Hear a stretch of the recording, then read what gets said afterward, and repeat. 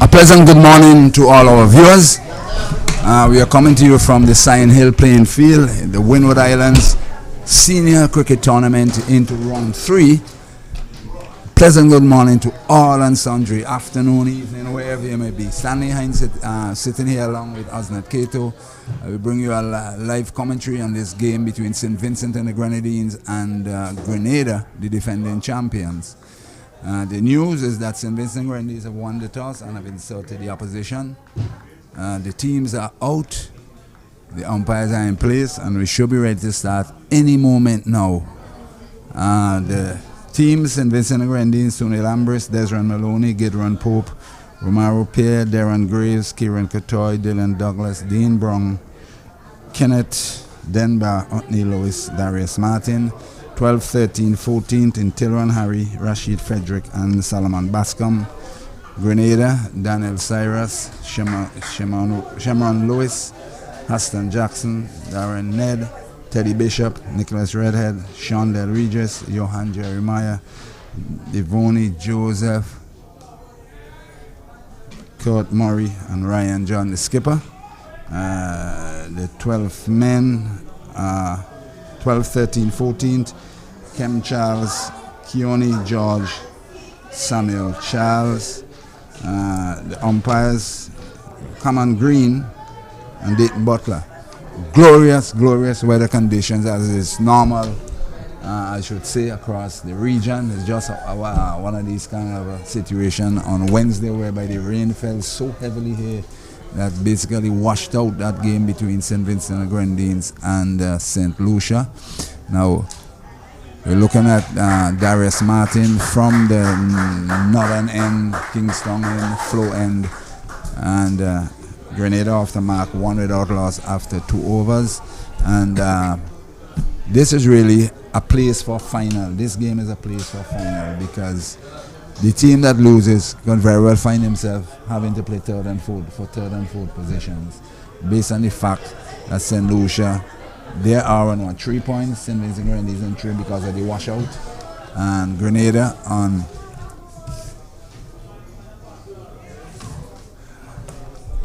Dominique is the only team I believe cannot reach the final. Okay, we'll get to that. We'll get to this point in a little while here as we wait on this delivery here from Martin. This one on the back foot he goes, and there is no run. Speaking about the umpires, Darren Graves on the Vincentian team is making his debut.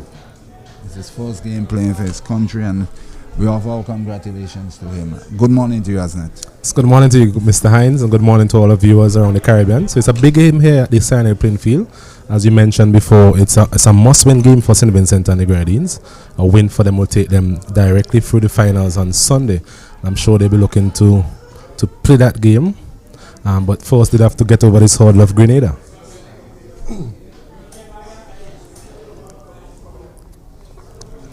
Just missed his run up there. There's Darius Martin. Total remains 1 without loss. So St. Lucia, they are on 17 points. 13. St. Lucia on 13 points. Grenada on 12. St. Lucia on 10. And Dominica without a point. Yeah. So it's really a tussle for a place in the final, and the only team that cannot reach the final definitely will be Dominica. So it's 2 of 3. The question: what happens here today, here at Sion Hill, and what transpires at the Cumberland playing field between St. Lucia and Dominica. And I'm certain that St. Lucia, recognizing their position, will be going all out to win that game to return here for the final on Sunday. Agreed. So definitely we need to play some good cricket here this morning, St. Vincent and the Grenadines. All of the games so far they have chosen to bowl first at the opposition. Guess they're more comfortable knowing the target in mind that they're chasing. Darius Martin with a slip in place, a backward point, a third man, a long leg. This one outside the leg stump, a wide call and signal there by umpire Butler. It goes up now to 2 without loss. Sometimes these decisions work for you, other times they do backfire. Definitely, but the first game they won it pretty comfortably, dismissing Dominica for 103. And in the last game, as we mentioned, that was washed out due to the inclement weather. So they'll be hoping for more of the same in terms of the first game as a template, and following that template in terms of restricting Grenada to as low a total as possible, and hopefully chase it later on this afternoon. Okay, right. So Darius Martin, right arm fast medium from the down lane. 2 slips, third man, long leg, square leg, backward point, cover, mid off, mid on. As he motors in from the northern end. This one, good line, good length, and onto the back foot it goes, and there is no run. Identify the opening batsman. So we're going to have the identification. There are 2 left-handers there. So it's 2 without loss. Grenada having been inserted to bat here by St. Vincent and the Grenadines. They are the defending champions. Jeremiah and Regis are the opening batsmen, and the person facing Regis is the striker. It's a bit difficult as against Cumberland, where we are much closer, and we're actually straight behind. Is far easier than here, where we are more or less as a square leg. This one outside, just around that off stump, leg stump, and tickles out on the onside, the end of over number 1. Nothing much to write home about after the end of that first over. Yes, a steady start once again from Darius Martin, in line with what we have seen from him throughout the tournament. His captain has really depended on him to make those early inroads, bowl with a bit of pace as well. Haven't seen him hit top speed as yet, but hopefully from a Vincentian perspective, he has more in the tank for the remaining overs.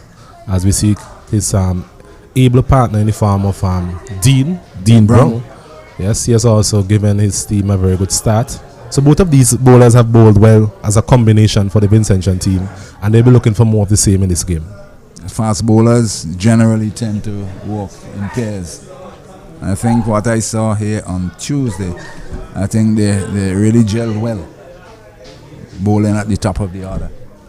Yes, Dean Brown not having the type of pace as Martin, but what he does, he gets the ball in the right areas more time than not. Consistently. And gets the ball to move a bit as well. Dean Brown from the southern airport end. This one on the leg stump. And tickles it out to square leg, and there is no runs. And he's bowling to Jeremiah. So Jeremiah and Regis. So Jeremiah and 1. Regis not yet off the mark. 2 without loss. A wide.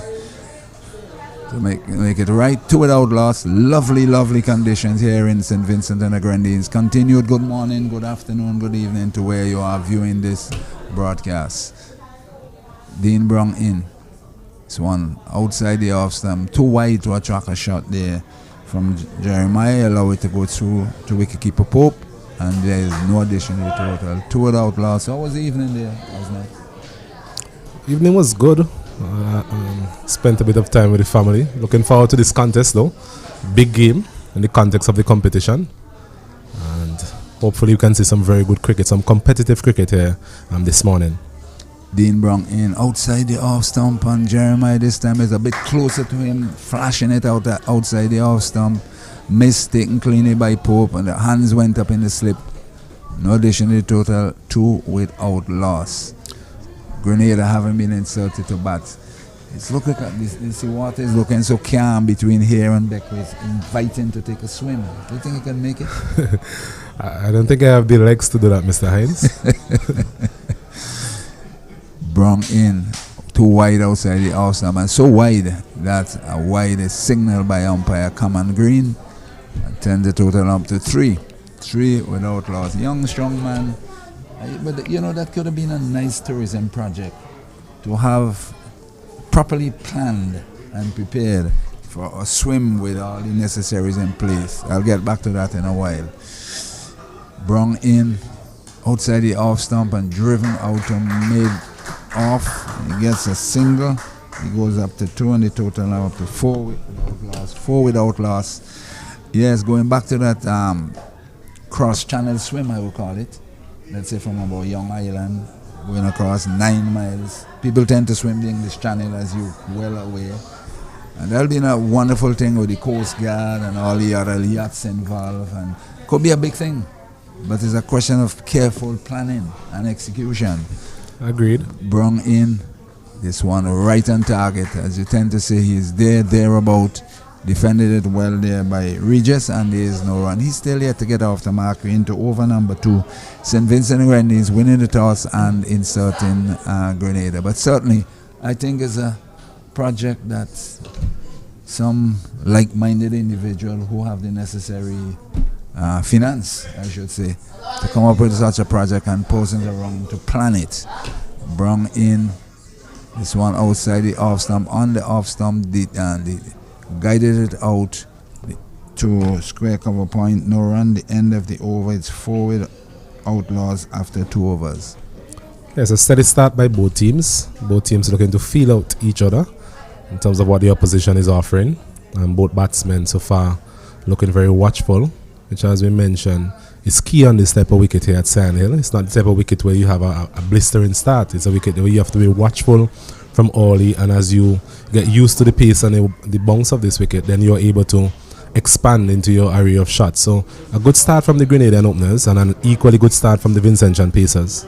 Yeah, so it's level pegging at the end of 2 overs, being watchful, and the bowlers trying to carve out what is there in the pitch. As Martin outside the off stump and playing an expanded off drive, missed, taken cleanly by Pope, and there is no run.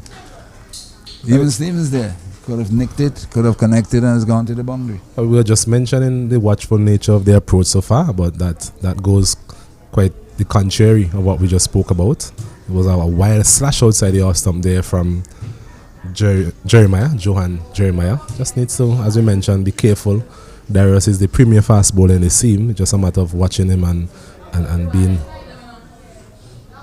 selective. In he goes and he pushes it out to cover to the right of cover. A comfortable single in the end there by Jeremiah. Seeing Martin gesticulating, but there's nothing he can do about it. It's a comfortable single. That's better cricket there from Jeremiah, just pushing it into the gap there between him and that squarish cover, an extra cover, and his partner coming through and getting a single. And that's going to be important, the singles, the calling between the wickets, the running between the wickets. Need to trust your partner as well, and that can definitely put a little bit of pressure on the opposition. Yeah, the basic thing in batting in pairs is a question of runs running between the wickets is yes, no, wait. There must be collaboration between the 2 individuals who are batting. So the square leg has moved from close to the umpire way out onto the boundary.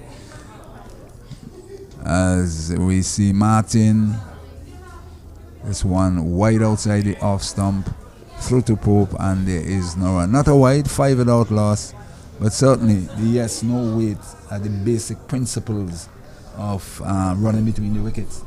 Yes, and that type of relationship tends to develop over a period of time. When you're batting with somebody over a period of time, you get comfortable in terms of the calling between the wickets. I'm not sure about the experience of these 2 batters out there in the middle in terms of how many times they would have batted together, but the calling between the wickets is something that you get used to as you play more and more with each other.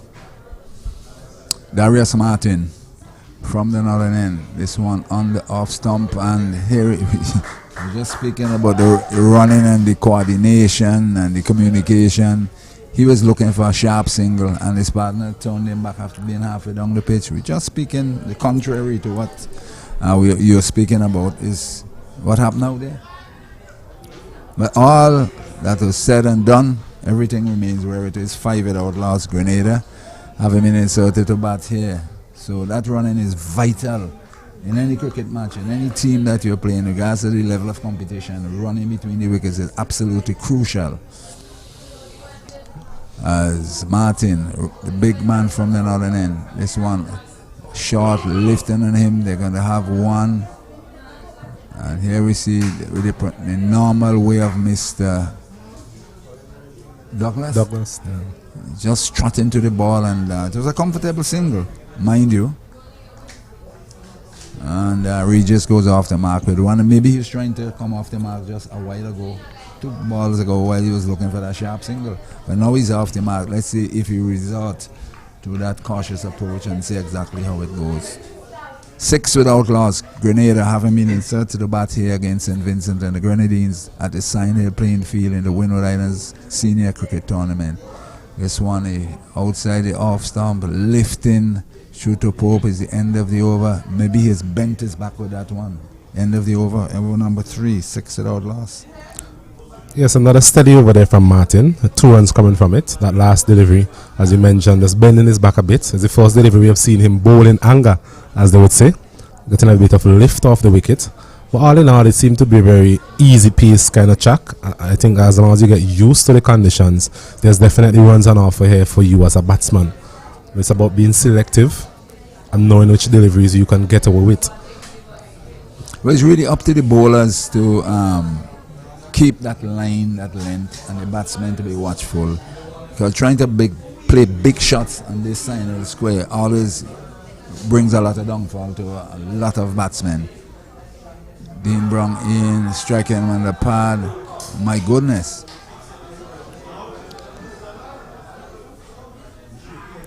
He's actually what out. What has really happened there? I'm not too sure. Did you see what really happened? Because there seemed to be some confusion out. I think it was an appeal from LBW. Delivery pitching on and about the middle stump. And there was Jeremiah playing across the line. And umpire Green, I judged him to be LBW. So St. Vincent and the Grenadians, they get their first breakthrough. And the Grenada team, they are 6 for the loss of 1. Yeah, it was really a belated lifting of that finger because they were actually looking for a leg by. And there seemed to have been a little bit of a confusion there, but at the end of the day, umpire Green's finger stayed very long before he came up. I think what happened, he actually nodded his head, but then his finger would have, it would have been a while before his finger was raised, so that really caused a little bit of confusion there for the 2 batsmen because they were actually attempting a single. Yeah, the thing with it, well, he's a green man in the business, so to speak. Green, as in green in terms of not many matches behind him. And one of the basic tenets of umpiring, you have to lift that finger. Shaking the head is not going to work as it should because there are spectators out here. And regardless of which ground you are, who will be looking to see is either no, which you will not see anything, or if it's yes, the finger goes up. We're not questioning the decision he took. It's just how long he took before he lifted that finger. But so Grenada have lost their first wicket in total and 6. Jeremiah, he's gone back. It's actually Regis. Sion Regis. Regis has gone batter for 1. And the new man is it Teddy Bishop? Yes, it is Teddy Bishop. So Regis has gone for 1, 6 for 1. Early breakthrough there for the Vincentian team. I thought really from where we are, seem to have played across the line. Wherever the ball is pitched, we really don't know. We are in no position to judge. We played across the line, then he's on his way. As a matter of fact, he's reached the pavilion. 6 for 1 Grenada in this crucial game here. Which of the teams will reach the final schedule for Sunday? Right here. One of the good things about it, where we can say with some surety, is that whoever loses more than likely will go to Cumberland for the 3rd and 4th place based on the point standings. Now we see Brown in. This one to Bishop, and Bishop drove that one absolutely beautiful. He head well over it, and he punched it to the right of mid-off, collected 2. A really pleasant shot to the eye. 8 for 1. Pleasant indeed. It's a good way to start. A good stride forward. He's a tall player, Teddy Bishop, so just coming forward and stroking the one nicely past the man there at mid-off. But as we mentioned in the earlier game, the outfield here is not the quickest, so on that occasion just managing to get 2 runs, so he's off the mark, up and running. Brown to bowl to Bishop. Bishop, there's a confident appeal for caught behind. Not out, says umpire Green. They are vociferously appealing. Umpire Green stays with it. He says not out. No, come on. They have to do better than that. The umpire says not out. Come on, Asnet. They need to do better. The umpire says not out. Move on. I just don't understand it. Yes, another confident appeal there from the Vincentian team. They've been pitching just on about the off stump, moving away. Not to show if there's some sort of outside edge. But in the eyes of the umpire, who is the most important man in that particular situation, Mr. Green, he adjudged it to be not out. So Teddy Bishop, he lives to fight another day.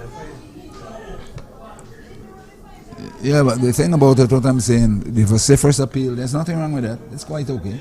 But once you have made an informative decision, not out, it's not out. Bearing in mind, I said he hasn't had too many games on his belt. Maybe they're trying to put pressure on him for him to make a decision in their favor.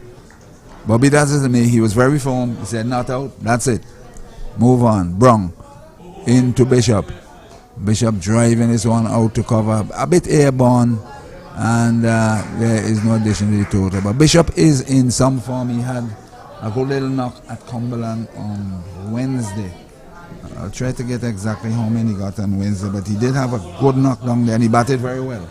I'll be very honest, I think he got 50 odd. I think he got 54 not out. He really batted well at Cumberland on Wednesday. Maybe looking to carry on the form. This one outside the leg stump, lifting. Bit surprised not to see a white card. It was actually a pretty reckless shot too from Bishop, reckless. Using his feet, trying to swat that one somewhere in the vicinity of the old airport, making no connection on that occasion. So just don't want to be overconfident here. You were just mentioning that coming into this game he had a bit of form. Just wants to still stick to the basics. It's a new innings, so you need to start over. Brown final delivering this over in. And here it is on his legs and he tickles it out to mid-wicket. It's end of over number 4. It's now 8 for the loss of 1 Grenada. 8 for the loss of 1 after 4 overs. Yes, going back to that game at Cumberland on Wednesday, Bishop got 54 not out. And Jeremiah got 49 out. 49, he got out just before they achieved their victory target. That was a shortened encounter. That was a shortened game. Yes, but Dominica got 205 for 4 from 30 overs, and they were asked to get 124 in 23 overs, and they got there with 5 overs thereabout to spare. But the dice were definitely loaded in the Grenadians' favor based on the fact that the heavy rains curtailed the Dominican innings, and there's nothing they can do about it. They went out, and it was belligerence there from Bishop and Jeremiah. They really took the Dominican bowling to task. Martin in outside the off stump, and Jeremiah on top of it defended it, and there is no run. Mr. Duckworth Lewis at work again? Yes, DLS was at work again, and based on the stats, that's how it is. 124, 23 overs, which to me, to be honest with you, as I said, any team been given that target, the dice is rolling in your favor. Definitely. Because it is the age of 2020 cricket. The mindset is there. So, but they didn't play any 2020 cricket. They just went at it and they won it comfortably. DLS at his best. Martin in. This one outside the leg stump, and he lifted on him and he turned it down to long leg. He gets a single, but a false shot, I would say, there by Jeremiah. And he gets a single. And he rolls on now to 4. He's been there a while. He's on to 4. Bishop is on 2. It's now 9 for 1 into over number 5. And the Vincentian opening pair bowling here are really keeping things very tight. Yes, very tight indeed. Not giving much away. So Dean Brown in the last over picking up a crucial wicket, as he has done in the tournament so far. Darius Martin just bowling that nagging length, that short of a length, and the pace that he has and the lift that he's getting off the wicket. It's making it very uncomfortable for the batsmen at this early stage. Interesting to see Bishop's approach to Martin. This one to Bishop going down leg, look to tickle it out on the leg side. I don't think he got a touch, did he? No, we see a leg by signal there by umpire Butler. It's now up to 10 for the loss of 1 into over number 5. But we must be mindful that it's a long game. It's 50 overs. It's not 20-20. It's a long game. And if they are attempting to consolidate, probably the right thing to do. Whilst the Vincentian bowlers, they're about probing and looking for a second wicket. Agreed. As they say, you can't make runs in the pavilion. So it's about building a partnership after losing that early wicket. Martin from the northern end, outside the off stump. Not a track and a shot there from Jeremiah. Through to wicketkeeper Pope, and there is no runs. 10 for 1 over number 5. Going to just at 2 runs for over. But as we said, it's early days. And we'll all see how things pan out as time go by. But certainly, one expects to see an improvement in the run rate as the innings continues, or they try to build, having lost an early wicket of Regis for 1.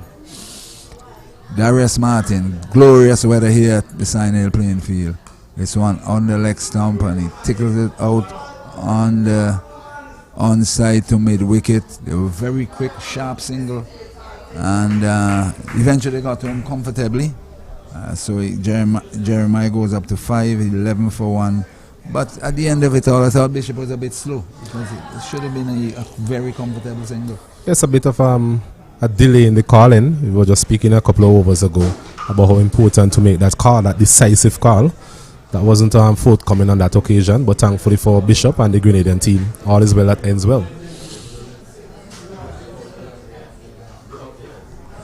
As Martin from the northern end, the floor end, the backway, and the Kingston end, whatever you want to call it, no breeze is blowing on. The place is very, very humid, I should say. And now there's a field change, and the second slip has come out to a straightish mid-off. Maybe they know a thing or two about Bishop rather than us. Martin into Bishop. This one's short, lifting, and no ball. Short, lifting over the head of Bishop, maybe testing him, and it's a free hit, but it was a pretty good bouncer. I think we've seen a couple of those no balls from Darius throughout the tournament so far. Overstepping. Yes, just trying to strive maybe for a bit more pace, and just overstepping that front crease. So a free hit here for Teddy Bishop, something to get his innings going. Started off with a very good straight drive. I haven't seen a lot from him since then. So it's a way for him to get a bit of momentum going into his innings. Well, it's a free hit. He can afford to have a bang. Let's see what happens. Martin in. Wide outside the off stump, and he got away with it. And nothing really happened. The Bishop really stretched for it, didn't make it. It's now, what, 12, 13 for the lot, 13 for 1 after 5 overs. As things are tight at this particular point in time. Both teams looking towards gaining the ascendancy. Early days, we'll see how it goes. Tight indeed, a good start by both of the opening bowlers. We spoke about their partnership as a bowling unit, as we're going to see a bit of spin being introduced. So Otney Lewis, if you can recall, Gunny, he would have damaged his finger in that force encounter and didn't really take part in proceedings after that, but he came back in the last game. So thankfully for him, he would have made some sort of recovery in the last game. Bowled as well, got a wicket before the interruption. So it's good to see him back in the Vincentian colours, making his debut in the first game, of course, and he'll be hoping for more of the same in terms of getting some crucial breakthroughs for his captain here. Well, 5 overs for Dean Brown. We've seen the introduction of the off-spinner, Otney Lewis, from the southern end, the main Annesville playing field, and this one on that middle stump. Not too sure about any turn, but Jeremiah was back and just pushed it out quite comfortably out to mid-wicket. No run. 13 for 1 over number 6. This one tickles away out on the onside. They're going for a quick single. This one on his legs, and he tickles out on the onside. He gets a single. He goes up now to 6. 14 for 1. Otney Lewis, and he'll be bowling to the right-handed Bishop, so there's a change right-hand, left-hand combination. So he has to change his line now as the right-hander comes into strike. Field changes, there's a slip, backward point, cover, extra cover, mid-off, wide, long on, deep mid-wicket, straightest mid-wicket, and a short square. Lewis in, and here's Bishop driving it back, pushing it back to the bowler, and there is no total run to the total. 14 for 1 over number 6. 14 for 1 over number 6. Utney Lewis from the southern end in. And there's Bishop driving it out to long on. You get a single. It's now 14. 14 for 1. That single Bishop, he goes up to 3, I think it is. Remember, the scores are not close to us. We have to go on memory. So Bishop on 3, and Jeremiah on 6. A man out, Regis for 1. Outside the off stump, and he drove that one sweetly. I think it has enough to cross the boundary. It does. Outside the off stump, and he punched that one to the right of cover point to the fence for 4. The first boundary of the Grenada innings, and certainly a welcome shot there as far as Grenada is concerned. Looking to release themselves from the shackles. The shot of the day so far, we have seen Jeremiah attempt that shot on numerous occasions so far without any sort of success. But on that occasion, get in the middle of the bat, beating the man there, Dylan Douglas at cover, and gets himself a boundary. Lewis in, pushing this one, this time straight to Dylan Douglas. And it's the end of the over. It's now what, 18? 18 for the loss of 1 after 6. A little bit of the fraying of the tight scoring with Lewis in the introduction of Lewis. Yes, a good over there for Grenada, comparatively speaking, in terms of what we have seen before. I'm getting 5 runs from that over. So trying to build that type of momentum as we were speaking about after an early watchful approach, just trying to get into their innings as such. A lovely shot in the last over there from Jeremiah through the covers. I'm sure he'll be looking for more of the same as his innings progress, as we see a switching ends. That's exactly what I was going to look at. You remember there's a column in front of us. Just kind of looking around the column, so to speak, based on where we were positioned by the technicians.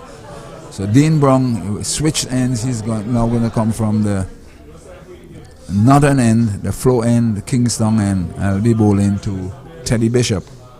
I think it's an interesting decision, Gunny. He has bowled all of his overs so far in the tournament from the old airport end. Let's see how he goes from this end.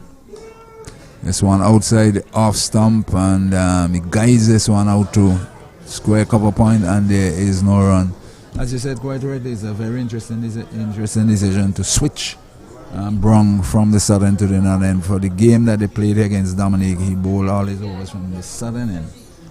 No, his first. Where did he bowl on Wednesday against the southern end? Okay, well, something different. I think that southern end also aids him in terms of getting the ball to move away from the right hand. If you look at the direction of the breeze, normally, I mean, it's not that strong today, but it normally go from right to left, and that would aid his delivery moving away from the right-handers. As I said, it's interesting to see how he will go from this end. Something different sometimes works out in your favor as a captain. Sometimes it works, sometimes it don't work. But that last delivery was driven to straightish, mid-off, fielded by does he skip himself? Yes. Mr. Ambrose, Sonny Ambrose, number 99, sporting on his back. Probably he knows because he positioned himself into that position. Brung in. This one outside the leg stump. It should be a wide. It is a wide. Losing his line, so to speak. Outside the leg stump as Bishop tried to tickle that one down the leg side. Stopped by Gideon Pope effectively. And just one additional to the total. Now 19 for the loss of 1. 19 for 1. Early days. Dean Brown having switched in from the south to the north. In. Outside the off stump, my goodness. He's dropped. He's dropped behind. Outside the off stump. Looking to cut, seemed to have taken the inner portion of the bat. And Pope was going in to his left on the onside, and the ball came back to his right. So by the time he got his hand out to try and effect the catch, he spilled it. Yes, a drop catch there from Gideon Pope. I was just about to mention that he has done well behind the wicket so far in the tournament. On that occasion, a delivery outside the off stump, there was Teddy Bishop slashing hard. Pope had to dive to his right in front of Desron Maloney, the vice captain, there in the slip, and he spilled it. Brung in, online, on length, defended well. Good cricket there, defended well, and there is no run. 19 for 1. But certainly, I think the error he made, he was attempting to go to leg, thinking the ball was swerving back.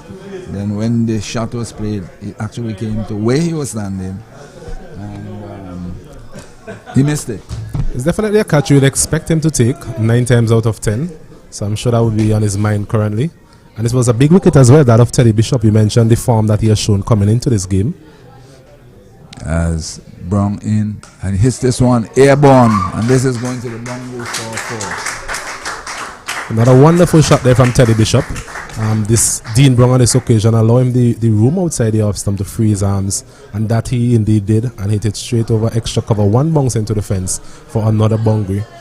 So he continues to be positive here this morning at the Sion playing field.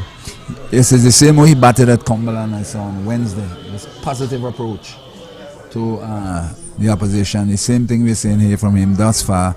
23 for the loss of 1. I'm certain that I'll get after this delivery.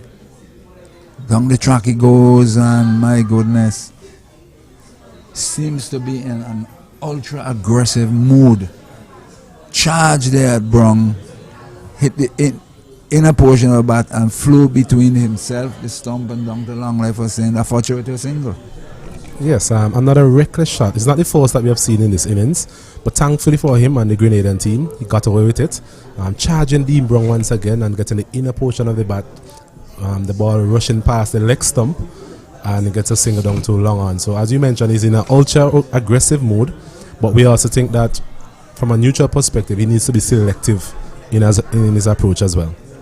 Yeah, whilst one welcome aggression, attack, one has to curb it. We're playing sensible cricket shots. You have to be, do not give the opposition that inkling. That is exactly what they want to do, because we have seen batsmen around the world very aggressive, but they were more into it in terms of being sedate when it has to do it, and when they explode, it's a real explosion, and he needs to curb it a bit. Bearing in mind Grenada at 24 for 1 after 7, not in the best of positions, so to speak. Lewis to Bishop. Back he goes, and he forces one up to straightish. Mid on, and there is no dictionary total. He is on 8, Jeremiah is on 10, 24 for 1. Otney Lewis, the off spinner from the southern end. Lovely conditions here at Sion Hill. Forward defensive, out on the offside, and there is no run. You see, we like to see our players with their natural instinct, being able to curb it a bit at times. This one striking him on the pad, clearly going down leg side, and I think it's about assessing the situation as well, Gun, in terms of not only the state of the game, but the wicket that you're playing on. You mentioned his aggressive approach at Cumberland, which is more batting friendly. Get back to that after this delivery. Yes, Sion Hill traditionally, it doesn't really lend itself to that consistent attacking stroke play as such. At Cumberland, the boundaries are smaller, the outfield is quicker. So it's a matter of adjusting from those conditions, to the conditions here at the Sion Hill playing field. Another delivery there, looking to work it out on the onside, out to straightish mid on, no run, 24 for 1. That's Lewis in. Bishop forward defensive in the approved fashion. The end of the over, a testing over there for Bishop with this ultra aggressive approach. 24 for 1 after 8. They're going at 3 runs per over, but certainly Cumberland is a much better batting surface. The boundaries are smaller, the environment is totally different, and this ultra aggressive approach from Bishop suits Cumberland. This area here, Sion Hill, it needs more to be a grafter. You can play shots, they have to graft much more. Agreed. I was a very good over there from Otney Lewis, a mid over actually, so good comeback from him. I'm just holding Teddy Bishop at bay, as they would say. You could see that he's waiting to explode, but well bowled there from Otney Lewis on that occasion. Part of the learning experience for the young man. Being brung outside the off stump, lifting, and here we see Jeremiah cutting that one down to third man for a single. He goes up to 11.25 for one. Once batsmen are playing on different surfaces, you have to readjust. There's no ifs, there's no buts. The pitches at Allen'sville, Cumberland is different to the pitch at Sion Hill. So you have to read the situation and go from there. Not only size of the boundaries, but in the state of the pitch. Not that the pitch is bad, it isn't bad. Just that you have to graft. Similar to what happens in Dominica. When you're playing at Portsmouth, it's different than playing at Windsor Park. Pitches are totally different. So to Tantine in Grenada. This one outside the leg stump. He clips this one over Bishop looking for one. He settles on one. He goes up now to 9.26 for the loss of one. Tantine, the pitches in Tantine is something like concrete strip. Beautiful batting pitch. There's no two ways about it. When you head up to the other grounds in the country areas, it's slightly different. Good, but not as good as Tantine. St. Lucia, we know the state of the pitch at Mindufele Park as against the Darren Sammy Stadium in, and Jeremiah guides that one out to the right of backward point. He stops and there's no one. At Windsor Park, the mindset is totally different than Darren Sammy. In Grove City. Mindufele, the boundaries are smaller, pitch beautiful. We play shots, but it gives the bowlers a chance as well. So I think that's part of the learning curve as a cricketer, not only in terms of a batsman, but bowler as well. They need to know the type of service they're playing on and how they can adjust in terms of change of pace, change of lengths, that sort of thing. It's very critical. Yes, it's a question, as you said, the learning curve. If you had to bowl in the old days at a border, it was a feather bed. You have to learn to keep line, length, and use a God-given matter. It wasn't the easiest pitch to bowl on. And generally the pitches in Guyana are like that. But border was a total feather bed. In this one outside the off stump, taking the outer portion of the bat. And he gets another single. He goes up to 12.27 for the loss of one. And I played at Essequibo. I played at Albion. The pitches, you have to use your God-given matter, man. It's not easy. You turn your hand, not the ball. I think we're seeing the same thing even on the international stage. When we look at England, for example, we're playing at Lords. It's a different ball game as opposed to the Oval and Headingley and these grounds. On the middle leg stump, and there's the end of a pretty good over there from Dean Brown, 27 for one, as we continue to chit-chat a little bit with the state of play in relation to some of the grounds in the Windward Islands. There's another steady over there from Dean Brown, really bowling his heart out here. Quite unfortunate not to get the wicket of Teddy Bishop under his belt, having made the initial breakthrough for St. Vincent and the Grenadines, getting Regis for one. So this partnership steady, but growing, and as it continues to grow and the comfort level of the batsmen get more evident, then I'm sure Captain Ambrose will be getting a bit worried. There's nothing really for him to be too bothered about, because the simple reason the run rate is not really out of proportion. It's a question, you have to be patient playing here. That is the key word, patience. So we see Lewis will continue from the southern end, passes green. And here's Jeremiah guiding that one out to backward point, and there's no run. Jeremiah 11, Bishop on 9, 27 for one, into over number 10, still in the power play. As Anthony Lewis, the tall right arm off spinner. This one driven beautifully. You're going to get at least two here. It may have enough that he reach the wrong way. It does. Despite the outfield being fairly slow, so to speak, he hit that one a little firmer than we thought, and it actually had enough to come up the hill, so to speak. It fell boundary before. At the end of it, it turned out to be a fine shot. It's a fine shot indeed there from Jeremiah. Timing the ball beautifully now, getting used to the conditions there. A delivery on the line of the off stump, just coming forward and really just caressing it through the covers. And as you mentioned, the speed of the outfield is something that we've spoken about on numerous occasions, but on that occasion, the ball had ended up winning the race. Forward defensive, well-flighted delivery. Back to the bowler. Still 31 for the loss of 1. We're into over number 10 in the power play.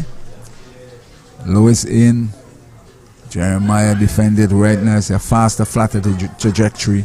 And there's no additional total.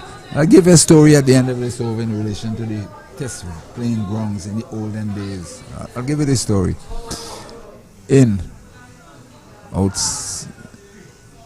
Outside the leg stump, looking to carve that one somewhere, long square leg, connected onto his pad and lobbed over the keeper's head, fielded by first slip. No run, 31 for 1 over number 10. 31 for 1 over number 10.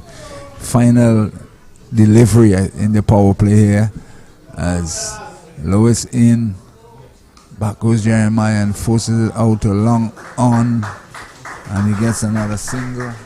Goes up to 16 at the end of the over, the end of power play. 32 for 1 at the end of 10 overs. Going at no, there's another delivery to come. No, that's the end of it. 32 for 1 at the end of 10. They're going at 3.2. A steady start from the Grenadian team, having lost that early wicket of Regis. These two batters have been able to consolidate somewhat. They've shown positive intent. The running between the wickets have been iffy at times, but I'm sure as time goes by they'll get better. And from a Grenadian perspective, they'll be hoping that these two batters, having coming off the previous game as the men in form really, they'll be hoping for them to bat a long period of time here at the Sion playing field this morning. Brong will continue. He will be bowling his 6th over from the northern end. And he'll be bowling to Jeremiah, who is on 16. As Brong will, I'll get the field place in a little while. All settles now. Brong in just outside the off stump, back of a length, he guided it out, and there is no run.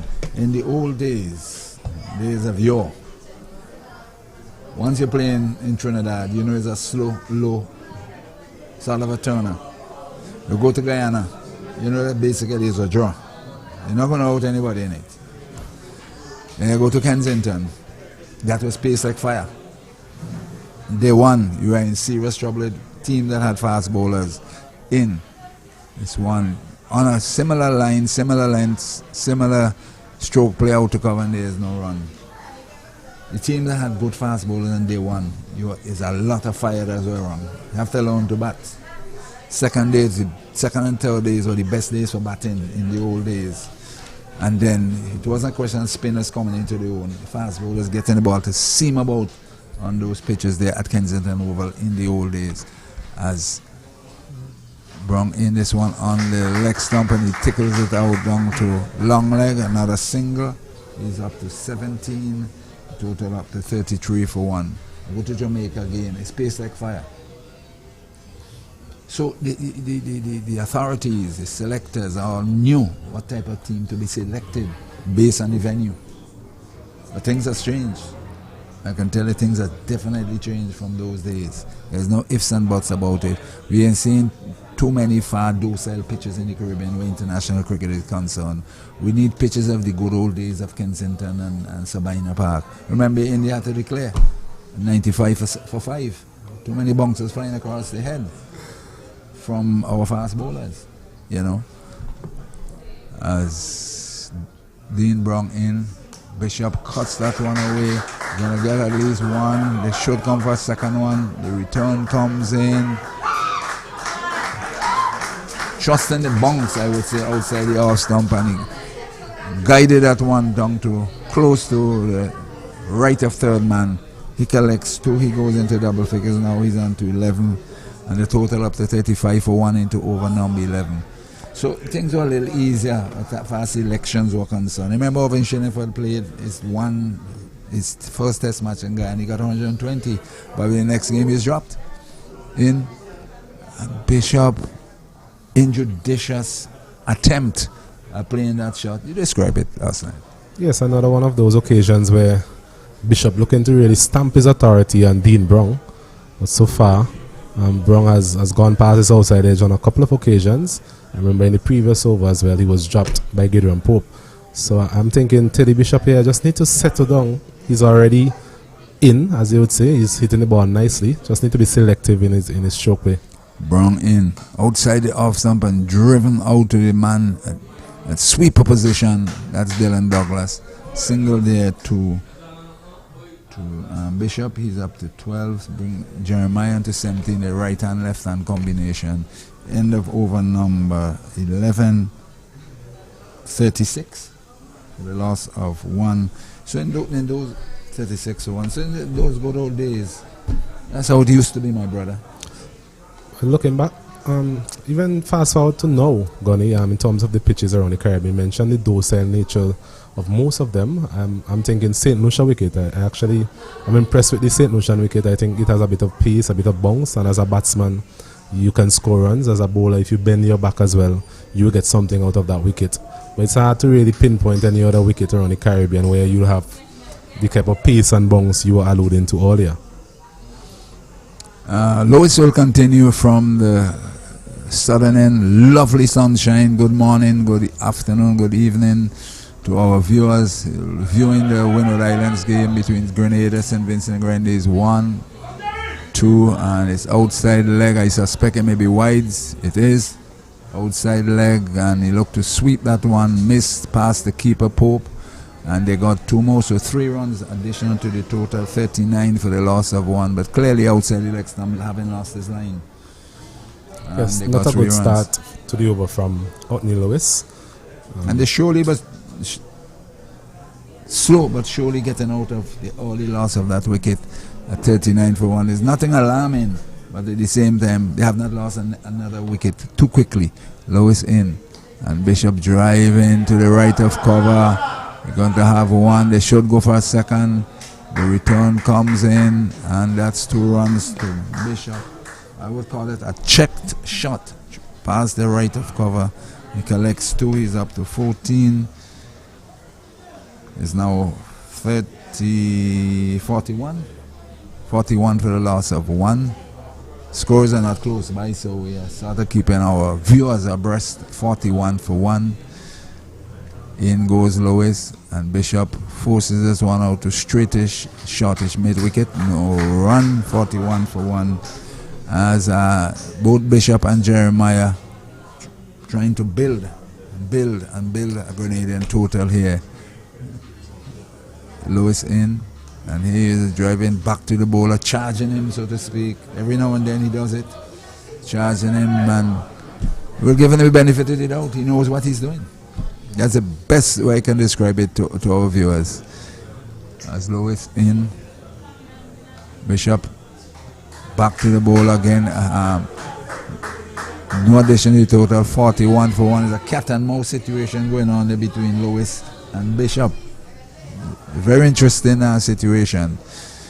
Lewis from the southern end in, and here he's driving out to cover, no run at the end of not at the end of some very interesting and teasing type of bowling, and Bishop unable to really free up himself, so to speak. And let's see what happens. Final delivery, back he goes, out to long off, wide long off. I shortened this one, and Bishop opened up, moving that front leg and going past mid off down to long off for a single. He's up now to 50. He's up to 15. 42 for 1. Grenada certainly building. Yes, 5 runs coming from that. Otney Lewis is over. As you mentioned, a bit of momentum now into the Grenadian batting effort. Current run rate 3.5 runs per over.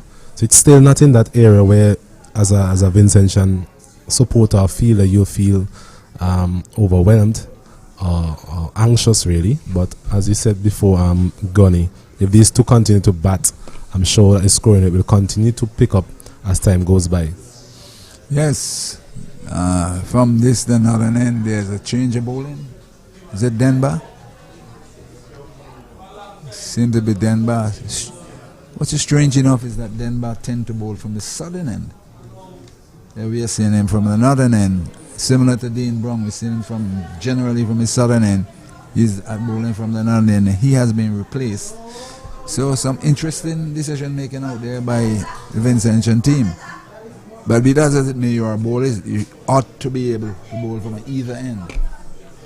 Sometimes bowlers don't have their favorite end. Denver in. And Bishop driving lovely through the covers. You know, get one. But they actually trotted that one rather than run hard for a second run. Here, another single to him. He's up to 16, 43. 43 for the loss of one into over number 13, the left-handed. Jeremiah comes in to strike. Grenada slowly but surely building. And I'm certain the Vincentian team is looking for a breakthrough somewhere along the line here to break this partnership. So this way the battle really is on. Denver in. Forward defensive was Jeremiah. No run out on the offside. 43 for one. And it's a test of the wits out there between the Vincentian bowlers and the Grenadian batsmen. Denver to bowl the Jeremiah online flighty delivery.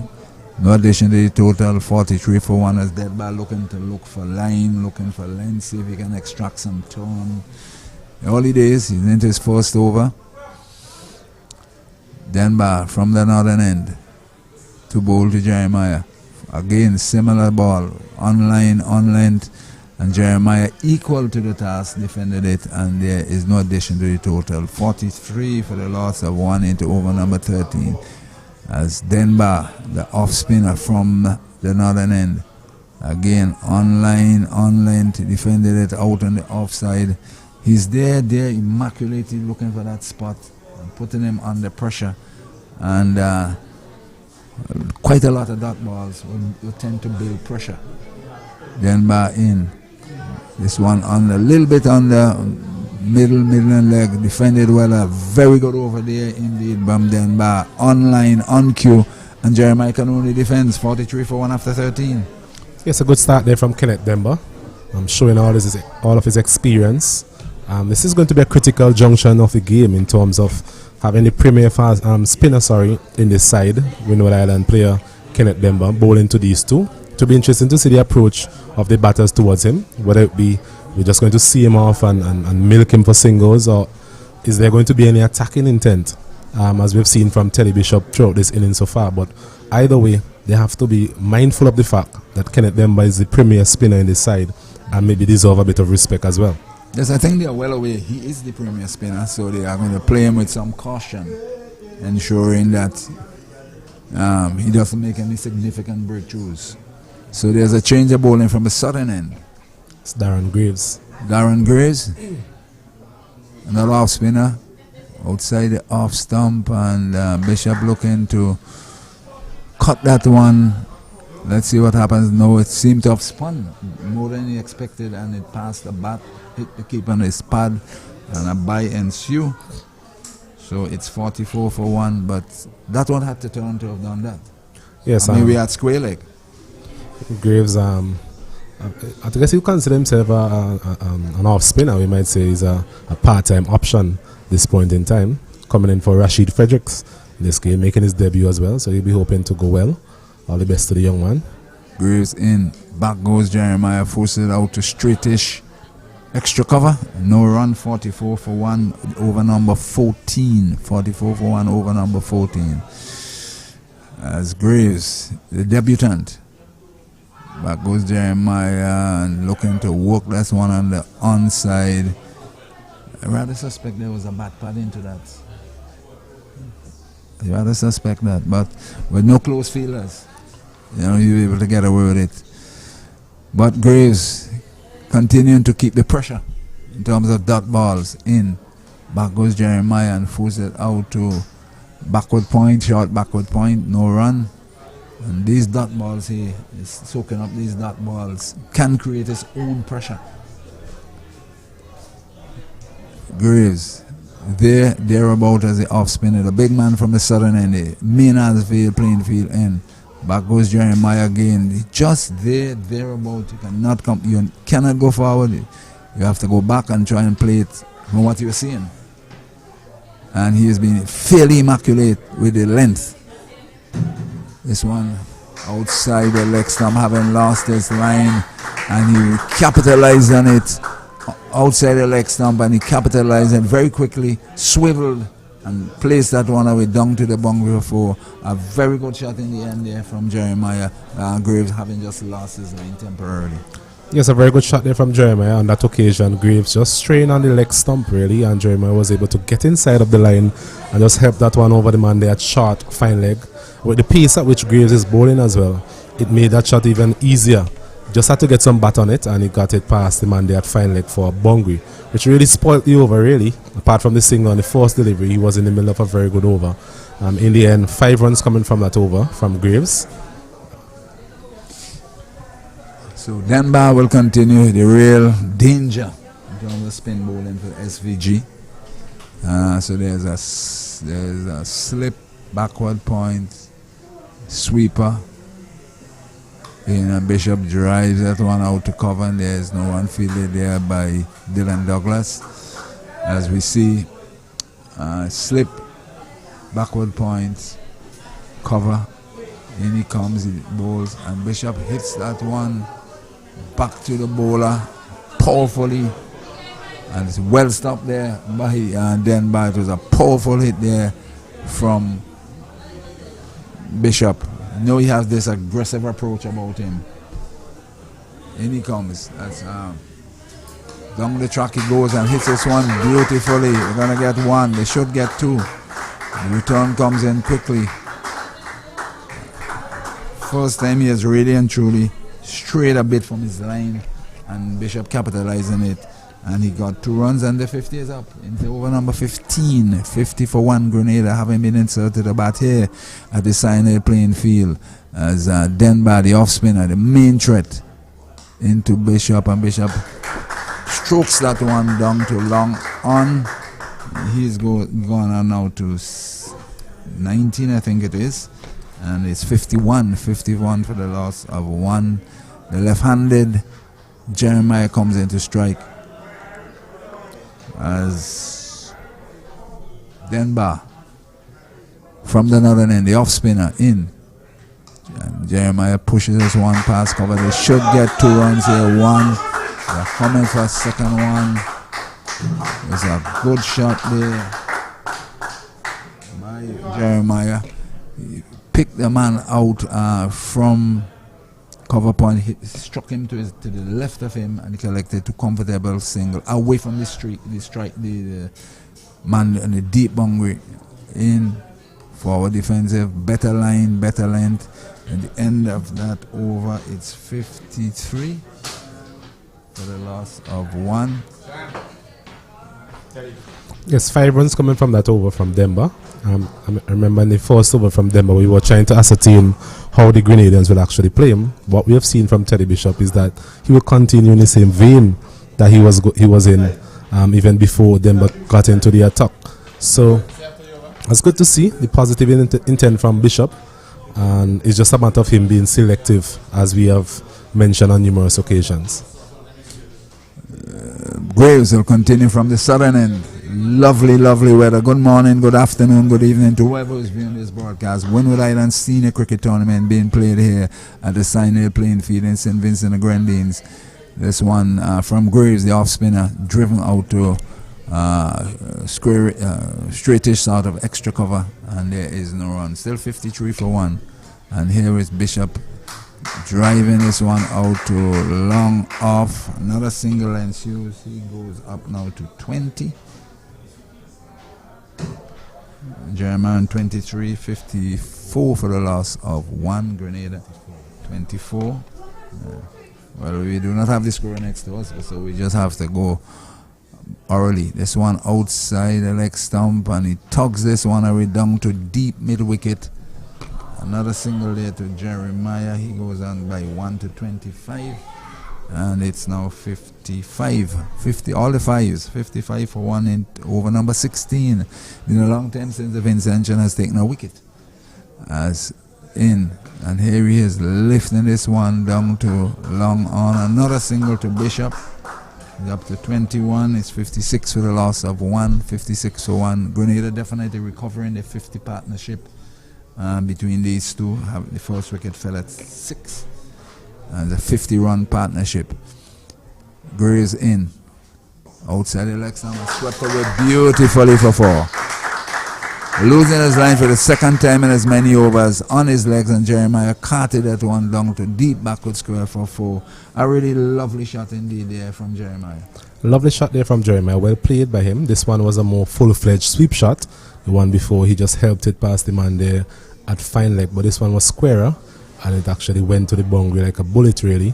So well played by him. A bit of momentum, as we are saying, coming into the innings now by way of scoring by these two. Walking the balls in the gaps and also finding the occasional boundary as well.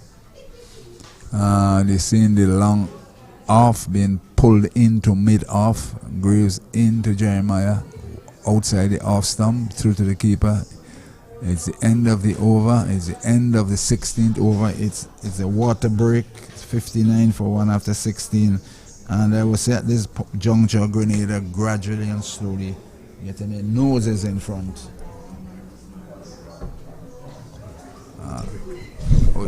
It is the water break. So for the time being, until they resume, we'll go back until we're ready in about 2 minutes.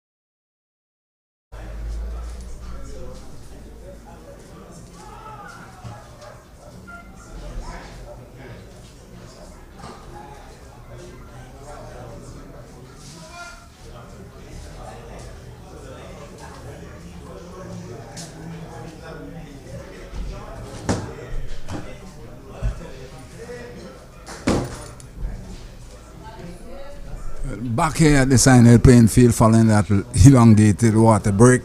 Umpires, they had their breakers. It's very hot. So certainly a little extra minute or two as players resume from 60 for one Grenada, 64 and after 16 over that water break.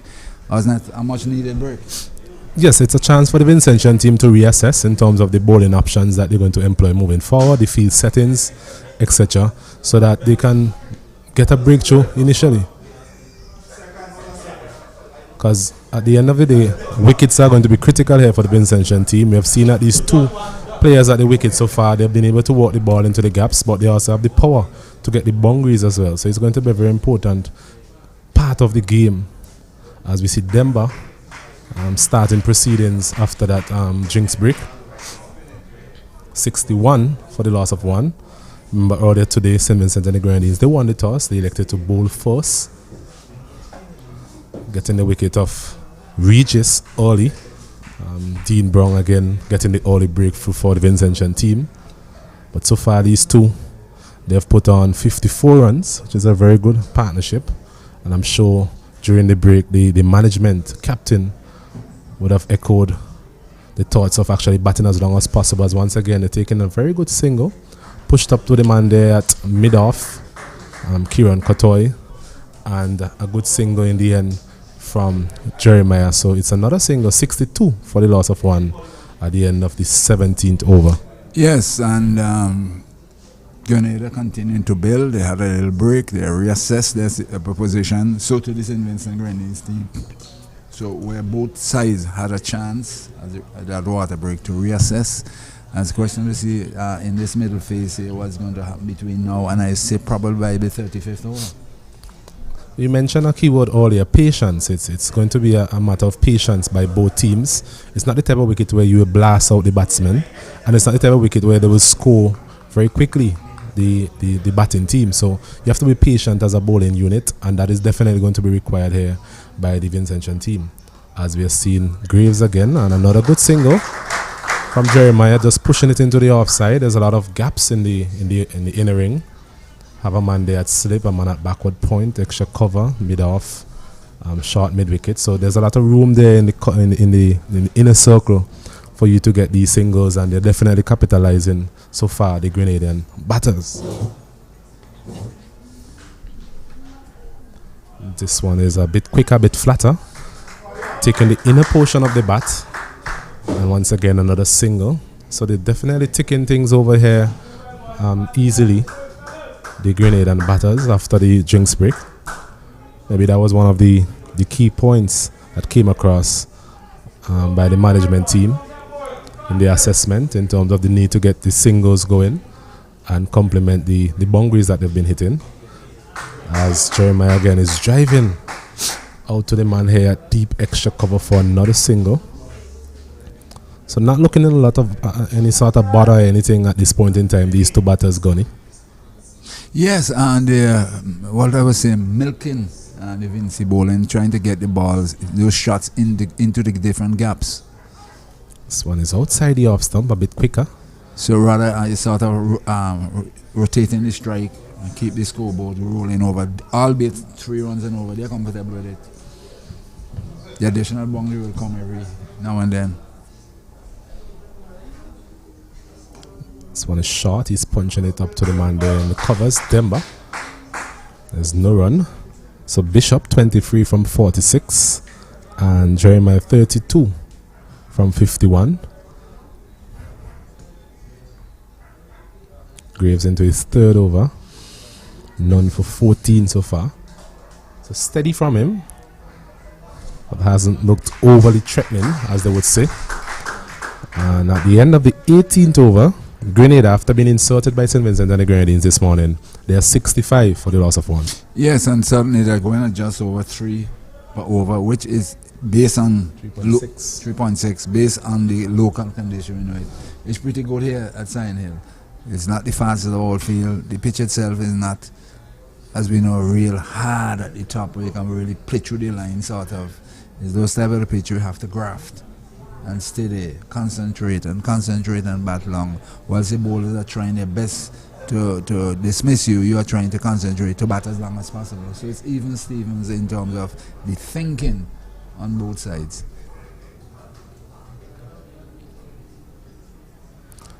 Demba once again, and he's pushing this one out to the man there. Deep extra cover for another single, Jeremiah. So in the last 6 or 7 deliveries or so, Jeremiah, he has been able to just walk the ball into the gaps very, very adeptly, and just turn the strike over to Teddy Bishop. But the thing about it, he is prepared to stay there, and which is vitally important as a batsman. Stay there and bat as long as possible, despite not getting the big boundaries. But every now and then you see Bishop with some sort of exuberant shot. As again, same, we can just stay there, as we say the word, graft. As we saw a small consultation with Captain Ambrose, Kieran Katoya, senior player, as well as Kenneth Demba. We'll be talking about the plans to Teddy Bishop. They will know each other well. Bishop has been around the Windwards setup as well. Former West Indies under-19 cricketer.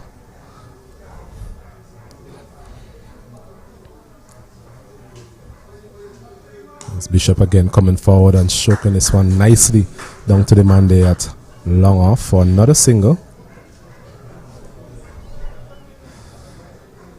So not a lot happening by way of chances being created in the field from the Vincentian bowlers. But equally so, it's been an impressive partnership by these two Grenadian batters. Definitely. And really laying the foundation for, I would hazard a guess somewhere about 200.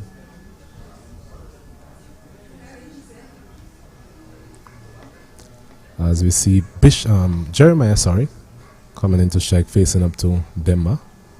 So the hitting is in the air. Will it fall safely? Yes, I think it would.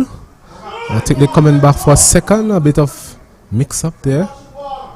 So it was a flighted delivery there from Demba, and there was Jeremiah looking to hit that one over extra cover. Went airborne, but thankfully for him, fell away from the fielders. So he gets another single, and a small chance created there by Demba. I think the conversation manifested itself in the deliveries as a flighted delivery, something against the norm for Demba, and he played through the line thinking it's the normal flatter trajectory, and that's why he lobbed it over, just over the head of the fieldsman. Fortunate for him. A moral victory there for Denver. Well, as a captain, I'm thinking if there's one player you want in the attack now is Denver. He's the most experienced player at this point in time, so he'll be definitely looking for the breakthrough here from Kenneth. As this one by Bishop again is crashing it straight to the man there at a straightish cover. Vice Captain Maloney is pretty close there. So maybe it's something they talked about in terms of Teddy Bishop, maybe hitting it in the air in that direction. Once again, it's driving it straight to that man again. So I must say, well placed. Desron Maloney there. They have done their homework because he's hitting ball straight to that fielder. That's what I said. They are the one who have the knowledge about the different players. We don't. They live day in, day out, especially with the franchise around. They know exactly what's what. As they say, in 2023, you can't really hide as a player. Even players at this level, there's information available from you. There's a rather optimistic appeal here from Captain Ambrose. I think maybe there's going to be some sort of consultation by the umpires. Well, I was wondering what is the appeal all about. He attempted to paddle sweep that one. The keeper had the ball. We're not too sure what happened, so we just wait for the umpire's decision. Yes, I think it was an attempted reverse sweep from Teddy Bishop. I'm not sure if they attempt appealing on the grounds that he maybe hit the ball 2 times, because he actually played the ball back to the bowler after initially missing it. So both of these umpire Green and the experienced Dayton Butler as well. I think the experienced Dayton Butler he's the one who really countered in this situation. I think it's ruled as not out. I'm not seeing any sort of decision in favor of the Vincentian team. So we're not too sure what really transpired. What we can say is that from the body language, it's not out. So 68 for the loss of 1. After the end of 19.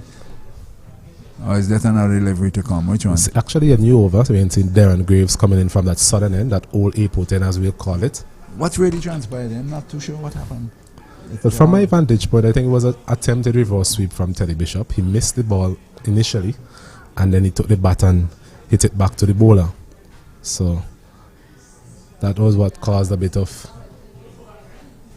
confusion there for the the batting team and the fielding team alike, as this one is short and a bit of a misfield there from Dylan Douglas. The force we've seen from him today has been very effective in the field so far in the tournament. 69 for the loss of 1. Jeremiah, he's on to 34. Looking to continue in the vein that they have been performing so far.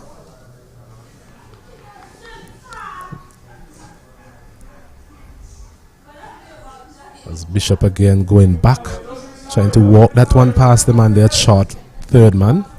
Misses it completely.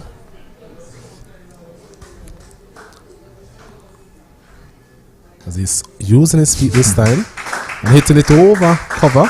Should get close to the boundary. Doesn't, but they have chance to come back for a second. So there was Bishop once again. We have seen it from him from time to time, the use of his feet.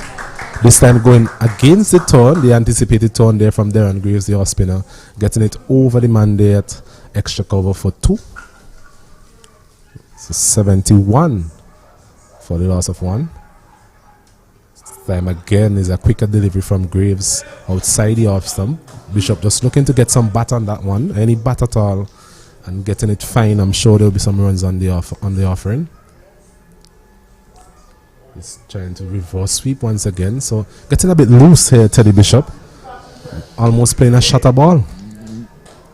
Giving the opposition an opportunity to dismiss him.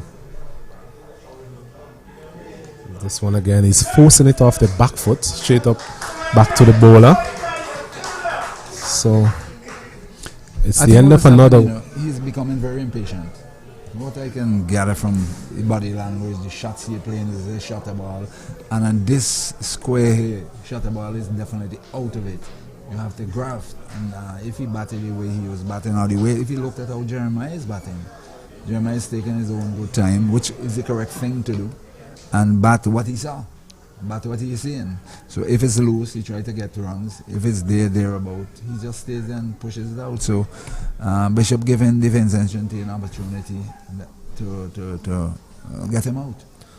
If you look at his innings so far, 26 from 57 deliveries gone. He has played a lot of shots, but his strike rate is still below 50 per 100 balls. So as we see in Denver, and he's driving this one uppishly there, Jeremiah. The man there at cover is a bit deep. You see, I believe one of the problems when batsmen are accustomed to be free-flowing, as at Cumberland, is, is readjustment. I think that is the problem with them, the readjustment. It's flighting this one again, Denver. Well, stop there in the backward point region from Darren Graves. So the confidence gain at Cumberland, getting runs under the belt, is what helping them here. Because it's definitely a different ball game, different environment.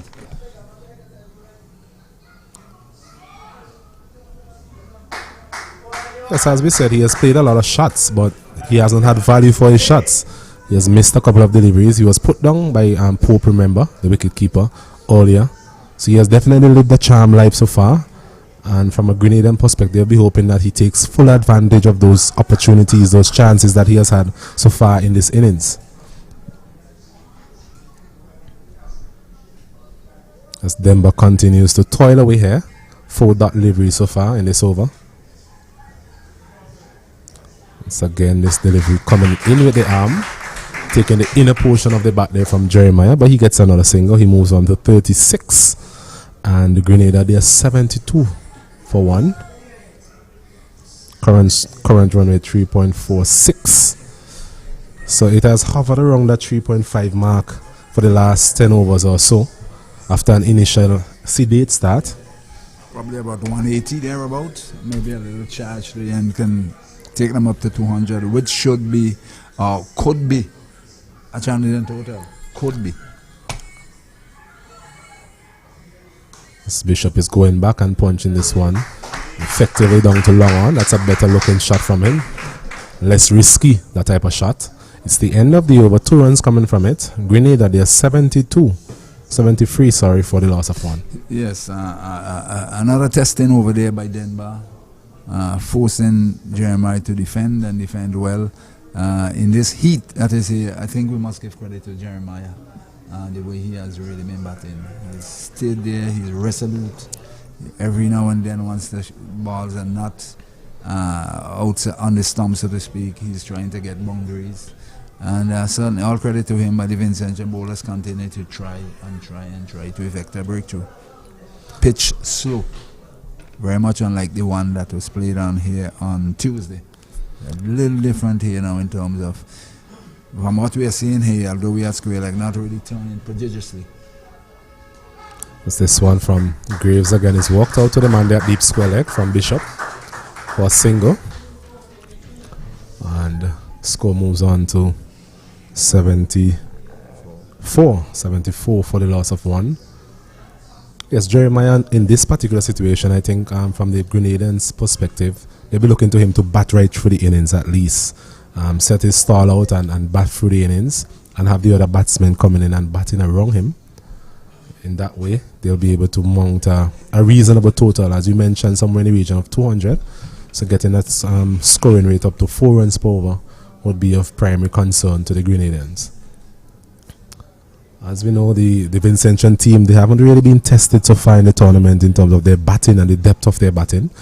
Remember the first game they made 107 for the loss of 2 wickets to overcome that. In the last game, that was rained out, really. So it will be interesting to see how they operate given such a total on the board, as this one is played nicely down to the 3rd man region. There goes Douglas. Was covered a lot of acreage in this game already. Can't prevent the batters from getting 2 runs. So 2 more added to the total. 76 for the loss of 1 wicket.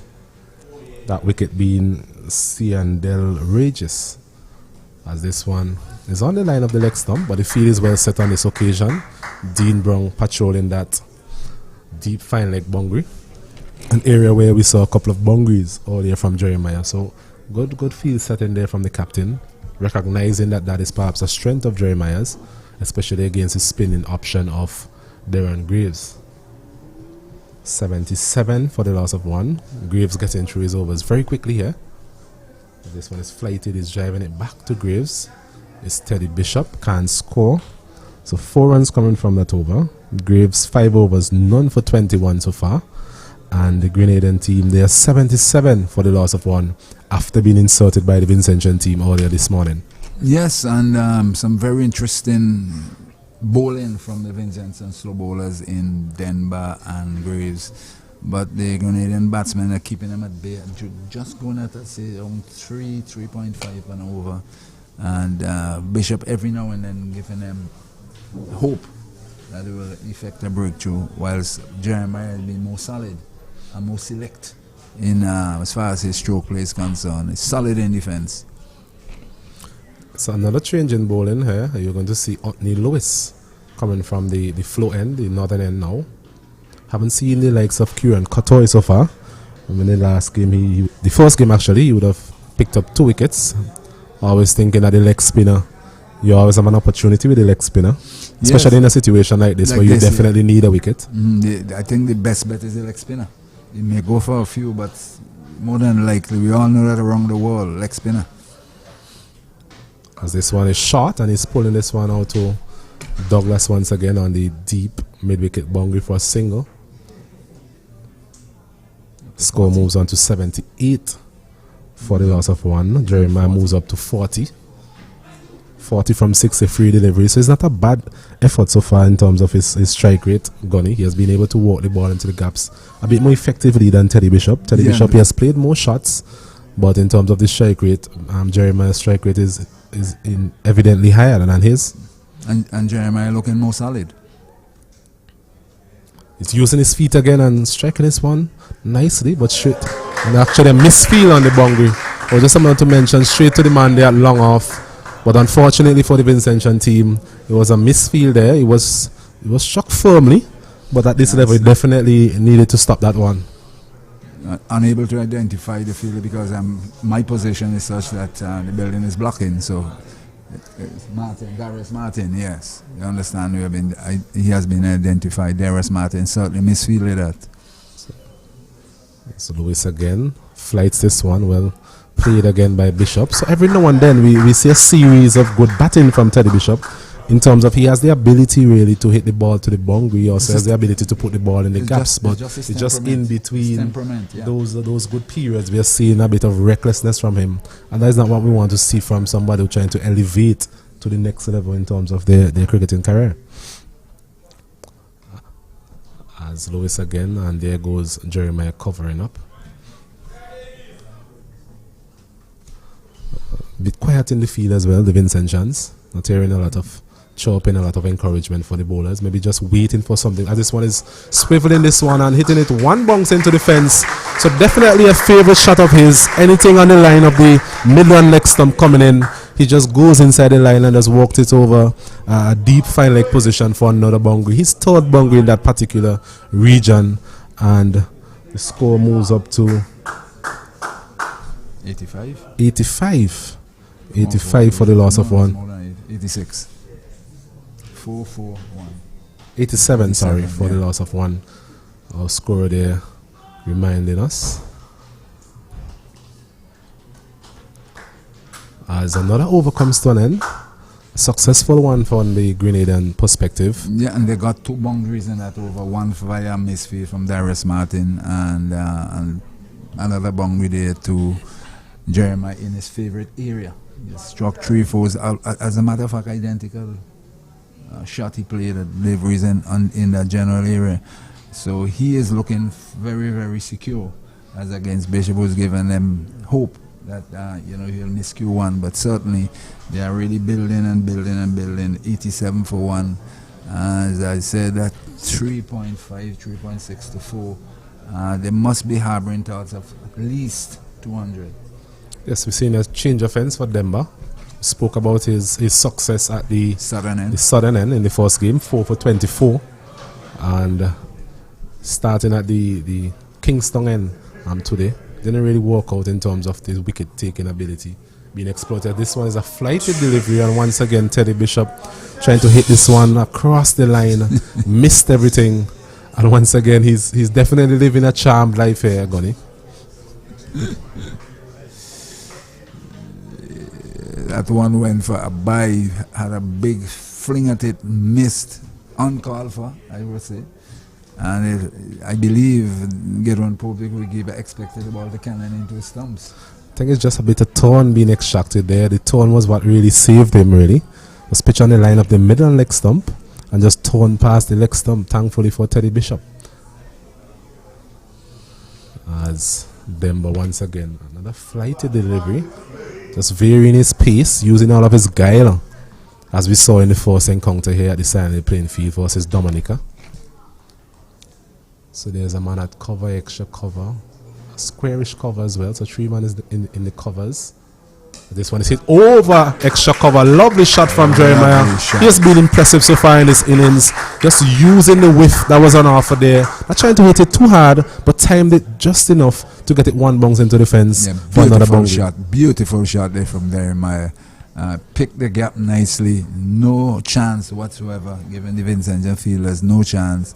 And he struck his fourth boundary, and certainly, as I said, he seems to be the rock on which this innings is being built. Yes, I think the key for him there was that he didn't try to hit it too hard, Gully. He was outside the off stump. He just waited on it and just used the angles really over those fielders in the circle, and it was always going to get a boundary on the offside. This one is beating him outside the off stump.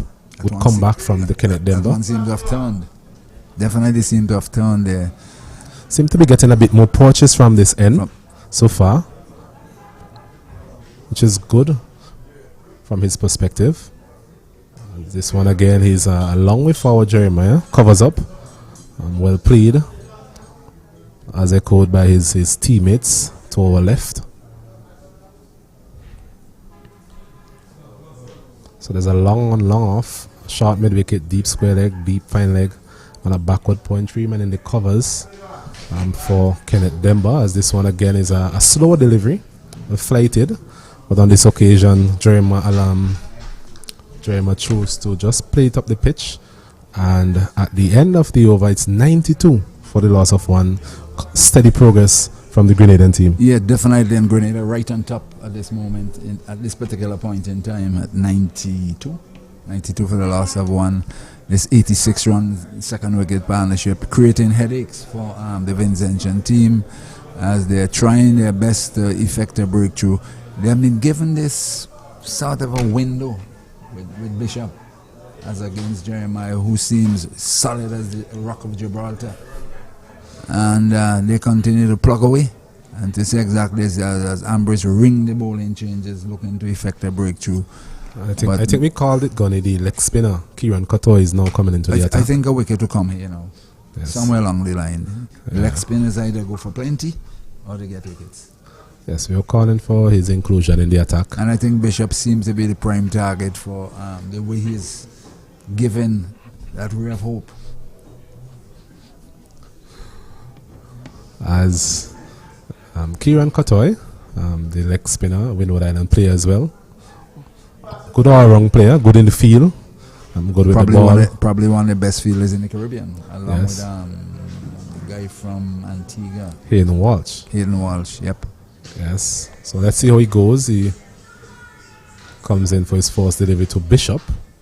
His delivery is a full toss. He's driving it sweetly down to the man there at long off. Martin this time fields effectively. So another single to the total 93 for the loss of one. Bishop moves on to 34. Jeremiah, he's there on 48.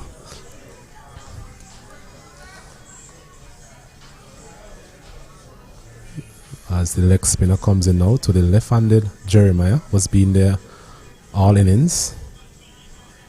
Lost his span very early, but what we have seen from him is that he was willing to battle through that difficult opening spell by Dean Brown and Darius Martin, and in the latter stages he has reaped the reward. This one is a full toss. He's hitting it over deep mid-wicket for 6 runs. It was a juicy full toss there from Kieran Kotoy, and Jeremiah said thank you very much, and that also brings up his half-century. Well played innings here by the young man, and I'm sure he'll be looking to bat for a longer period of time. Yeah, the thing about the leg spinner, you go for plenty, as I said, or you get a wicket, either way. So we have seen plenty in that shot, maximum. Kotoy again is on the line of the leg stump. There was Jeremiah going for his favorite sweep shot. I think it's difficult for the captain to really set the man here at deep square leg in the right position as it relates to that, preventing that boundary from the sweep shot. What we have seen from Jeremiah is that he's able to play it at different angles. And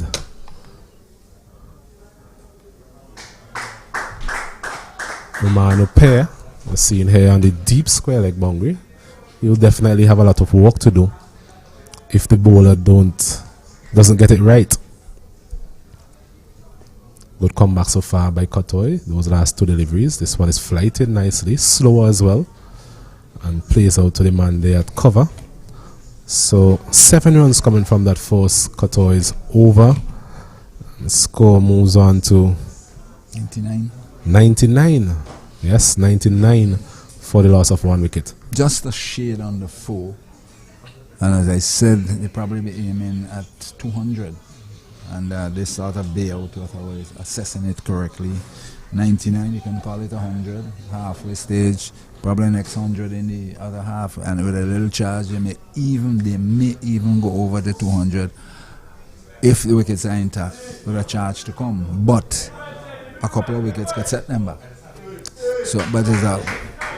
As we see Demba once again bowling to Bishop. This one is going back and walking it out to the man there, deep fine leg, for a single. As the century of runs comes up for the Grenadian team. And hard-fought 100 here by the Grenadians. They have dug in, so to speak, in the form of Jeremiah. He's the main individual who has held this innings together. And Bishop, well, he's there, getting away with how he's batting, and certainly a very, very good innings there from Jeremiah. Resolute, determined, you can see it. And they decided that I am going to be here for a long time. Like the Vincentian team see my face for a long time. He's halfway there. He's halfway past his half century. Who knows? He may very well, if he bats the way he's going to get a century. Who knows? This one is well played again by him. A flighted delivery outside the off stump. There was Jeremiah just walking it out to the man there at deep. Extra cover. For another single. 101 for the loss of one. This is something we need to see in Windward Islands cricket. Once batsmen are in the form of Jeremiah, should try to push on without taking any undue risk and try to get a big score. And in Windward Islands tournament, we need to see bigger totals. Definitely, and I think it's a good foundation for him. As this one is driving again, Teddy Bishop out to the man there at long off. Baron Graves comes in. Another single added to the total, 102 for the loss of one. Definitely doesn't seem to be a lot of tremors in this wicket, Gunny, any terrors or anything of that nature. It appears to be an easy pace wicket. It's the type of wicket where if you as a batsman, you really buckle down and determined to fight it through, then runs are definitely there for the taking. As we have seen from these two. More so Jeremiah. Another flighty delivery there from Demba. We'll be trying to tempt Jeremiah to go over the top again, which he has done successfully in the last over extra cover. This time we have Martin out here at deep extra cover. So a bit of protection for him in this over. As Jeremiah once again resolute in his approach. At the end of the 26th over, Grenada, after being inserted this morning, they're 102 for the loss of one. Jeremiah, he's there on 55. Bishop, he's on 36. Yes, as the Vincentian skipper is ringing the bowling changes, looking to effect a breakthrough, but they're being denied by Jeremiah and Bishop as they continue to build on this total that they have laid thus far at 102 for one. One could definitely have a thought of a 200 total. And commenting on the pitch itself, I think it's a slow pitch, real slow. But if you graft, once you graft on it, you can certainly get runs. Graft, be patient. That is the key word. Be patient and wait on these loose deliveries. Get the singles, and every now and then you'll get the boundaries. As we see Kotoy starting a new over. This one is short outside the off stump. There was Bishop again trying to get that one pass pair there at backward point. Fails to make any sort of connection. It is not a wicket to play big shots. The wicket to be patient and bat and bat and bat. Concentrate for long periods. This one is a full toss again. And it's stroking it down to the man there at long off. So every now and then we are seeing this full toss by Kieran Kotoy. Just hasn't been able to hit the level of consistency that we know from him in the past. I suspect he may get a wicket with one of his full tosses by hitting to long on or long off. That's how he got the 2 wickets in the previous game, the game on Tuesday. This one is on the line of the leg stump, and Jeremiah is walking it off his pads for another single. So the singles continue to be accumulated by the Grenadian pair. And as long as they continue to walk the balls into the gaps and get these singles, it will definitely put a lot of pressure on the decision-making process of the captain, Sonny Lambris. That is correct.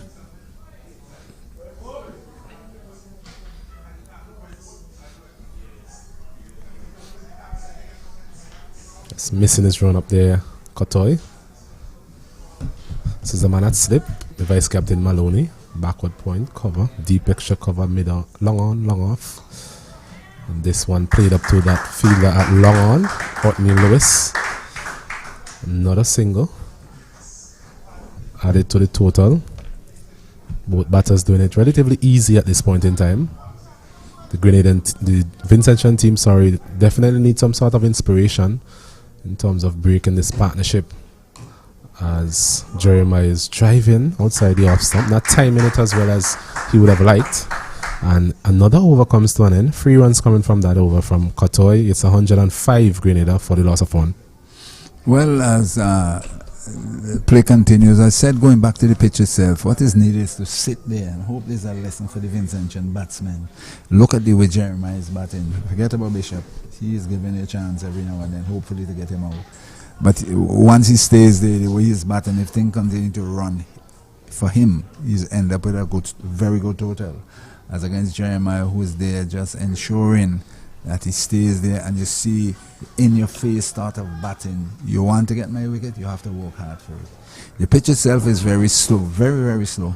And every now and then from where we are, we've seen one or two deliveries that turn in. But they are not, the bowlers are not really as consistent as they should be, because once you see that big turn in, wherever you pitch at a certain time, you should try to repeat it to see exactly what happens. As Demba starts a new over, this one again getting the inner portion of Bishop's bat for a single. Moves on, his personal tally goes up to 39. And that's the 100-run partnership. 106 for the loss of one. Yes, 100 runs between these two. So definitely a partnership now in the upper echelon of what the Vincentian team was hoping for.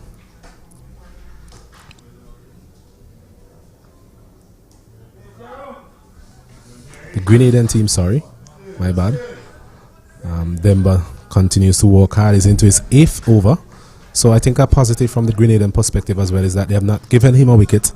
So far, none for 21 from his 7.2 overs.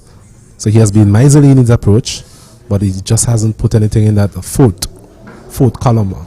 As he's hitting this one over, long off, and all the way for 6. For a while there, but we lost it in the clouds based on the position we were, but he timed it beautifully. As you've seen from him so far, he has been able to time the ball better than most on this particular wicket. A flighty delivery outside the off stump again from Demba, and there goes Jeremiah over that man at mid-off, over the long off boundary for a massive 6. And well played. Well played. A man full of confidence. He played that shot to perfection. 112 for the loss of 1. Demba again, he's trying to repeat that shot. Stumping opportunity maybe. Pope on that occasion not quick enough to effect a stumping. Umpire Butler there signaling not out. I think he got overexcited from that previous maximum and he went looking to play it again. But credit to Denba for holding it back a trifle and beating him at the end. As again, he's hitting this one beautifully over long off. It's a shot he has definitely perfected so far in this innings. 6 more added to the total, and the total is now goes up to 118 for the loss of 1. And they are motoring along suddenly. Just an explosion of shots. Those two maximums have increased the run rate significantly based on how things are going. Because rather than going at 3 and over, they had 12 in 2 shots from Jeremiah, and certainly Vincentian captain must be wondering, how am I going to effect a breakthrough here? With which one of the bowlers is not sure. But certainly 2 fine shots there by Jeremiah. Most of the second one was really a man of confidence, and that innings that Cumberland has referred to on Wednesday. This one is playing it smartly out to the man there at long on. So good cricket, good batting from Jeremiah, having hit 2 sixes, just working that one down to long on. So definitely a lot for the bowler there, Demba, and also his captain, Sonny Lambris, to think about in terms of breaking this partnership. It's 119 for the loss of 1, Grenada. Yes, the biggest over so far, as a matter of fact, for the tournament here. That's 14 to maximum, and from all people, Demba. He's pretty miserly, and to have struck him for 2 maximums tells you the state of the mind of Jeremiah, ensuring that we are putting the pressure back on their main bowler. They're not allowing him to get in to get a wicket or 2. So the pressure is back now on the Vincentian team, and it all goes back to really and truly towards the toss. You know, sometimes you play your game, win toss, insert opposition. Sometimes it backfires. Sometimes. As we're going to see Kotoy again into his 3rd over. This time again, Jeremiah sweeping it out to the man, the Romano pair. This time for a single. So you can definitely see the confidence in his batting now, Jeremiah. Very confident. mind you, he has accumulated well throughout the innings, but I think what I've been impressed about is his shot selection. It has been immaculate in terms of the deliveries he has chosen to hit, and that attack in the last over against the premier spinner Demba was definitely a joy to behold. Bishop, he has gone quiet in the last couple of overs. I'm wondering to what extent that would affect his stroke play, especially against Kotoy in this particular over. This one is driving straight back to Kotoy. Kotoy is really teasing him, looking for him to play big shots. Well, there's really no need, really. Having seen the competence of Jeremiah at the other end. As this one is short and he's putting it over a mid-wicket region. Should be able to come back for a second, yes. Otney Lewis comes around and cleans up. A shortish delivery there from Kotoy. I think Bishop may be looking for a bit more power on that occasion, not timing it as well as he would have liked. I think the nature of the pitch itself is so slow that he actually sort of mishit it, so to speak. He's flighting this one again. Well played out to the man there at long off. So he has definitely calmed down to some extent, but we have seen these random outbursts really from Teddy Bishop from time to time throughout this innings. But the Grenadian, I'm sure the Grenadian management, they'll be pleased to see the type of batting in terms of walking the ball into the gaps. As Jeremiah once again is hitting this one down to long off. Otney Lewis comes around, prevents any thoughts of a second. Scoring definitely looking rather easy at the moment, as another over comes to an end. At the end of it, it's 124 for the loss of one. As Grenada continued to pressure the Vincentian team, their bowling lineup, Bishop, as you quite rightly said, has calmed down. Jeremiah continue now from coming out of the double where he's been batting with some explosive hitting recently. So is this a sign of things to come with 21 overs at 124? As I said, that 200 mark maybe in their first sight. But at the same time, I'm certain if they can bat for another 10 overs or so without being dismissed 15, they may very well looking at 220, 225. I think for the first time in the tournament, rather short tournament so far, we have seen the Vincentian team under pressure as a bowling unit. We're not seeing them being as penetrative as maybe they would have liked. So far they've lacked that sort of consistency, that sort of penetration that is really needed to put pressure on the opposition batters. And it has shown in terms of the way these two have been able to accumulate over 100 runs partnership, having lost at all the wicket. So it's definitely a test of their mettle as a team and as a captain as well. Mr. Ambrose definitely need to get some ideas across and try and make the right decisions as it relates to getting the breakthrough here and try and limit the output of runs that the Grenadian team would make here this morning. As we are seeing a wicket for Darren Graves. So it was definitely a magic touch there by Sonny Lambris. The decision took a while in terms of deciding who he was going to employ at that end, having seen Demba being taken down the last over from Jeremiah. But that doesn't take anything away from a wonderful innings here from Jeremiah. Definitely one of the better innings we've seen in this tournament. Yes, definitely, and a very good innings on this type of surface as well too. He batted for a very long time. You'll get the official figures and so on from the scorers. Time he spent at the crease, the boundaries, the maximums. But certainly, it was really and truly a very, very good innings indeed there from Jeremiah. And with selectors around, he certainly put his hand up and to be counted, because he got 49, I think, at Cumberland on Wednesday. And with this innings of 70, I think it is, certainly he has put his hands up and asked his selectors, look, I'm knocking on the door, I want to get into that room. So it was a very good innings on his part. And I believe he was deceived by a slow delivery there by Denver. And from the shot he played, it seems to have turned a bit. So we'll get the figures out now a little while from the score. But certainly a very good partnership of 118 for the second wicket between Jeremiah, who got 70, I think it is. We'll get the figures in a while. And Bishop, who's given the Vincentian team some hope with 42. But the thing about it, that's how the cookie crumbles. The man you're looking to get out is a man who is not out, and the individual look very solid. with his workman-like innings of 70. Certainly a good wicket as far as St. Vincent Grenadines is concerned. A very good wicket. And Grenada, after a long while, have lost their second wicket. The first one at 6, the other one at 124. Let's see the approach now of the new batter.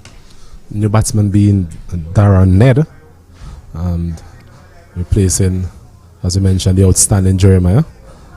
That delivery, just looking back at the replay, just turned a bit from Darren Graves and almost squared him up, taking the outer portion of the bat and just lobbed really to the man there, Sonny Lambris, at extra covers. This one is a shortish delivery outside the off stump. Darren Graves once again pushing these deliveries through. Doesn't give it a lot of air, just tend to just bowl wicket to wicket, and on that occasion providing that much needed breakthrough for the Vincentian team as Ned is walking this one out to square leg. He's off the mark, up and running. 125 for the loss of 2. Darren Graves, as we mentioned, making his debut in this game, coming in for Rashid Frederick. I think the thinking is that he offers a bowling option, but he also strengthens the batting as well, the top order batting as well. As we see Teddy Bishop back in strike. How will he operate now, having lost his partner? It will be interesting to see the next phase of his innings. He's on 42 from 75. This one is walked down to fine leg for another single. 126 for the loss of 2.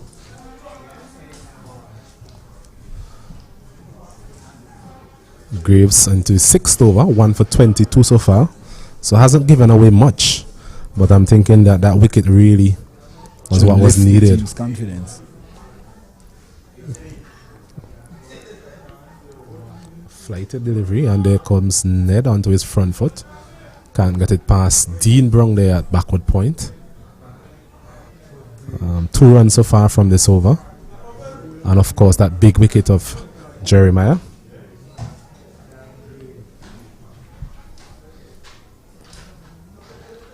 A short delivery. He's cutting this one out to the deep extra cover boundary and should get there for 4. Was a loose delivery really, and all that Ned had to do was get some bat on it. The pace at which Darren Graves is bowling just allowed him to time it wonderfully through the covers, and he gets 4. So score moves on to 130 for the loss of 2. A mixed over there from Darren Graves. Yes, a mixed over there, but the important thing as far as St. Vincent Grenadines is concerned, he has taken a wicket, he has broken the partnership. And the Grenadians continue to score freely, I should say, as Ned showing his propensity to batting, because he waited on that one and just guided it beautifully to the fence for 4. And certainly, despite the new man in, he's taking his own good time in his aftermark. He's up to 5, and they tend to show the mindset of the Grenadians team because of this consolidated second wicket partnership of 118, and it must have buoyed his confidence going into the crease, recognizing yes, Jeremiah has gone for 70. Bishop is still there, one of their premier batsmen. He's still there on 43 thereabout, and certainly we are in a wonderful position. But I think it's a good bowling change. We're seeing one of the seamers returning. I think it's a good bowling change. Yes, we're seeing yes, Martin. I think it's a good bowling change. Martin coming back into the attack. I was wondering when will the captain actually re-employ him into the attack, because the feeling the game was getting a bit flat for the Vincentians. Definitely need some definitely needed some sort of inspiration, and you definitely have Darius Martin as your premier fast bowler. Definitely a second spell is needed, as this one is wonderfully played. We were speaking about the shot of the day. I think that really takes the icing off the cake. Was a wonderful shot there by Teddy Bishop, a 50 as well, well deserved shot to get to that landmark. A delivery on the line of the all stump, and there was Teddy Bishop showing all his talent, all his class really, and basically caressing that one over long off for a massive 6. That was a wonderful shot, you know, to hit a 6 at windish long off from a fast bowler, fast medium bowler. It takes some good timing, it takes good eyesight. It's really a wonderful shot there from Teddy Bishop. As Grenada moves on with another boundary to 136. Really a wonderful shot. I think the key there in that particular shot, Gunny, was that he didn't try to overhit the ball. Many times throughout this innings, we have seen him try to hit the cover of the ball. But what we have seen so far is that the players who have been successful on this particular wicket, they basically get used to the conditions and then they can actually time the ball to the fence. We saw Jeremiah basically stroking 2 of those deliveries from Kenneth Demba for 6 with minimum effort. So it's a matter of getting used to the pace and the conditions of the wicket, and then you can play your shots and time the ball properly. I saw a couple of those shots at Cumberland on Wednesday. A similar type shot over that wideish long off, and certainly it is a shot that he has perfected. It has to be, and it more in the mode of 20-20 shots, if you really recall it. Definitely good shot there, wonderful shot there by Bishop. Martin again looking to bounce back. He's hitting this one. Can Ambrose get there? Just evading Sonny Ambrose there at mid-off. So you were mentioning his perfection of that shot, but on this occasion, not timing it as well as he would have liked.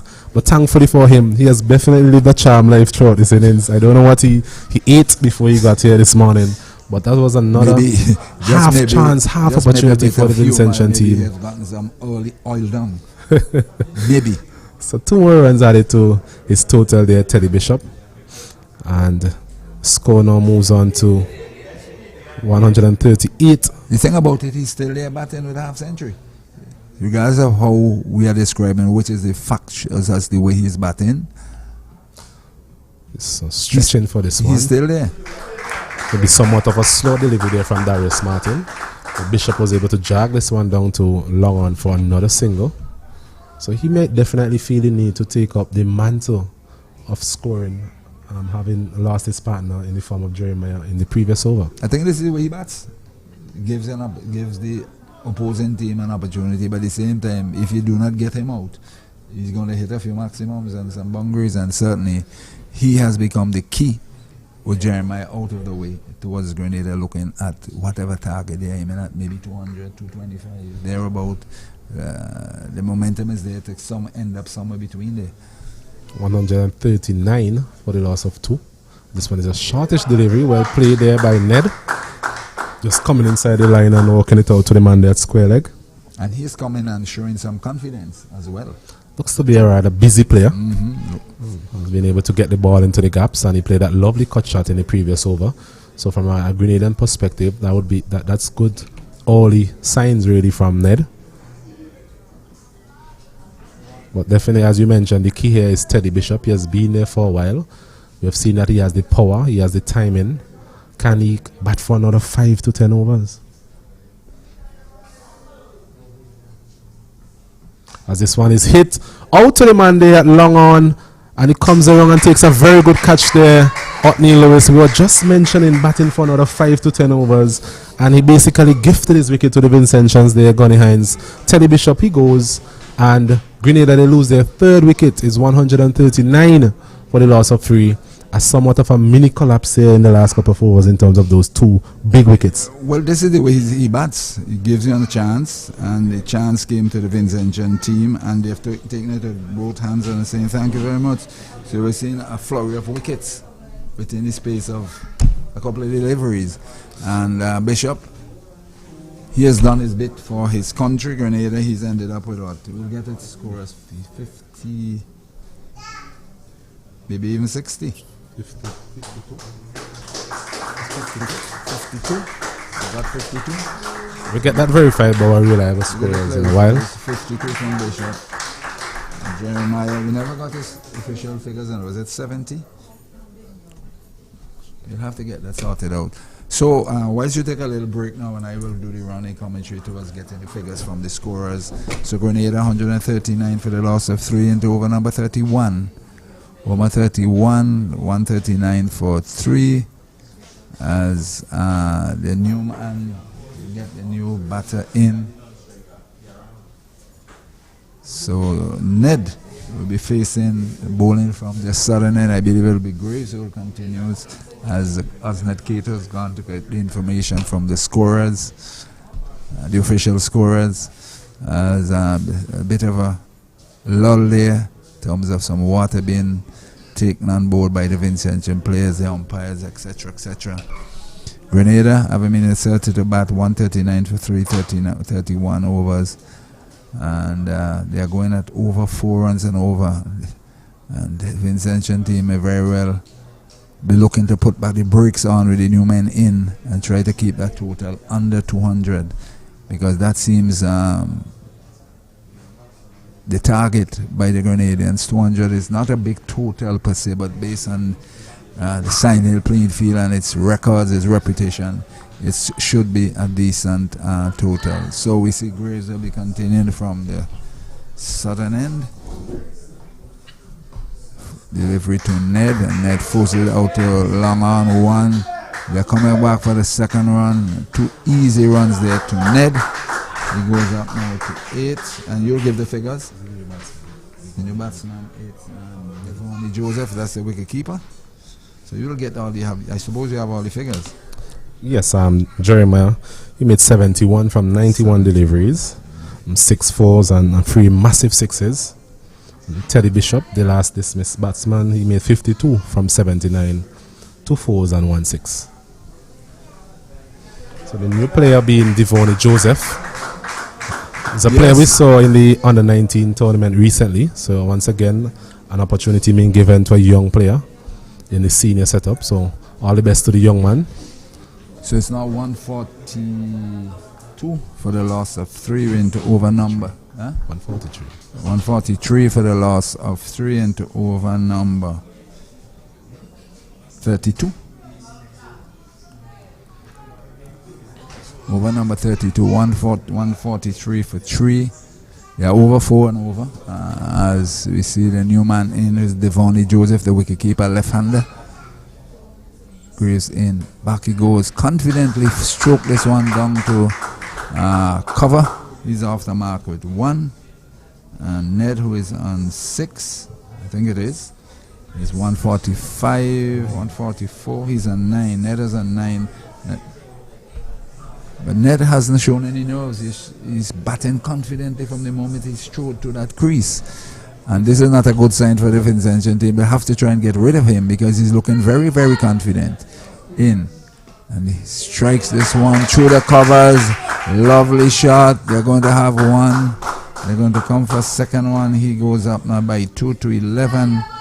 It's 146 now for the loss of 146 for the loss of 3 over number 33. 146 to 3. As Graves in to bowl now to Ned. From the southern end, off spin. He's right on top of it. He looks very, very compact and very confident the way he is playing his innings thus far, and hoping to advance the Grenadian total by whatever they are aiming after. In to Ned. And Ned lifts this one.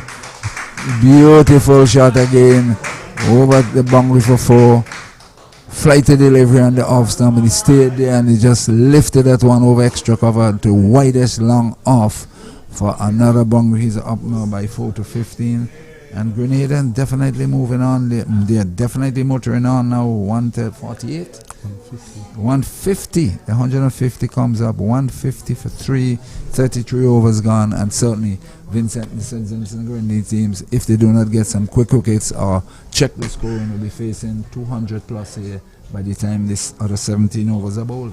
Well played by Ned. We mentioned that he has looked busy since coming to the wicket. On that occasion, Graves was offering him a bit of room outside the off stump, and he just came forward and stroked it really over extra cover for a well-deserved boundary. So he is 15 from 10, so a very good start from him. And in the little that we have seen from him so far, he definitely would be a threat to the Vincentian progress in this innings. He's looking very positive. To be very honest with you, and he looks compact by what we have seen thus far. It's probably just building on what Bishop and Jeremiah has done thus far. So the left-handed wicketkeeper Devon Joseph, he'll be facing the Vincentian fast bowler Darius Martin from the northern end here at the Sion Hill playing field in this senior Windwards Islands game being played between the defending champions Grenada and home team St. Vincent and Grenadines. All to play for in order to get into the final. The winner of this game will certainly reach the final. In. This one outside the off stump, seemingly a good delivery there. Devon Joseph beaten outside the off stump through to the keeper, and there is no run. But it appears to us as the winner of this game would certainly enter the final. we're not too sure where the second place will come from, whether it's the St. Lucia or even the low say may still end up in the final. Because if Dominic is to beat St. Lucia, it will go down to the winner of this game plus one of them. As Martin in this one outside the off stump, riding it off the outside portion of the bat. He goes up now to 2 and the total goes up to 151 for 3 into over number 34 being bowled by Darius Martin.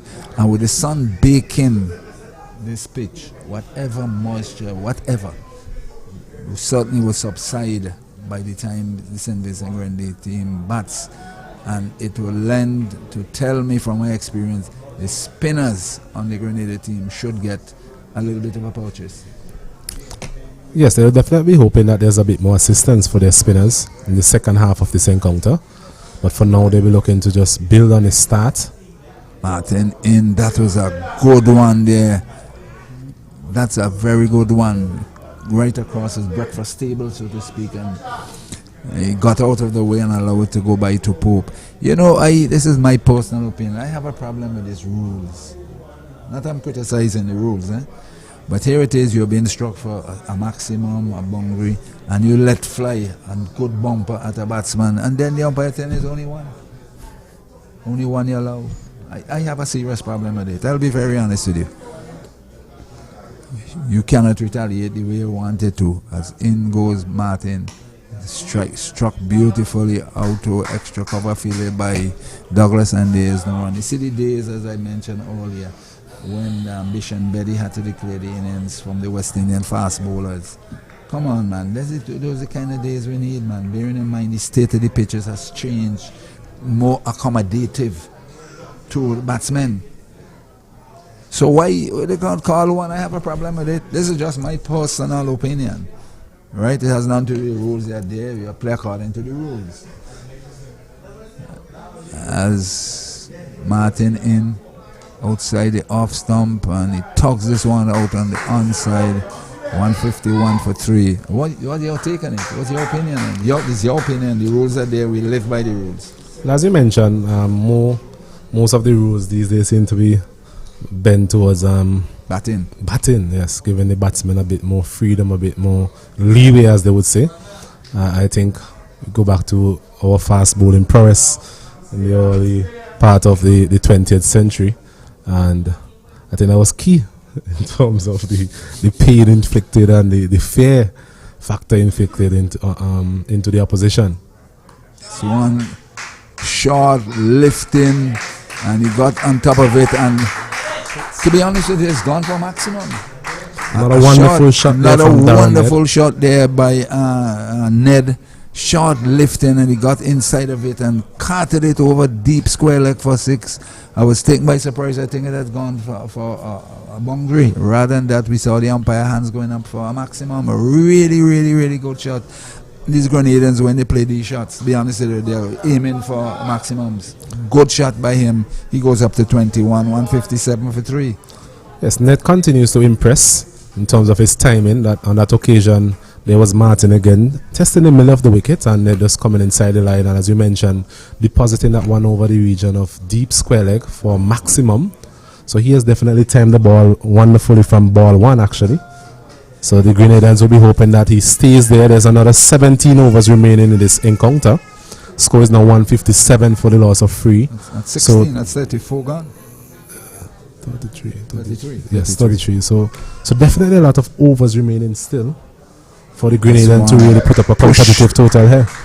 Push there by Joseph, the wicketkeeper. He goes up to his 3rd run. It's 158 for 3. We're into over number 34. Right, into over number 34. 158 for the loss of 3. As Grenada continue to build on this wonderful partnership between Bishop and Jeremiah of 118, with Bishop gone for 52 and Jeremiah for 71. Into Ned, and then works this one down to fine leg 1. They're going to come for 2nd one. 2 runs to Ned, and certainly I'm getting the impression he's a busy little batsman. Yes, he has shown that from ball one, he has the ability to get into the right position, put the ball into the gaps, and we have also seen some class and talent from him in terms of getting the ball to the boundary and over the boundary as well. This one swept away down to a deep square leg. They're going to have one. They're going to come for a second. Well fielded there by Dylan Douglas, going to his right. Two more to Ned, and continue to keep the scoreboard ticking. A busy little player. He's up to 25 already. 162 for the loss of 3 Grenada. So 162 for 3 and over number 34. Clips this one away again. He's going to down to Dylan Douglas once more. Deep square. Another single ensues, and the runs are taken by comfortably by Ned and advancing the Grenadians' cause significantly. As Devonnie Joseph, he'll be facing Graves from the southern end. Back he goes and cuts this one away quite nicely. Down to cover. He goes up now to 4 and lending support to Ned as the total rolls up now to 164. 7 runs thus far in the over. And my goodness, Grenada really piling on the pressure here over the St. Vincent and Grenadines teams. And lovely conditions here at the Sion Hill playing field. In he comes, that's Graves. And forward defensive goes Ned. End of the over, 34 gone, 164 for 3, 34 gone, 16 overs to get. Projection now about 225? Yes, definitely looking in a region above 200 gone. And only a few overs ago we were speaking about getting the scoring rate up to 4 runs per over and maybe settling for 200 or so. But such has been the nature of the progress that the Grenadian batters have made, especially in the form of Teddy Bishop and Jeremiah, that they can now aim a bit higher. And then these two players we have at the crease currently, Ned, he has looked positive from ball one. We spoke about Devonnie Joseph, an under 19 player. We saw him score 100 at Park Hill earlier this year in the 3-day tournament. So he definitely has the ability as well and the power to clear the boundaries. So they'll be hoping that these two again can replicate the performance of Jeremiah and Bishop in the form of a reasonable partnership, and hopefully to the end they can launch and get something in the region of 230, 240.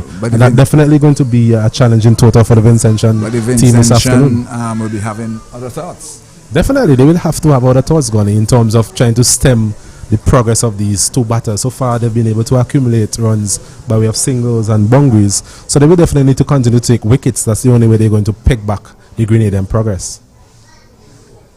Martin in this one on the leg stump and clipped away beautifully off his leg down to square leg. That's Devonnie Joseph. As you said, he knows how to make hundreds, so he knows a thing or two about batting. He goes up to 5, 165 for 3 into over number 35. And I think I did make mention earlier up, the middle overs will prove very crucial in this game. When they were going at after 16 at 60, I said that those middle overs will prove pivotal in relation to what eventual total Grenada would give the Vincentians to chase. And certainly in the last 16 overs they have really motored on along to over 100. In goes outside the off stump. That one really climbed wide. That one really climbed. He bent his back with that one, and it really flew through and past the head of Martin. Certainly a good response from Martin. And let's see what is going to happen here now with the fight on. Let's see, is he going to let him have another snorter, or would he just go back to line and length? We'll just wait and see. Well, Ned is not the tallest of players. That delivery was definitely a bit too short. Had a bit of pace on it, and the umpires rightfully calling it a wide. Yes, I have no problem with that one. Martin from the northern end. Here the single. Go back to what we said about yes, no, wait situation. He called him very early. He said no. That's it. Total remained 166 for 3 into over number 35 with 15 overs remaining after this. As I said, wow, 15 at 4 is 60. Could be about 230 now. We keep upping the total because they have become very aggressive. They were going at 3. They consolidated. They grafted in the early stages. took the time, got on top of the Vincentian bowling, and they're really motoring along here. Martin in outside the off time, he carves that one out to deep cover. Single to Ned, he goes up to 27, and it's 167 now, 167 for 3 as Martin continues. Martin's been trying his best. You can see him, he's really putting in the effort, but he's been stubbornly resisted by the Grenadian batsmen. Agreed. And he is actually the premier fast bowler, as we mentioned earlier. So far, figures of 1 for 27. So he hasn't really been as penetrative as his captain may have liked, especially in a big game encounter as this one. But not from a lack of trying, really. He's still trying to maybe rough up these two relatively inexperienced batters. But so far, they have both stood the test well. Martin in. Joseph forces this one back to the bowler. No run. 167 for 3. But certainly, St. Vincent Grenadians must be looking at a total that they'll have to replicate the way the Grenadian batsmen batted and try and do some planning with their innings in terms of the eventual total, which appears to be 230, maybe even more, the way their things are going, because there are 15 overs remaining after this. 15 fours are 60, will put them up somewhere around 230. But we'll see how it goes. One thing for sure, they'll have to bat and bat properly if they're to come out top in this game. Martin in. This one, my goodness. What a glorious shot there from Devon Joseph. Short lifting his body, then the short man got inside of it and hammered it down to the square leg boundary for 4. Another fine shot by another Grenadian batsman. As St. Vincent Grenadians really looking on the barrel here now. It's a water break at 172. 172 for 3. At 35, the water break comes, and Grenada, when the water break came at 60 for 1 from 16 in the next 19 overs, they have scored 112 runs. They're really up the tempo. Yes, that period of play really changed the momentum of the innings. We mentioned they had a sedate start, but I was critical in terms of getting used to the conditions here. But what we have seen in the last 19 or 20 overs so is that the batters, after being settled, they've been able to accelerate their scoring rate. And we mentioned these two young men, Devon Joseph and Darren Ned, being relatively inexperienced at this level. But what we've seen from them so far is intent. And intent is always important in your batting, whether in defense or in attack. And that last shot was testament to the sort of positive intent that we were speaking about earlier. A short delivery from Darius Martin and Devon Joseph depositing behind square leg for a wonderful shot for 4 runs. So definitely a lot for the Vincentian camp to think about in terms of how are they going to limit the the Grenadian progress in the next 15 overs or so. As it relates to the Grenadians, they will be looking at whatever total are we comfortable in terms of defending. You mentioned 15 overs remaining, 6 runs per over, 90 runs.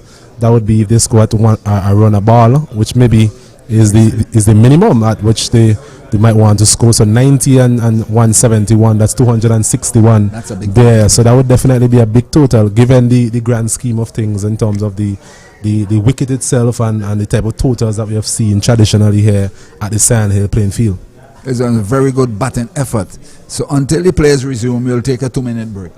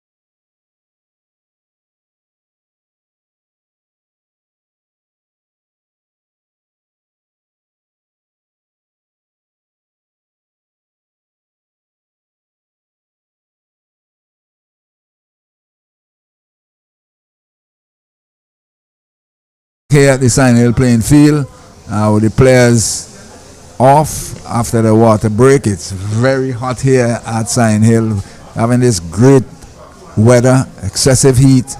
So this certainly will have a toll on the Vincentian team. They have been out there since 9:30. It's now exactly midday, according to my watch. It's 2.5 hours. And in this heat is not easy. So from the southern end, Graves in, and he lifts this one magnificent shot. Flighty delivery, and here we see Ned carting it over wide long on for another maximum. A really, really wonderful shot there by Ned. First delivery right after the water break, he made no hesitation. No. We've seen some clean hits today, I'm going to so far, Yes. in terms of the sixes. It's not a ground you will see a lot of sixes being hit, but definitely today the Grenadians have peppered, especially that part of the ground. We've seen like this is the 4th or so six we've seen in that region.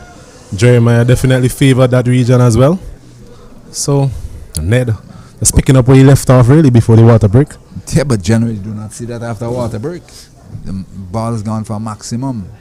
But he's up now to 33. He's up to 33. 177 for 3. Net in. And he goes and turns this one out on the onside. A single ensues the net. He's up to 34. 178 for 3. But certainly this Grenada batting lineup looks capable of getting 250. Yes, it definitely seems that way, given the nature of their progress so far. Vincentians will be hoping that that is not the case. But in terms of how the Vincentians operate from now on, Gunny, what do you think the Captain Ambrose, can do to really change the fortunes of his team so far? As he missed his run up there, dead ball signaled by umpire Green. Come on, Green from up in the North Union area. In outside the off stump to Devonnie Joseph. He pushed at this one. That one definitely turned. There's no two ways about it. It's a bye. It definitely turned because it beat both batsman and keeper. And this is not too much of a good sign for the Vincentian batting lineup, because if you can start to see from even from our position the ball turning like that, Graves in. Back he goes and hammers that one gloriously to the cover boundary for 4. Back of Valenti, you just went on the back foot and clobbered it to the cover boundary for 4. He races up to 38, 182 for 3, and certainly the Vincentian bowlers are under the gun, so to speak. Under the pump, as they would say. Under the pump, so to speak. It's a identical stroke to the one he got off the mark with. Really, really wonderful shot and an exhibition of aggressive batting here from Ned. Back he goes and turns this one out on the onside. They're going to hustle for one. They're going to go for a second one and comfortably 2 more runs. He goes up to 40, 100 and end of that over 185. So 12 runs in that over, and we have to keep revising this apparent eventual total. Yes, the Grenadian team continue to soar in terms of the scoring rate, and it's just a general intent, Gunny, is what I've been impressed with, especially from Ned. He hasn't been reckless to any extent, but he has scored very quickly so far in this innings. He has really put the bad ball away, and it must be said that some of the bowling has been rather kind to him in terms of what have been served up, but not to take anything away from his effort so far.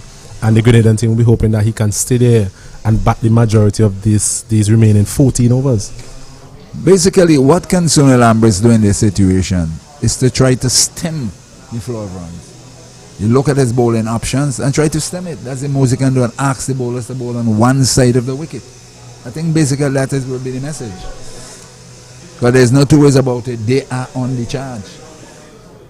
So there's one way to do that, is to bowl one side of the wicket and hope that you force them into error and get in a couple of wickets, which definitely will stem the flow of runs, but they're definitely motoring along. Kotoy to Devonnie Joseph. This one more than optimistic appeal outside the leg stump and striking him a pad. Kotoy alone asks umpire, but I think it's out of exuberance more than anything else. Kotoy, the leg spinner from the northern end, outside the leg stump again. A wide signal by Butler outside the leg stump, looking to cut that one somewhere over the ropes. You see the intent, but he missed. And another run to the total, 186. Back he goes and hammers that one down to mid wicket. A single. That's Devonnie Joseph. 187 now for 3. Went over number 37. And we keep revising totals. We may eventually ended up with far more than what we keep saying that is happening. Grenada really confident in their batting approach. As we see Katoy, the right arm leggy from the Richland Park area, as we know it here. I think his captain will need a big bowling spell from him here. Yes. In to Ned, and that one Ned defended it.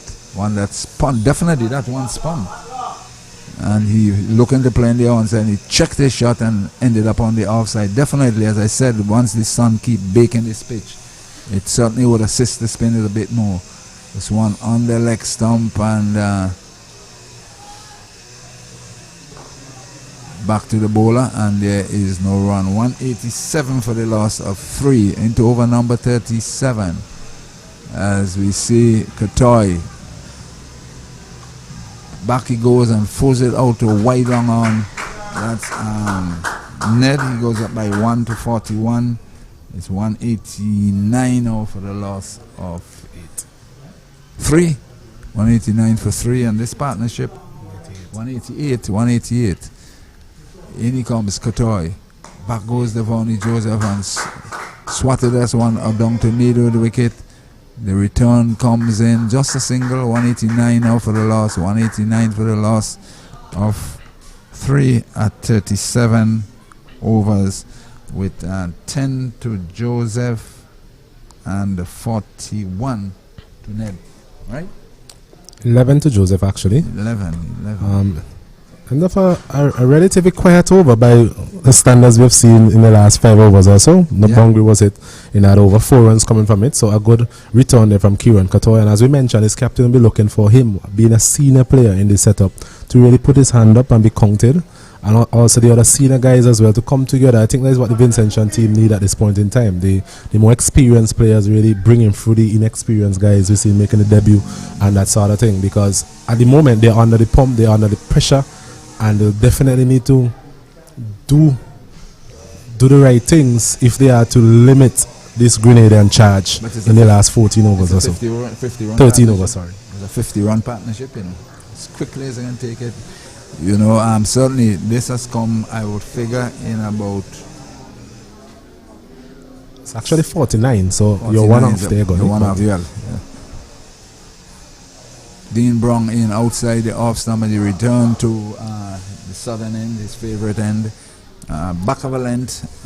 I think we were discussing that during the break as well, the water break as well, in terms of reintroducing Dean Brong from the southern end as an option, giving him a second spell, because so far it basically looked easy pickings as it relates to the operation of the spinner so far against the batters. And with the ball a bit older than when he first started, you'll have to keep an immaculate length against the rampant Devonnie Joseph and Ned.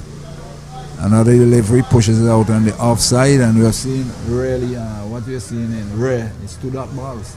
Yes, and I think Dean Brong, he has the ability to change up his pace as well, which is going to be critical, especially at this junction in the game itself. It's not a new ball. He's not going to get the type of movement that he had in the earlier spell. So it's a matter of being straight and not giving the batters any sort of room, and uses his change of pace to good effect. This one from Dean Brong, just around midland leg, and it tucked away on the onside. The 12th run there for Devonnie Joseph. I think Devonnie Joseph played some youth cricket here earlier this year. Yes, he played in the 2 recent tournaments for the Windwards Islands, under 19 tournaments. Yes, I mentioned he scored 100 at Park Hill. Yeah, I remember that name. Yes, as a wicket keeper as well. Yes, I remember that name. I think he actually toured with the West Indies under 19 team as well in their recent tour to Sri Lanka. He played a couple of youth ODIs up there, so he was part of that squad as well. So definitely somebody they've invested in and expect great things from.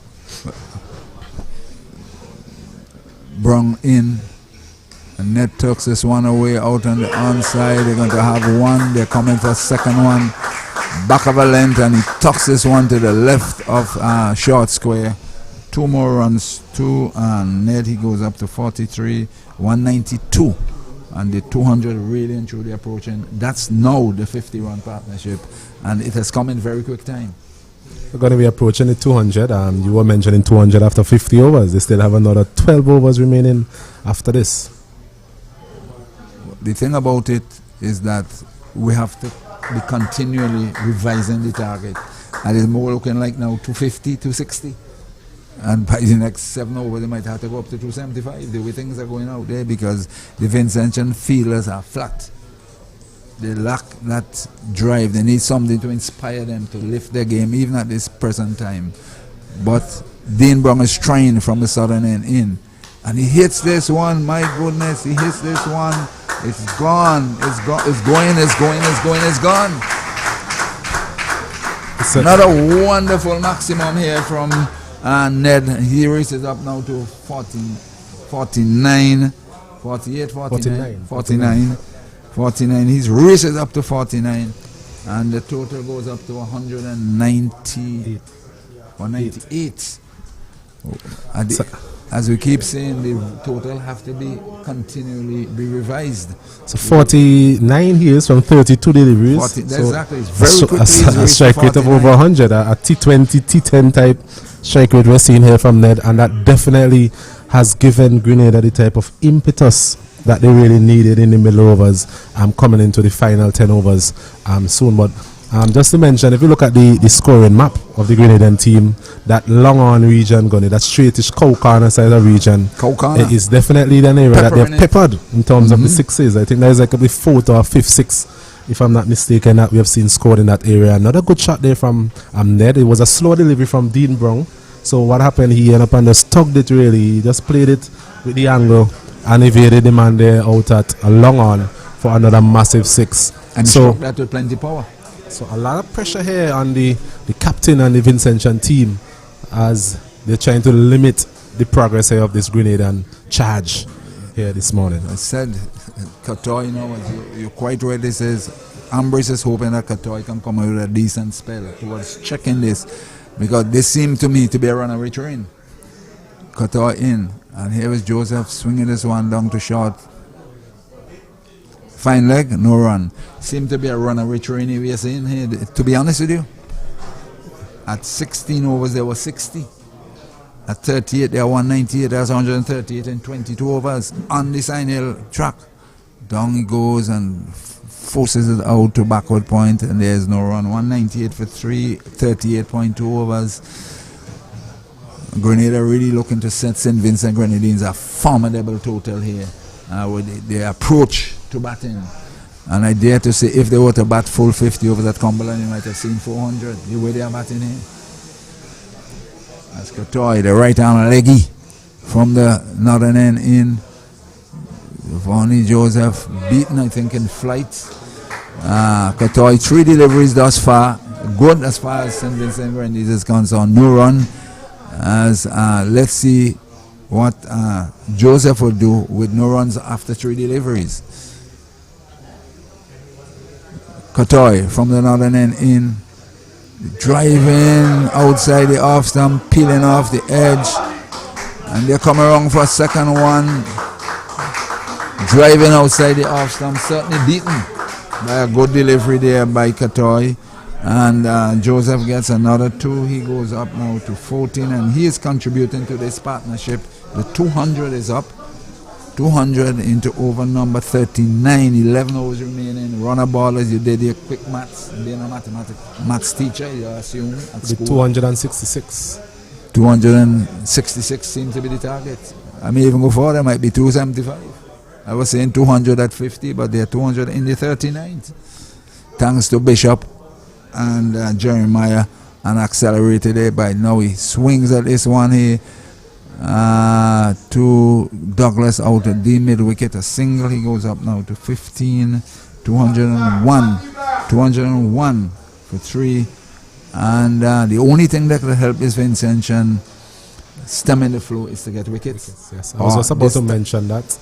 Only how another bowler like a toy go for 3 or 4 and over. That's the only thing will stem them from not getting up to whatever, 270, whatever. And that will be a monumental total, a gigantic total on this pitch here, as we know it. Not bad, slow, but never know. Somebody may surprise us from the Vincent standpoint and get 100. This one driven. That's his 50 in very quick time. We'll have to check the scores. It's done in very, very quick time here. 50 from 33 deliveries. 50, 33 deliveries. Wow, this is very quick going. 201 for 3. 202 Grenada, 202 for 3 after 39. Wow. That's an impressive knock there from Darren Ned. First time I'm actually seeing him in operation, and it's been very impressive, I must say, in terms of his stroke play, his patience, his positive intent, both in attack and defense. It's been very impressive. It's one of the better knocks we've seen in the tournament. It was hard to really beat the one we saw from Jeremiah earlier, but this is definitely up there. Yes, this is definitely up there. And the way he strode to the crease from the very start of his innings, you can see someone exuding confidence. Because the first boundary he got, you can say, hey, this guy look like he know a thing or two about batting. And he's just moved on and been hitting the balls with power, with timing and precision.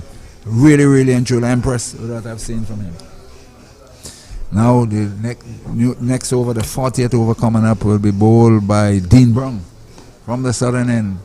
Wonderful weather here as Brown into Ned and then defended it, and they're going to get an easy single with the field spread all over the country. Fancy Oria, Sandy Bay, Shatty Union Island.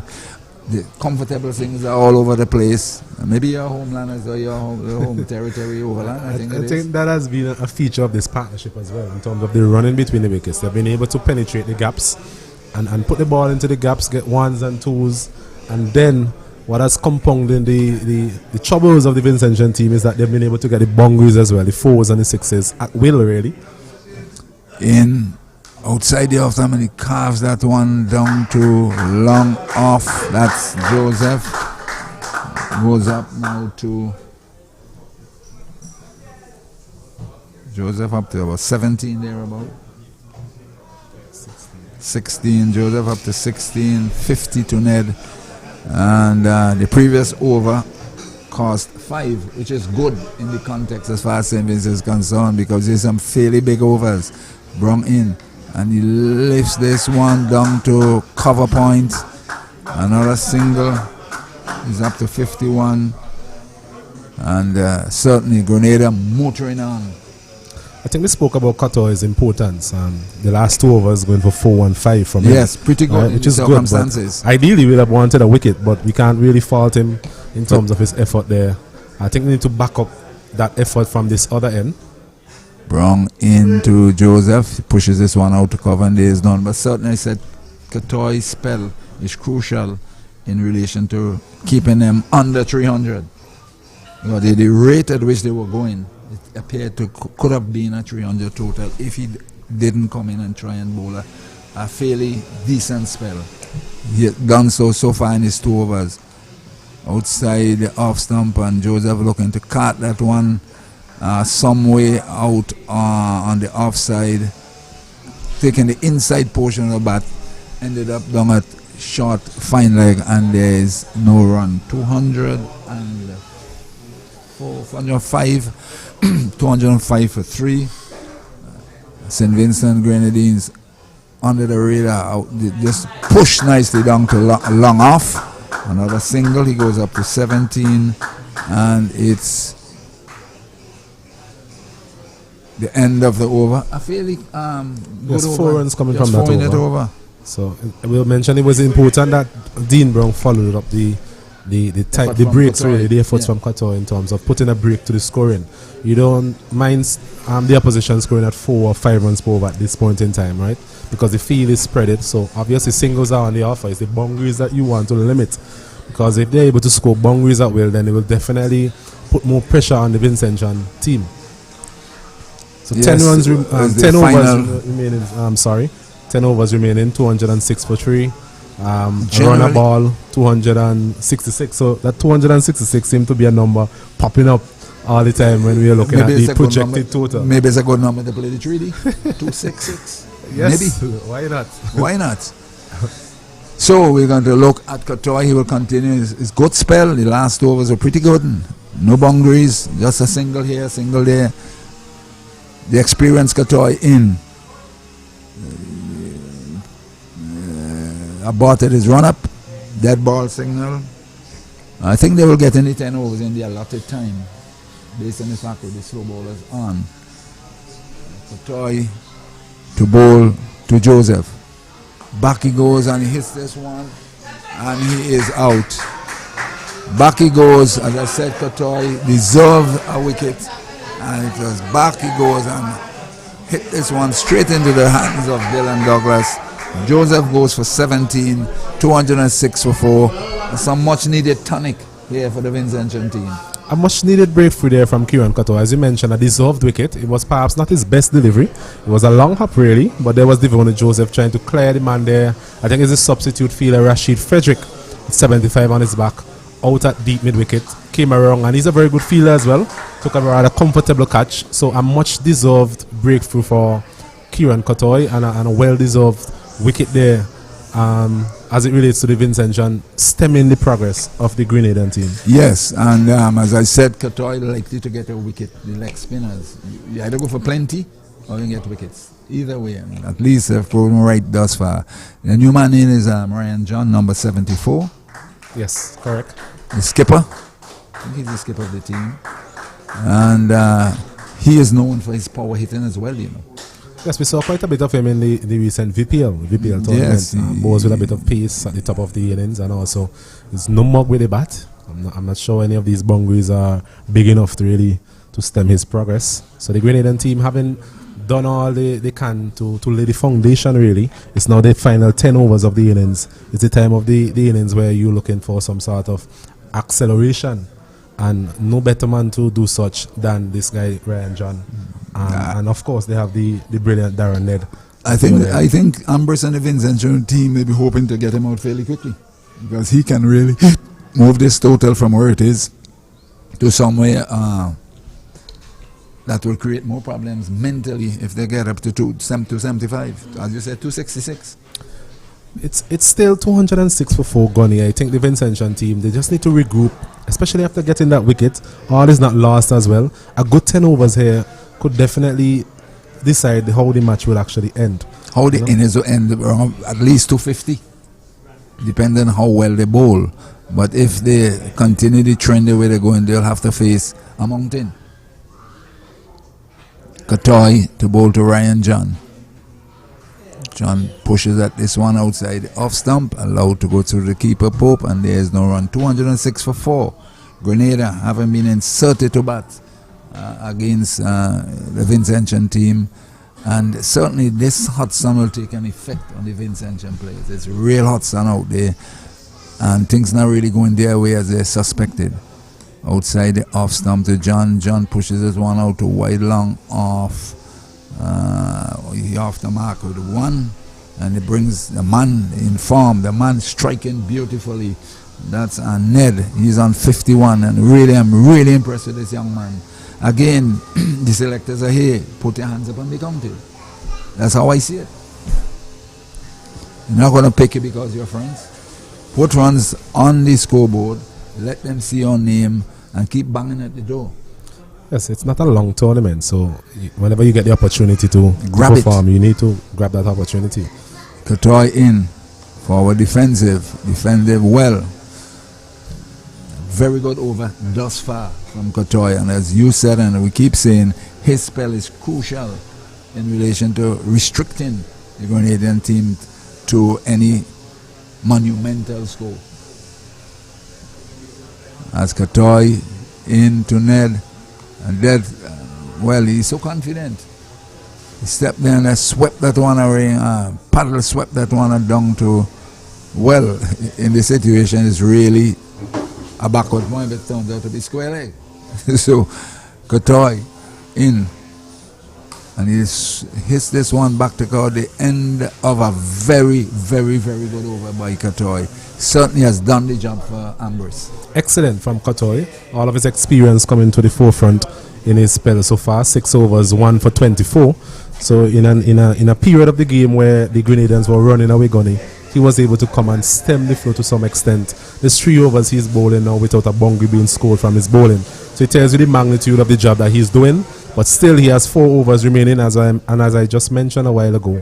It's up to the Vincentian team to come together and assess the situation and say to themselves, we need to set a particular target that we are bowling towards and put things in place to limit the progress of this Grenadian team. And his last 3 overs has cost 10 runs, I think it is. 4, 5, and 1. And a wicket. Yes. Very important wicket. So it's a question of restriction here now as far as the other end is concerned to build on that foundation being laid by Kotoy and keeping things quiet. So it's up to the other bowlers to come and do their due, to follow in the footsteps and support Kotoy with his bowling and keeping the run rate in check. We have seen Demba coming back into the attack. He has 2 overs to go. Yeah, well, he also tends to bowl fairly tightly as well, so he could lend support to Kotoy from this southern end with off spinners in. John forward defensive, and there is no run, but certainly there has been a check in the boundary hitting. Certainly there has been a check. There has been a check. As we see Denba to bowl to Ryan John. Tickle this one out on the onside, no additional total, and these dot balls tend to add a bit of pressure. Despite 207 for 4, these dot balls are really crucial as far as St. Vincent and Grenadines is concerned. As the field is wide, flung, Denba in, John pushes it out, and certainly John is under pressure. I think it's good captaincy as well from Sonny Lambris. Those 2 men in the circle, the man at mid-wicket, short mid-wicket, and he himself in the covers, they're pretty tight. So they're trying to just add that pressure to Ryan John, who seemed to be intent on getting a single and putting Darren Ned on strike. I think that's what we're seeing. Clips this one away, they're going to have 1. Are they going to press for a second one? No, but Ned decided, look, I want the strike. We are not going as fast as we should have. So he is off the mark. That's John, he's off the mark with 1, and we see him have a little conversation with his skipper. That's Ned, and I rather suspect he's saying, look, you have this strike, try and get a boundary, because it has definitely slowed significantly over the last couple of overs. When we were projecting 266 as our sort of a target score, he's still there, it can happen, but at least the Vincentian team are trying to do the restrictions. Clips this one away down to square leg. They have 1. Are they going to come for second one? No, the return comes in. So he goes up to 52. He was stranded on 51 for a little while. He wasn't getting the strike. He's finally has moved on to 52. It's now 209 for 4 over number 42. They still can get up to this 250 target, but it depends on how well the Vincentian bowl in Kotoy and Denba. Yes, 2 of the more experienced spinners in the Vincentian outfit as well, really putting their hand up. Would start to the over again from Denba. Denba in. John tickles this one out on the onside. They have 1. They're not going to get that second one. Another single, he goes up to 2. 210 now for 4. 210 for 4. 3 in the over thus far, which is good as far as St. Vincent is concerned in relation to where they were seemingly heading to. Yes, good back-to-back overs there from the Vincentian team. Kotoy in the previous over conceding 1 run, and in this over, the experienced Denba conceding 3 runs. So it's in line with what you would want from a Vincentian perspective in terms of limiting these 2 batters to singles. At least in the minds of the Vincentian team, fielding team, they should be thinking singles or dots. In the mind of the Grenadian team, they are thinking singles, but at the same time, they don't want these boundaries to complement these singles if they are to really press on and get the type of total that you're thinking would be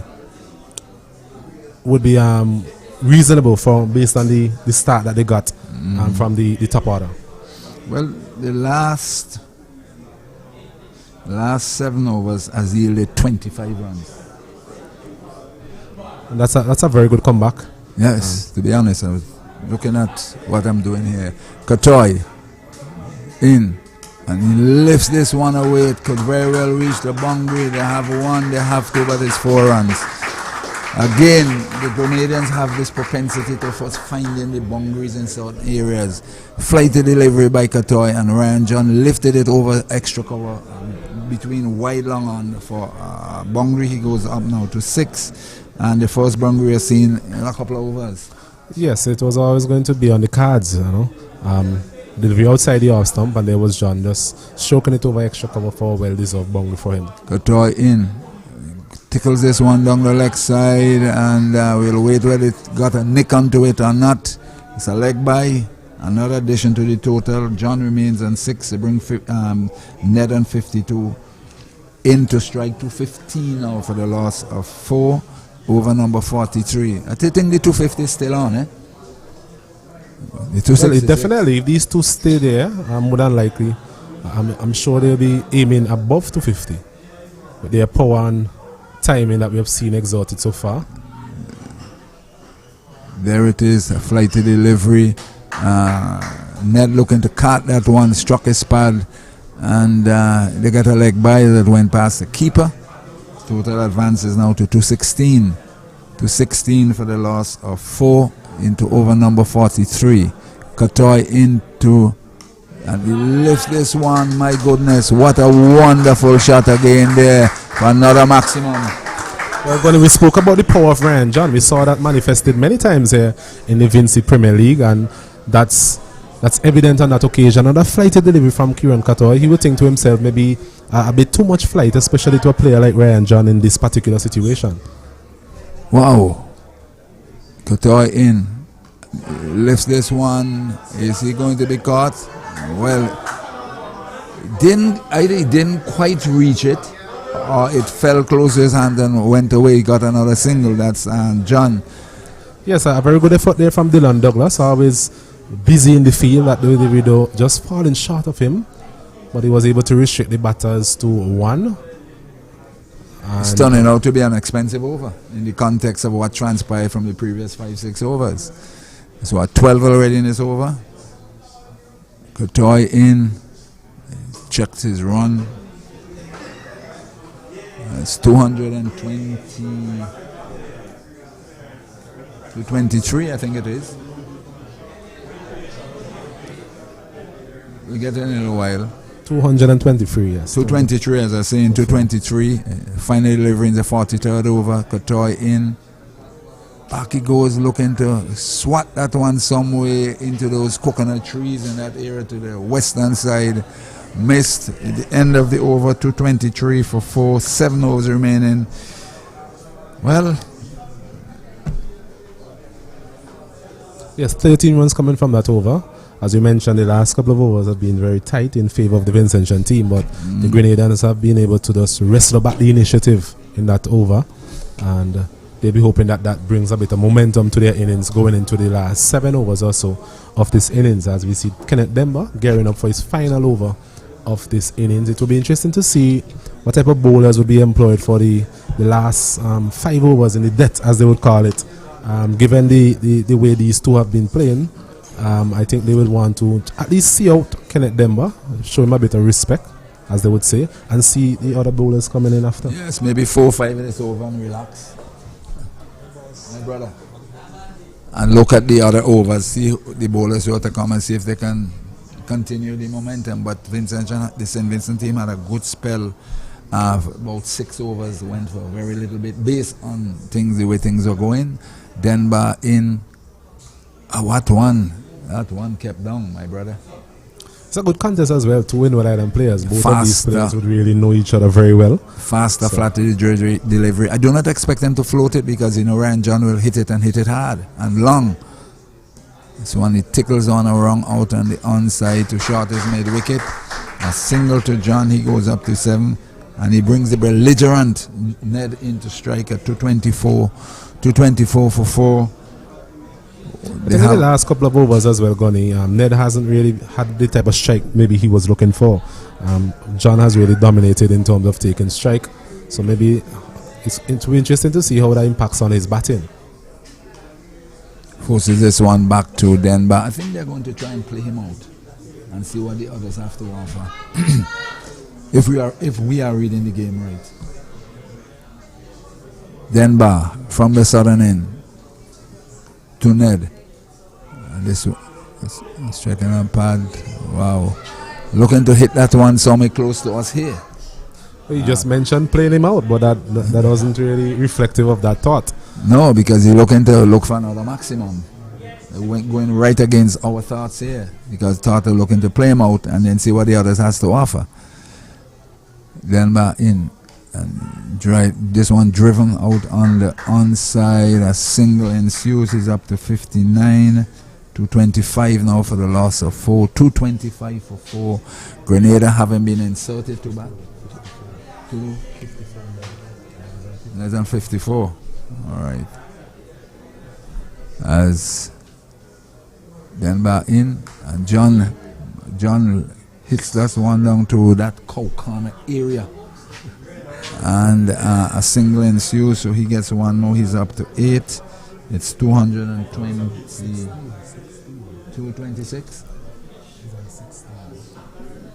Yes, Ryan John is on 16. As we see the end of Kenneth Denver's spell, 10 overs, none for 40.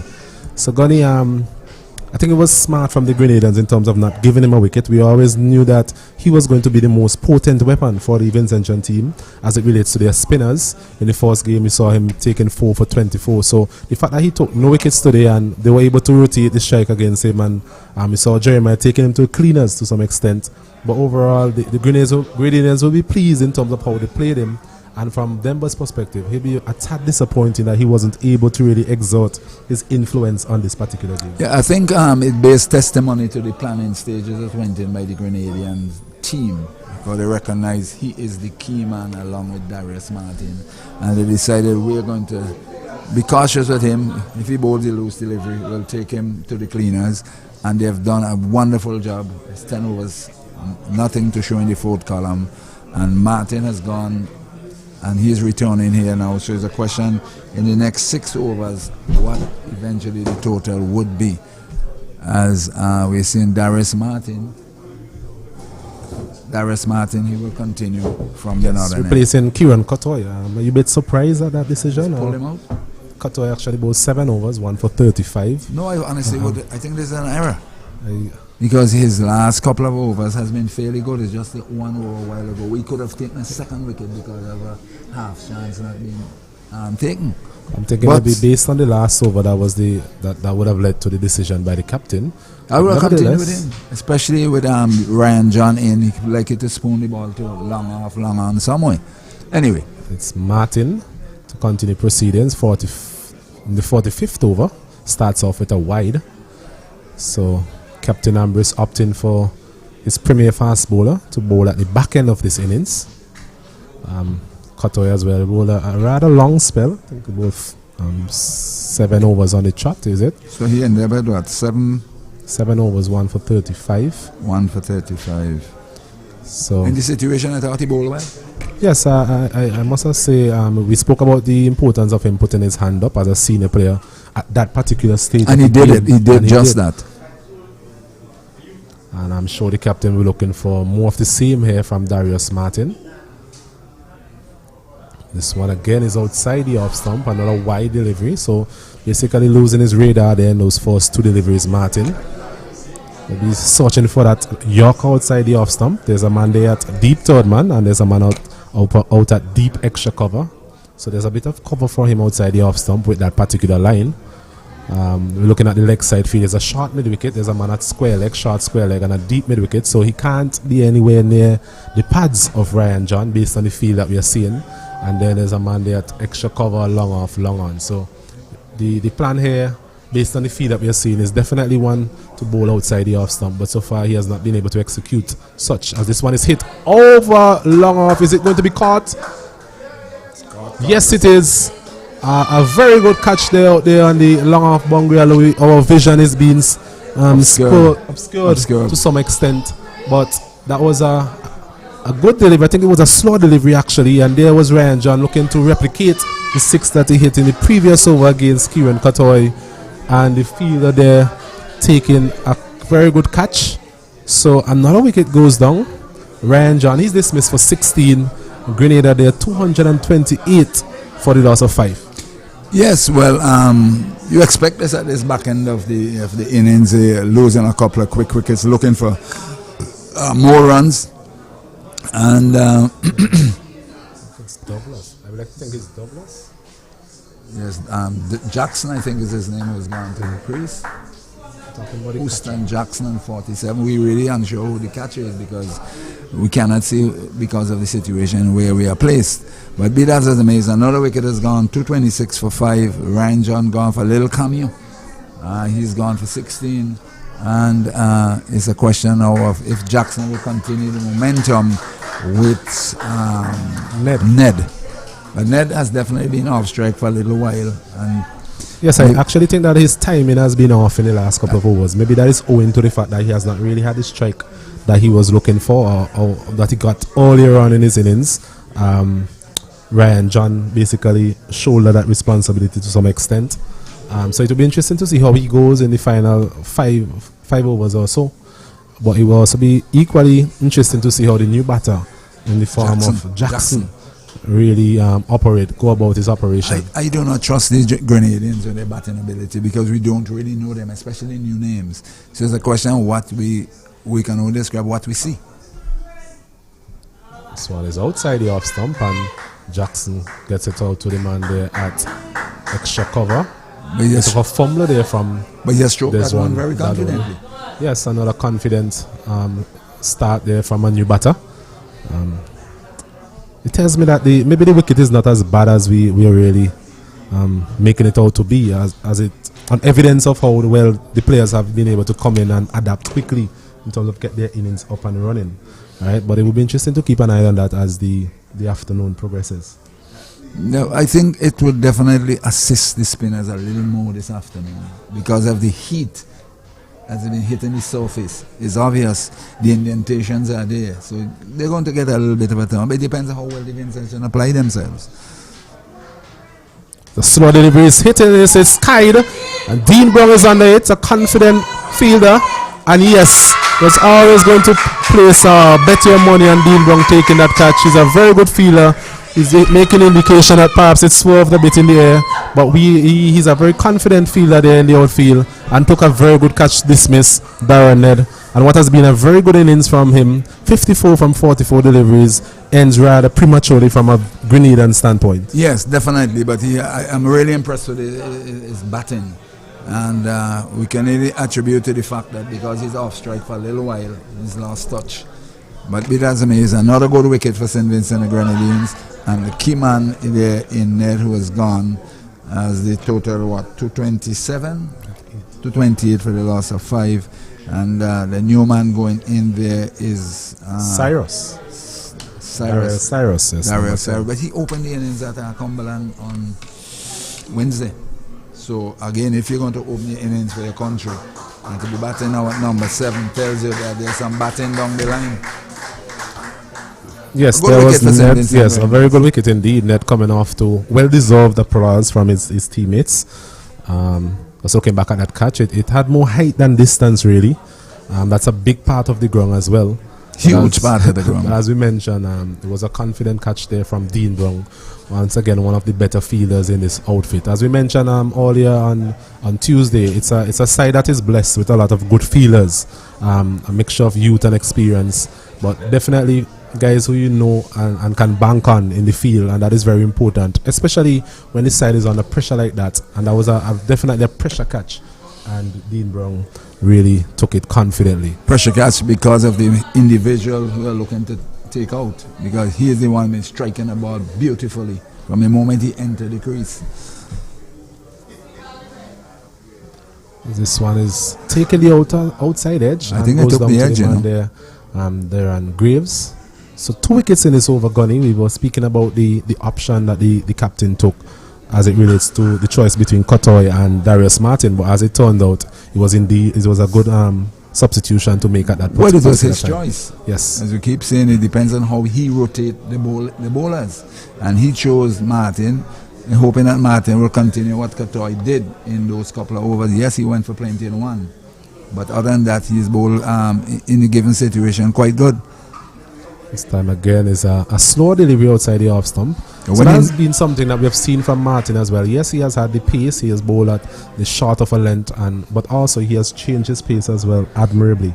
And that I think that accounted for the wicket of Ryan John in this particular over. So that's good to see from the young man in terms of thinking, not only depending on pace, but changes of pace are equally important in limited overs cricket. But to be honest, looking at what I saw at Cumberland and the way some of them are getting out here and is close to the edge. There have been a lot of sixes at Cumberland, to be honest with you. Have you ever played there? No, I haven't played any cricket at that particular venue. Caught behind. As this one is out again. So another wicket for Darius Martin. It was somewhat of a belated appeal, really. He didn't have much appeal, but it was a delivery on the line of the off stump, and there was Jackson looking to go over extra cover, taking the outside edge, and Pope this time holds on. So another wicket goes down. It's now 230 for the loss of 7. So some wickets really derailing the progress of the Grenadian team here. Well, this is the only way St. Vincent can stop them from getting the projected 266 by taking wickets. And it's a question now of number 83 is Sherman Lewis. He also has the propensity of hitting some big sixes. And it's a question now of how many more runs will the Grenadians put into the scoreboard and give the Vincentian problems. I still believe 250 is on. And 250 here is a big total. So 5 overs remaining. If they score at a run a ball, they would end up with 260. So a bit down on the 266 we were predicting earlier for a run a ball. But equally a good total as well. Yeah, it is a good total. It's a question of how can the Vincentian bowlers restrict the next 5 overs or dismiss the other 3 wickets that is needed and get out of the sun. It's crucial, the sun is very hot, and sun, it will sap the energy of those fielders. 11 of them is out there because the Grenadians are in the cool. We all enjoying the innings of Bishop, Jeremiah and Ned, and now they're taking some wickets here to sort of balance back things a bit. But Grenada has already laid the foundation to try and defend whatever total they end up with. Yes, a few overs ago we were discussing 30 balls, 3 wickets. These fellas down at the lower end of the Grenada innings, do they have the capacity to bat the next 5 overs? As Dean Brown again from the southern end is walking this one up to a long off region, and very good running by these two. So there was Cyrus, as you mentioned, he opened the batting, so he should have some sort of batting ability. Yes. Encounter. Yes, he opened the inning, so just walking this one down to long on there. Deron Graves, maybe not the most mobile on this team, can prevent a second on that occasion. So 232 for the loss of 7. If you're batting a number, if you're opening innings in one match and you go down to number 8 in this other game, it tells you that there's some depth in the batting.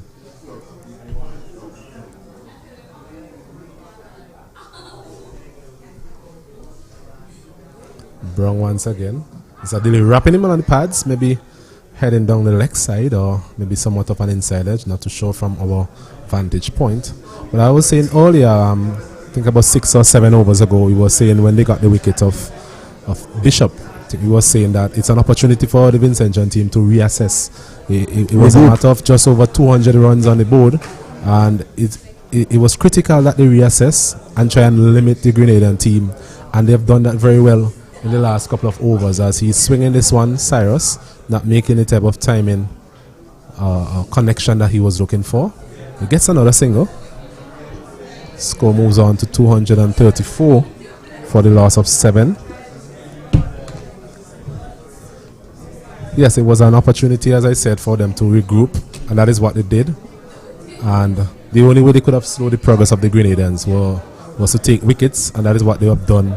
And they'll be looking to wrap up the innings now. They don't want to let the Grenadians recapture the initiative. So it's important that Dean Brown and company here finish off the job. This one is on the line of the leg stump. He's working it out to a square leg region for another single. Don't think they will mind these singles, Connie. It's the boundaries they have to limit at this point in time? I have a suspicion that they're going to bat out the 5 overs. Whatever they end up with, I think they will be fairly comfortable. I believe that's what's happening because, except Cyrus, as I said, opening bat on Wednesday, except him can really get some runs, but I believe their target should be 250. This one is played smartly down to the man there, third man for a single. I think that would be the smart thing to do, Gun, in terms of having these two just try and bat maybe the next 2 overs or so and assess again, and then maybe in the last 2 overs try and go helter-skelter, as they would say. But it's important for them to at least bat the 50 overs. Given the situation they were in maybe 10-15 overs ago, it's important as a team you really complete your 50 over quota. Yes, and so another over comes to an end. Another relatively good over there from Dean Brown. 5 runs coming from it. Grenada there, 235 for the loss of 7. 46 overs completed. Well, with the remaining overs is a question. I rather suspect that they will look to bat on in terms of saying through to the end of the 50 overs rather than being dismissed in 46, 47. I suspect that they will be looking to bat and bat and bat. As you see, Kate is just having to take a phone call. He's gone to the other side. I'll continue the broadcast at 235 for 7 over number 46. 4 overs remaining. That's Martin in. Lifts this one. Taking the outer portion way back. Ended up down to third man. Single. 236 now for 7. Grenada really and truly trying to put as much runs as possible for the Vincentian team to go for a victory. They themselves, I believe, will be fairly comfortable. They may have fallen short rather than looking at 260 to 70, but they certainly have put a total on the board that they can defend. It depends on how well the Vincentian batsmen apply themselves in terms of getting whatever the victory target is. As we see Martin from the northern end, with just a couple overs remaining in this one, defended it out on the onside straightest mid-wicket field, and there is no run. 236 for the loss of 7 into over number 47. As I said, I believe their target was 250, and 250 at Sion Hill is really a big plus to the batting team. It doesn't matter who you are. Definitely, it's going to take some smart batting, some good cricket from the Vincentian batting team to do such.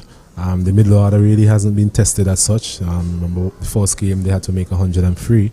The last game they lose in time as a result of rain. That game was called off, abandoned. So they haven't really had that much time in the middle, Gunny, and this is definitely going to take a Herculean effort to really overhaul this Grenadian total, whatever it turns out to be.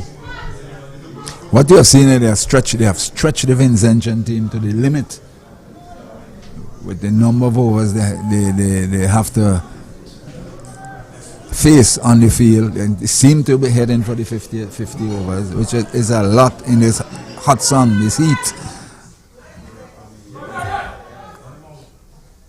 As I said, they're looking towards batting it and to get whatever they can. I believe 250 seems to be the marker. Anything after that will be bonus, I believe, as far as they are concerned. Of course, having said that, I think we've seen the president of the Cricket West Indies also present here looking on at the game. It's just good to see Mr. Dr. Kishore Shallow.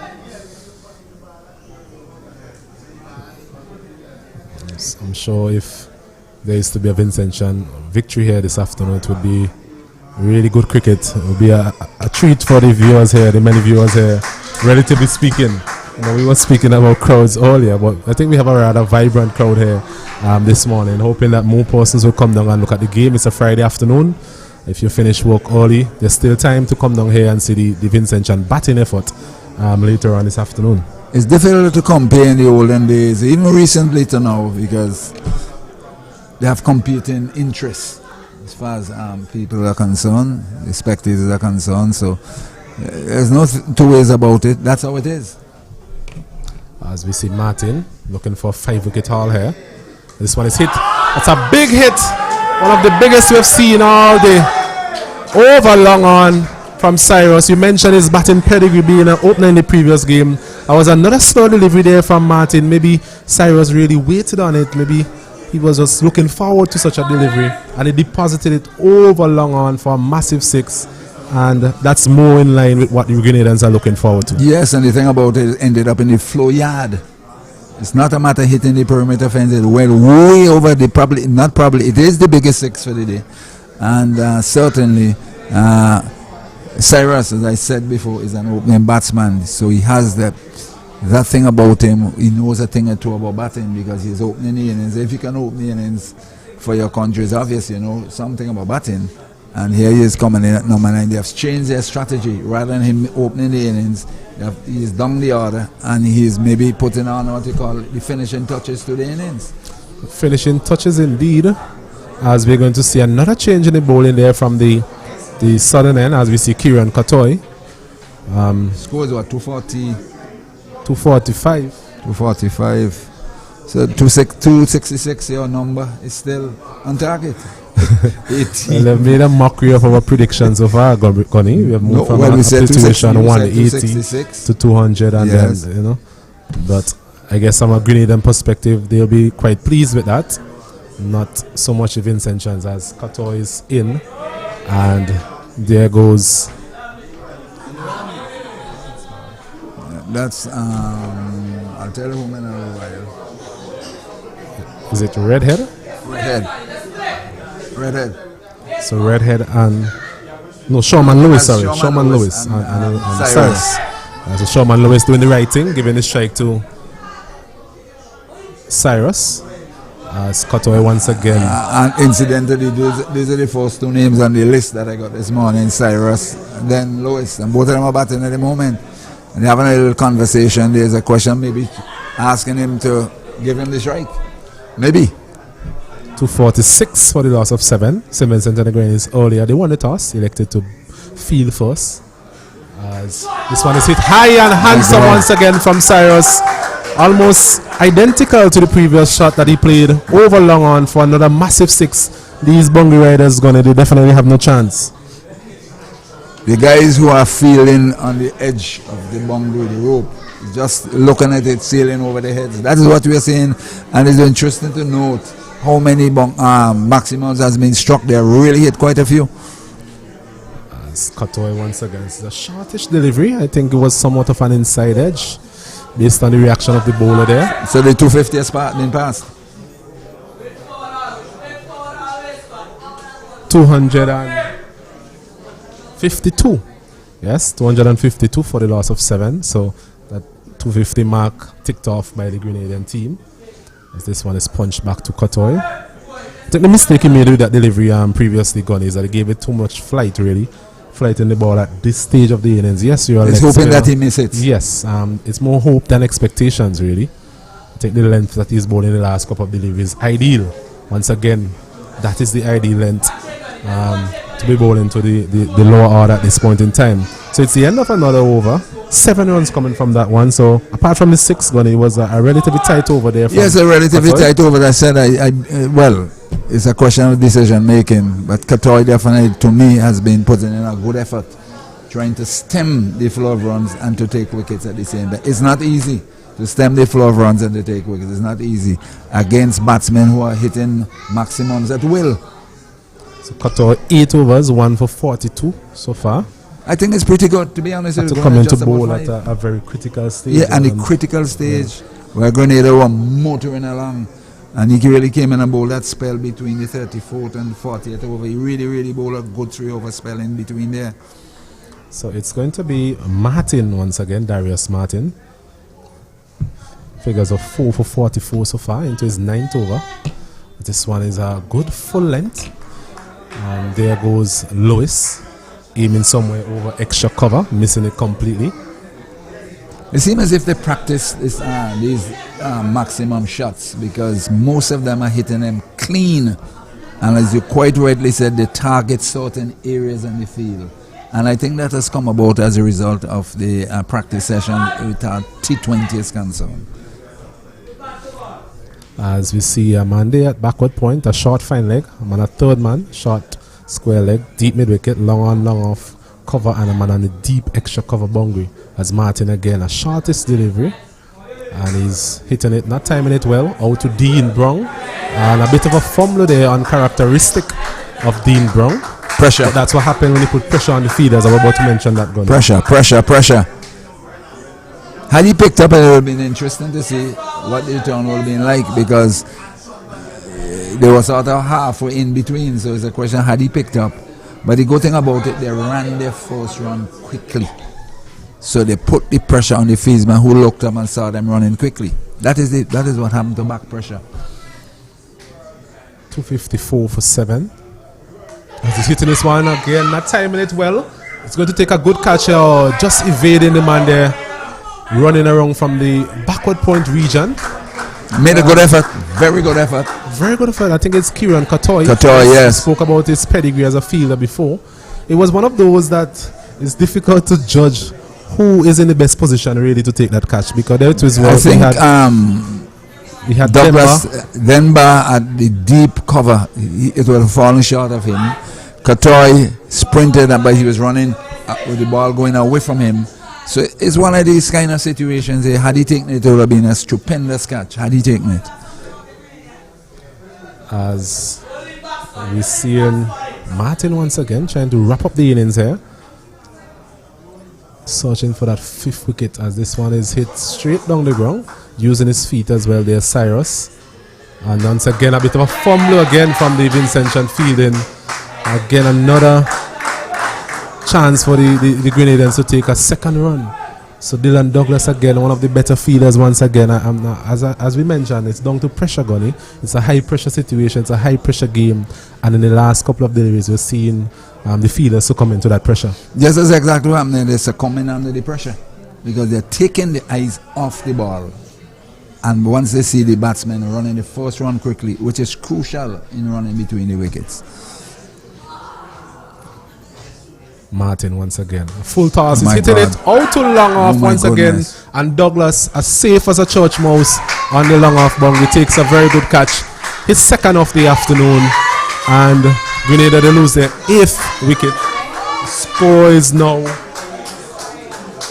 257 for the loss of 8. 5 wickets for Darius Martin. That's 257 for 8 as the Grenadians continue their march towards a total that will give them more than a fair chance of trying to win this game. It's a pressure game, so to speak, and it's a question now, is that Court Murray going there, 24? Yes, it is. Court Murray, yeah, so it's really and truly a question of how much runs can Grenada accumulate in the last couple of overs. It doesn't matter wickets, because the foundation was laid by Bishop and Jeremiah, and then accelerated by Ned. So they had a very good platform, and these low order batsmen really can afford to come and, as I would say, have fun. Yes, a very good catch there from Dylan Douglas running around. We just mentioned a bit of a misfield in the previous delivery, but certainly made up for it with that catch, that well judged catch. They're never easy here at the Sion playing field. And Darius Martin, 5 wickets for him. He's definitely gone under the radar as such, but it's a very good effort from him in terms of getting those 5 wickets. We were always saying that wickets were the best option in terms of stemming the progress of the Grenadian team, and he has definitely put his hand up for his captain. Yeah, with the runner train from Bishop and Jeremiah, needed someone to stem it. But I think it all started from Katoy, to be honest with you. But he has come and reap the benefits. Martin once again bows to Murray. Murray's driving it out to the man there at backward point, Katoy. And there's no run, and that's a bit of poor cricket really from Kieran Katoy. There it is, he fielded the ball, threw it at the stump, and Captain Ambrose wasn't really focused on backing up to that extent, and a single is gifted really to the Grenadian team. And at the end of the 49th over, Grenada, after being insulted by St.Vincent and the Grenadines earlier on today, they're 58 for the loss of 8. And Lewis, he's on 6, and Court Murray just got to the wicket, he's on 1. And Grenada definitely put their hands up and counted. St. Vincent and the Grenadines will have to bat, and bat sensibly if they're to get this anywhere close to this 200, this mammoth at Sion Hill playing field total. But it is a total that can be had once you apply yourself properly, bat sensibly with some disciplined batting. You can get these runs, but Grenada will definitely be cock a hoop in relation to whatever they've put in the board. It's a big total here. It's a question of are we going to have one of these kind of finishes? Final over of the innings as Cotto is bowling to Court Murray. He's driving this up to the man there, Darren Graves, at long on. He takes a single. Court Murray, he's not the most explosive of batters, but what he'll do, he'll just take the singles and put maybe the more powerful Sherman Lewis on strike. Darius Martin figures of 5 for 50 from his 9 overs, so he will not be bowling out his 10 overs, which maybe is a slight miscalculation there by Captain Ambrose. Maybe you'll want your premier bowler to bowl his 10. And that one spun. Yes. See the movements of the batsman and the wicketkeeper. Seemed to have spun as he laid back looking to cart it someplace, and then the wicketkeeper had to go wide to catch it. So that's the indication that it definitely spun. That's definitely the length Cotto will need to bowl here. As he flighting this one a bit more, getting a bit of tone. So he's definitely extracting a bit of tone from that southern end. And I said the effects of the sun on that pitch there, you know. But overall, Gunny, he's been impressive. Yes, he has been. Your thoughts after this over as Cotto once again he's bowled him. So nothing more than he deserved, really, Kieran Cottoy. Another wicket for him. As we mentioned earlier, he came in at a point in time when the Grenadians were really dominating that phase of play, and he has definitely put his hand up for his captain. Another look at wicket the for reaction of the players on the field. Here it is, a batsman is missed, and they are staying in their positions in the country areas. Fancy over here, Shatterville, Union Island, Beckway. Look where they are, Osnet. Nobody is going to say, congratulations, you have gotten another wicket. All this is part and parcel of pressure. Number 32 goes to the crease, who is Nicholas Redhead. Yes, Redhead. Interesting surname. But he looks to be a powerful man as well. So he bowled very well at Cumberland, I'll be honest with you. He really, really bowled well at what I saw on Wednesday. He bowled from the southern end, the river end, so to speak. He really bowled well. He was getting the ball to seam about against the Dominican batting lineup. But he is here now, going to see if he can get an additional run or two for Grenada. Because St. Vincent definitely looking at 260 thereabout, at least thereabout. Could be a little more, you never know. They have a way of trying to hit a 6, the maximum, so we're not too sure. 259 for the loss of 9, 2 deliveries remaining in this innings. At least the good thing about it, they have batted almost close to the maximum 50 overs. 2 deliveries remaining in this innings, as we mentioned. Redhead. Cotto with 2 for 43 so far, into his 9th over. So, looking back once again, not to be malicious or anything, but Cotto, he has been one of the better bowlers on display today, and he will not bowl out his 10 overs either. So, there's something there for the captain to think about in terms of the manipulation of the bowlers. You mentioned Darius Martin bowling 9 overs, and now we're going to have a situation where Kieran Cotto as well just bowling his 9 overs.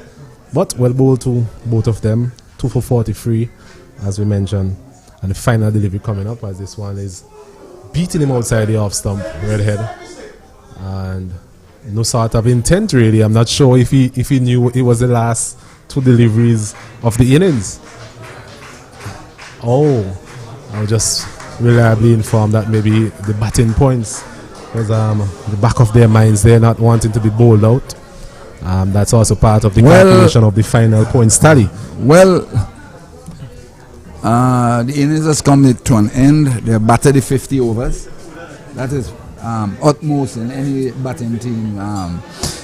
We have looking at things, rather than being dismissed in 40 overs, 35 overs. They have batted the full 50 overs, and that is a big plus to the Grenadian team. They had the discipline enough to bat it, and they're able to end up with their total of 259, I think it is, 259 for 9. And St. Vincent Grenadians will have to bat and bat properly. They have been, I believe, sort of battered in terms of that middle phase between in their innings between Bishop and Jeremiah, and then to end the game. And this 259, this 260 get will take quite a bit of doing. Well, what we saw from the Vincentians in the first game, the opening pair in the form of Pope and Maloney, they really got stuck in. Pope really curved his natural instincts as an aggressor and was able to accumulate 48, I think, in that particular game. So they will need a similar effort in terms of getting the team off to a very good start. It doesn't have to be the fastest, the quickest of starts, as we saw when the Grenadans batted. They were able to just negotiate the initial opening spell, the opening boss between Dean Brown and Darius Martin, and then from there they were able to explode into a more aggressive approach. And I think something similar would need to be adapted by the Vincentians. Their middle order, they haven't been tested, as we mentioned before. Captain Ambrose, these are the guys that will need to step up. Just as we mentioned when they were bowling, the senior bowlers in the form of Kieran Katoy, Darius Martin, Kenneth Demba, these are the guys that needed to step up. That is the same as it relates to the batting now, where the senior players in the form of Desmond Maloney and Sonny Ambrose, they will have to put their hand up, Gideon Pope, and put their hand up and really try and chase down this target here this afternoon. It is set up nicely for the afternoon's cricket. It's a question, does St. Vincent really possess the players with the mentality towards chasing a big total? That will be the key to it. So the situation here, Grenada 259 for 9 from their 50 overs. When we resume, St. Vincent Grenadines will have to get 260 to win this game. So for now, until we are ready, 2 o'clock. Bye.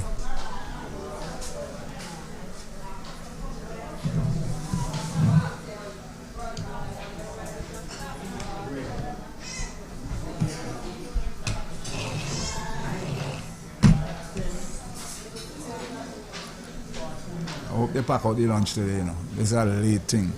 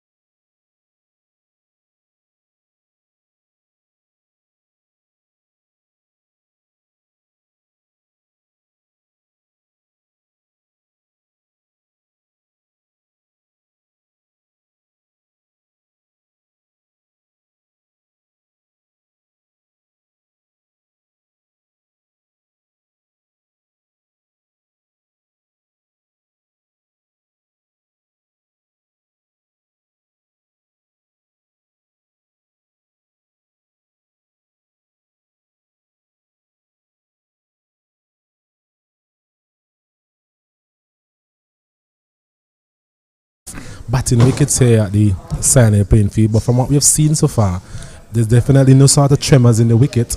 It just takes a lot of application from the batters, and that is going to be key if the Vincentians are to make a good charge at this total set by Grenada. As we welcome back Mr. Gunny Hines, Stanley Gunny Hines. Good afternoon to you, sir. How was your lunch? Good afternoon to Osnet. As usual, quite delicious. As we see Sherman Lewis from the flow end running into bowl to Gideon Pope. Gideon Pope, who had a good score in the first game, so he has a bit of form under his belt.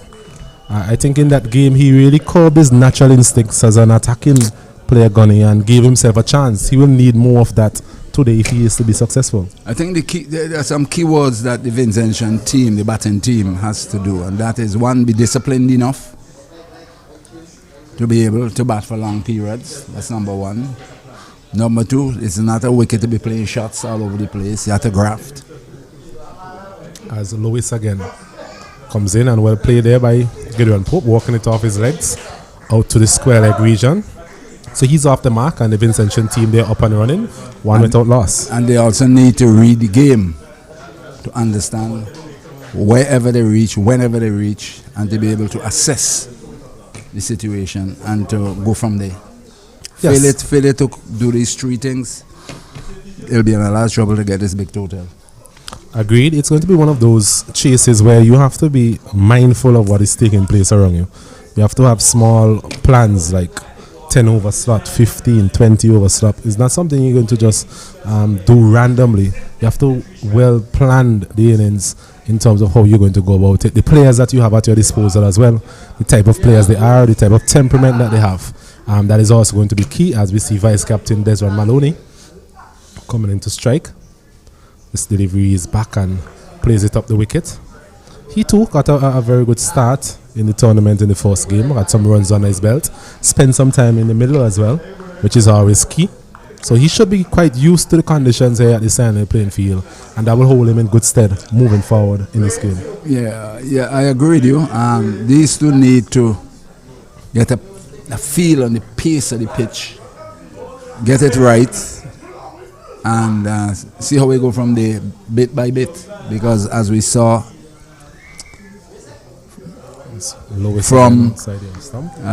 from Bishop and Jeremiah, most of Jeremiah, they soaked up a lot of pressure at the early stages of the innings. Yeah, we know Bishop had this sort of, we'll call it an iffy kind of a knock.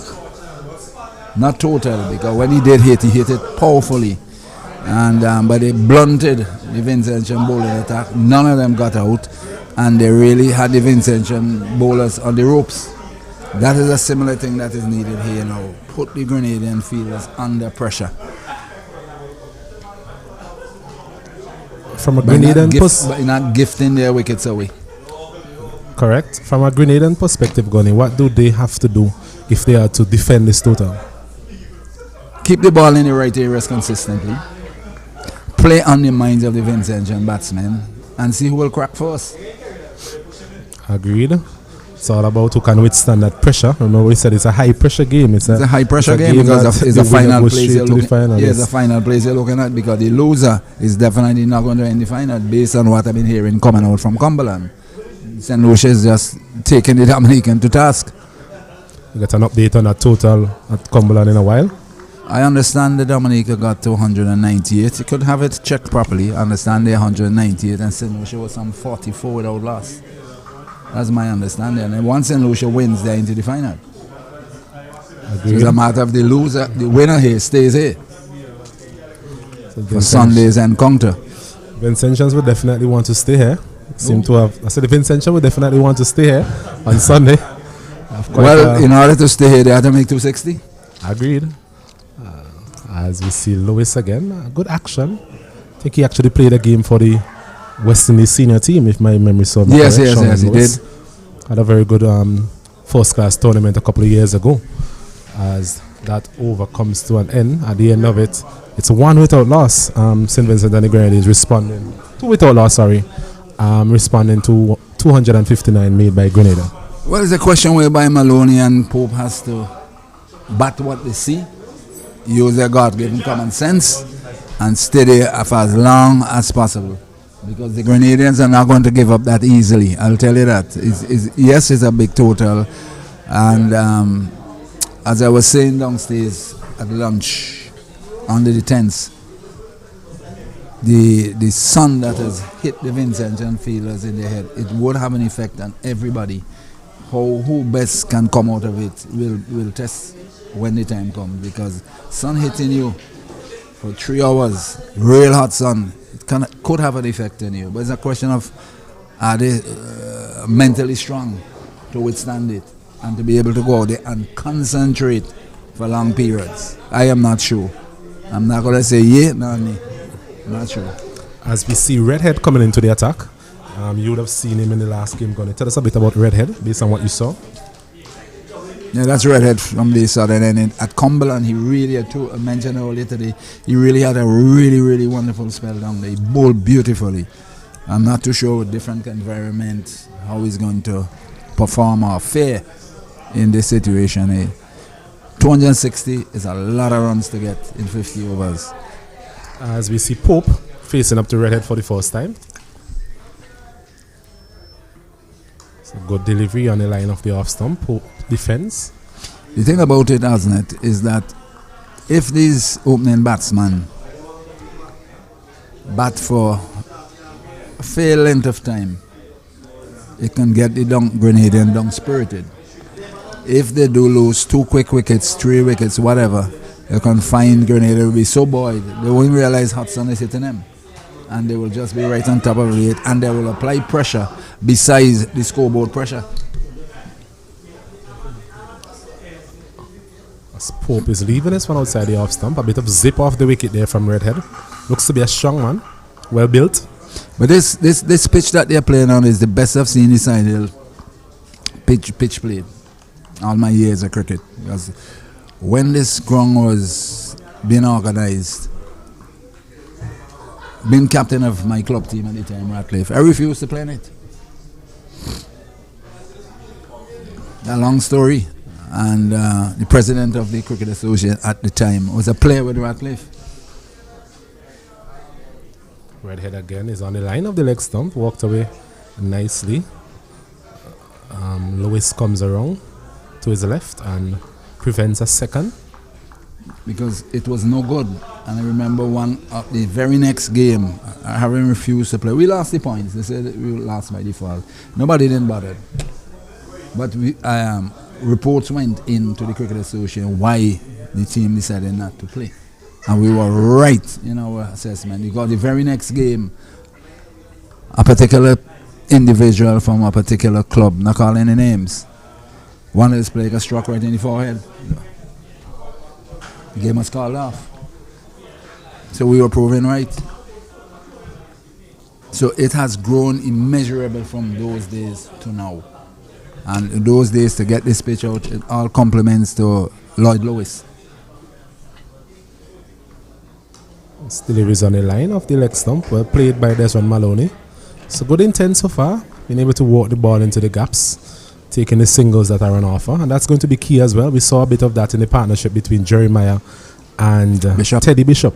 Yes, and in terms of getting the ball into the gaps, as well as they were able to put away the bad deliveries whenever they presented themselves.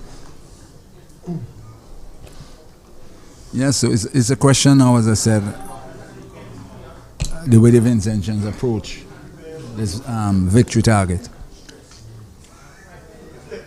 He's hitting this one, it's skied. It's a chance for a catch here. Teddy Bishop is under it, and he drops it. A chance to run out as well. My goodness, all happening here at this side in the playing field. Was a delivery on the line of the off stump. There was Gideon Pope looking to go over the top. Maybe too early in his innings, really. And taking the outside edge. Skied straight there to Teddy Bishop, who was having such a good day, having batted so well earlier. But he dropped it. Well, fortune has favoured the Vincentian batsman in Pope. It should have been taken. It wasn't. Would the Grenadians pay for it? Or would the Vincentian capitalize on the drop cans? Because honestly, I think where he made the error, he was going with the palms and the opposite way rather than the conventional way, and it was too low, And by going down here with fingers pointing up, it had to come out, and it did come out. Had he gone the conventional way with both palms facing his face, there's no way he'll have dropped it. As we see Red Hit steaming in, rolling into this one. He's cutting this one magnificently over cover into the fence for four. That one went like a bullet there, Gunny. Yes, that one went like a bullet off the bat of Malone. He shot of a length, and he gave it the treatment it deserved. As I said to you before, would they pay the price, or would they? Either way, because certainly Bishop should have taken it rather than go under it. He was never in the catching zone. It was going straight to him, but he was backing away. And had he gone close with his two hands up, it would have fallen into his hands around his chest height. But he attempted to take it by his waist, and that's where the problem came. So good luck to Gideon Pope. Well, I think actually earlier, if you could recall, Bishop, he got a life as well from Gideon Pope off the bowling of Martin. I think Gideon Pope put him down very early in his innings. Well, this one was far easier. Yes, it was. So maybe both of them just repaying them each other a favor. Maybe yes, you may be right with that. As we're going to see Sherman Lewis. At certain levels of cricket, you do not drop these things, because the international cricket, you drop those, you pay for it. Sherman Lewis to continue from this flow end. This one is edging, and is it a brilliant catch? I think it is. At first slip, is it Ryan John? On both umpires here consulting. I think he edged it. It went low to first slip. We're not sure what happened. We just awaiting the umpires calling. That's about the most we can say. Umpire Green and Butler consulting. We do not have the benefit of a review currently. He's out. He's lifted his finger. So Gideon Pope, after being given a life in the previous over, he's caught brilliantly at first slip from Ryan John, and the Vincentians, they lose their first wicket. The score is now 9 for the loss of 1. That's exactly what I'm saying. All the wickets have to be avoided. He got a chance, but it didn't cost much. He's back on his way to the pavilion. So it's all a question now of scoreboard pressure. And all the wicket, the Grenadians will be buoyed, will be jubilant. And that wicket will inject more energy into their being. And certainly St. Vincent is under pressure, losing just 1 wicket, and so early in the game. This is third over, and with Pierre going out to bat, and him last game he got a duck. His confidence level must be low. There's a question: can he redeem himself? Yes. So Romano Pierre, the new batter, left-hander as well. Dismissal of Pope is definitely a big wicket for the Grenadian team. Yes, it is. The ability that Pope has to really take the game away from the opposition. But it was a very good delivery as well, it must be said. It was just in that corridor of uncertainty. There was Pope feeling for it outside the off stump, taking the outer portion of the bat, and a brilliant catch, as we mentioned, by Ryan John. He's quite a fair distance back on that occasion, had to dive forward, but in the end, the umpires adjudged that it was a clean catch. Yeah. Well, they're in the best position. As Romano Pierre facing up to Sherman Lewis, and this delivery is on the line of the leg stump. Not in the area he was looking for. It's a wide. As a wide signal there. So 10 for 1, the Vincentians, in response to 259 being made earlier. A top score of 71 made by Johan Jeremiah. And also we had Teddy Bishop with 52, and Darren Ned, he also made a half century as well. In terms of the bowling for the Vincentians, you had Darius Martin with figures of 5 for 50, and also Kieran Kotoy among the wickets as well. As Sherman Lewis comes in again, is a good delivery, wrapping him on the pad, perhaps pitching outside the off stump. Umpire Butler, outside the leg stump, umpire Butler signaling with his hand, maybe heading down the leg side. As you mentioned, all the 2 of viewers, we are side on here, so it's very difficult for us to ascertain where that delivery would have pitched. But we can only go based on what the umpire does with his final decision making. We are in really no position to say it's pitch outside leg, pitch outside off, hitting middle, or whatever. But we could assume from this position that probably pitch outside leg. Yes, Pierre just needs to settle down here, need to get bat on ball really. Seem to be a man a bit nervous. Even in the last game, we were speaking about that when he was very jittery when he came in. Yes, and so it didn't surprise me when he was dismissed, although there was just a small amount of runs to be had. But yes, this number 3 position is a wonderful opportunity for him to redeem himself. Yes, a number 3 position coming in. It's a critical position in any batting lineup. Normally say that the number 3 batsman is the one who really dictates how the innings goes. So hopefully for Pear and for the Vincentian team on a whole, he's able to make some runs today as he's walking this one nicely off his hip into the area of square leg for a single. So he's off the mark, and total moves up to 11 for 1. Brings the vice captain Desron Maloney into strike, as we are seeing a flurry of spectators coming in. Some persons may be finishing work early on a Friday afternoon. There's still time for you to head down to the cricket here. A wonderful match and being played out here between St. Vincent and the Grenadines and Grenada for a spot in the finals. It's literally a semi-final game in this Windward Islands Senior Men 50 over tournament, as we see Lewis again, a bit fuller this time. Maloney there, maybe camping on his back foot as he normally does, and that delivery was a bit fuller, a bit late to come forward there, Maloney, but in the end working it out to the man there at backward point. Yes, sure that I skipped across it to get the information from Cumberland. St. Lucia pouring their way against Dominica. Dominica got 197, St. Lucia 117 for 1. Pouring their way to victory there. St. Lucia definitely looking the team to beat in this tournament in terms of their performances so far. Being a very consistent team, they've been positive in their approach, and I think they're definitely heading for that spot on Sunday here. St. Lucia definitely heading for the spot. It's a matter of who joining them. Which one of these teams? There's one Maloney. So it'll be St. Lucia versus and the loser go to Cumberland, the winner stays here. It's who wants to stay here. Yes, there's one Maloney, as we mentioned, trying to force his way back into the Windward Island setup. And he can only do so by scoring runs. It's a beautiful delivery outside the off stump, a bit of lift, a bit of movement away from the right-hander. And there was Maloney missing it completely. And the end of another over, at the end of it, St. Vincent and the Grenadines responding to 259 being made by Grenada. They are 11 for the loss of 1. Yes, 11 for 1 after 4. Slow start, but one can very well understand. Welcome it as well too. But it's a question of being able to bat long, and the scoreboard pressure is not going to be easy. The run rate will actually climb. There's no two ways about it. They need another 46 overs to get 249. It's pretty tough, but concentrate, bat long, and see how it goes. That basically is the message. As I said, the 3 things they have to do best: concentrate, discipline, and get to after this delivery.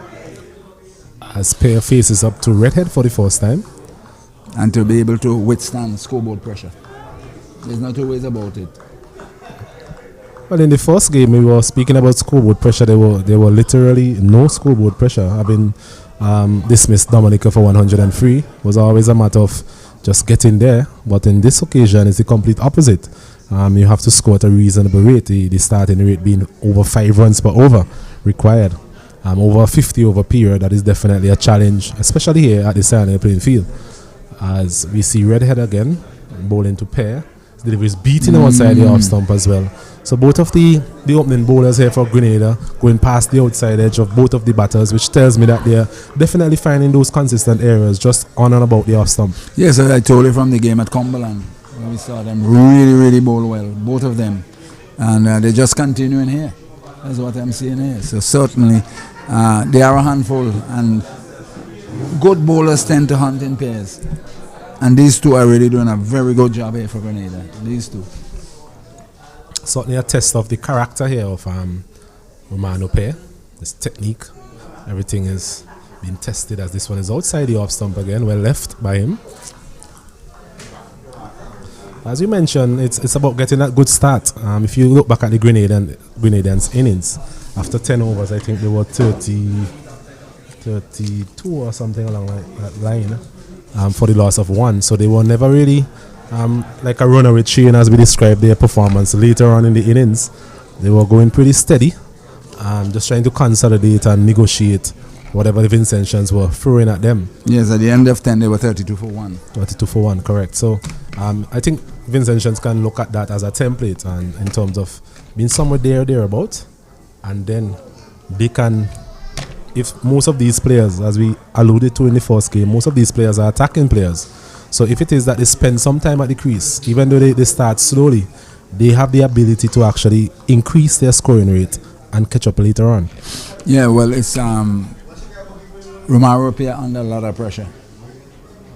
Maybe he has never faced this in his life in cricket. Be under this big match game, big scoreboard, big score,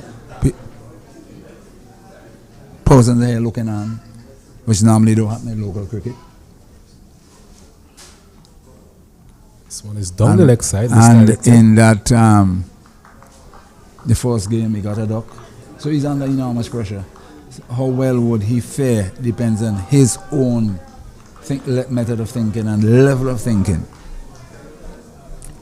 Yes, that delivery just misdirected to some extent, but still going through at a reasonable pace. Yep. You mentioned Redhead getting the ball to lift, really. He's a tall man, strong man as well.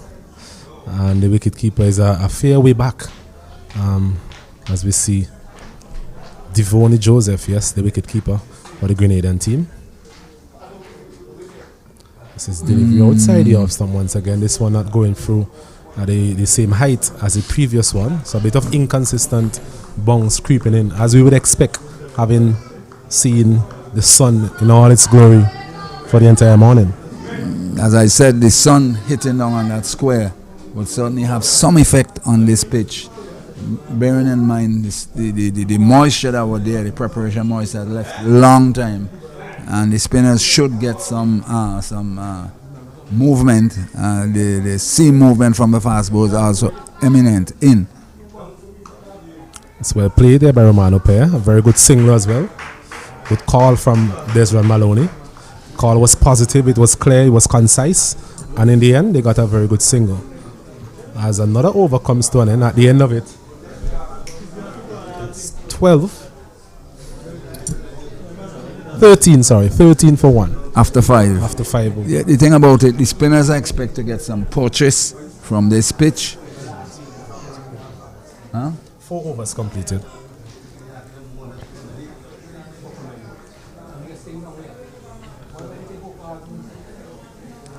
So 13 for 1 from 4 overs. So scoring rate was just around 3 runs per over.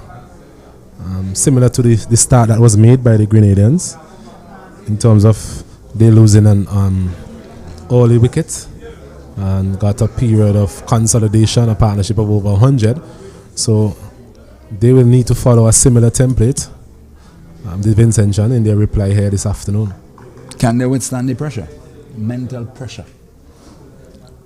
It's Lewis again, outside the off stump, getting good carry to the wicket keeper. And the more overs Romario Pierre faces, is the more pressure being applied to his team. Because as I said, his confidence level is definitely not where it should be. So he's trying to do his best in this big game situation. So was the additional pressure on him. Maybe if he had gotten a 20, 25 in the previous game, it would have been a different ball game. But having scored nothing, a duck, well, I wish him all the very best though. As Lewis again, this one is down the leg side. Maybe taking something, maybe a pad or something. Pad, seemed to have struck the pad. I thought I heard a nick. So it's definitely brushed the pad, which means it cannot be called a wide. It should not be called a wide actually, and there's no run there. It's just a difficult phase for Romano Pair. We all know his talents. Had a reasonable tournament last year. Had a couple of scores under his belt. I think if he wants to come out of it good, smelling good roses, he need to dig deep and try and stay as long as possible and forget about, at least for a couple of overs, forget about big scoring. It's a short there, getting out of the way. All is well that ends well. That's a good one. That's a good one. Put him flat on the carpet. A very good one indeed. And Pierre had no hesitation but to get down and avoid being struck. But it's the type of wicket that we have seen. If the fast bowler really bend his back, then he's able to extract just enough to keep the batters honest. Yeah, we saw that from Darius. Yes, a couple of deliveries when he bent his back. Saw them flying across the breakfast table of the batsmen. So you just saw him a really, really good one.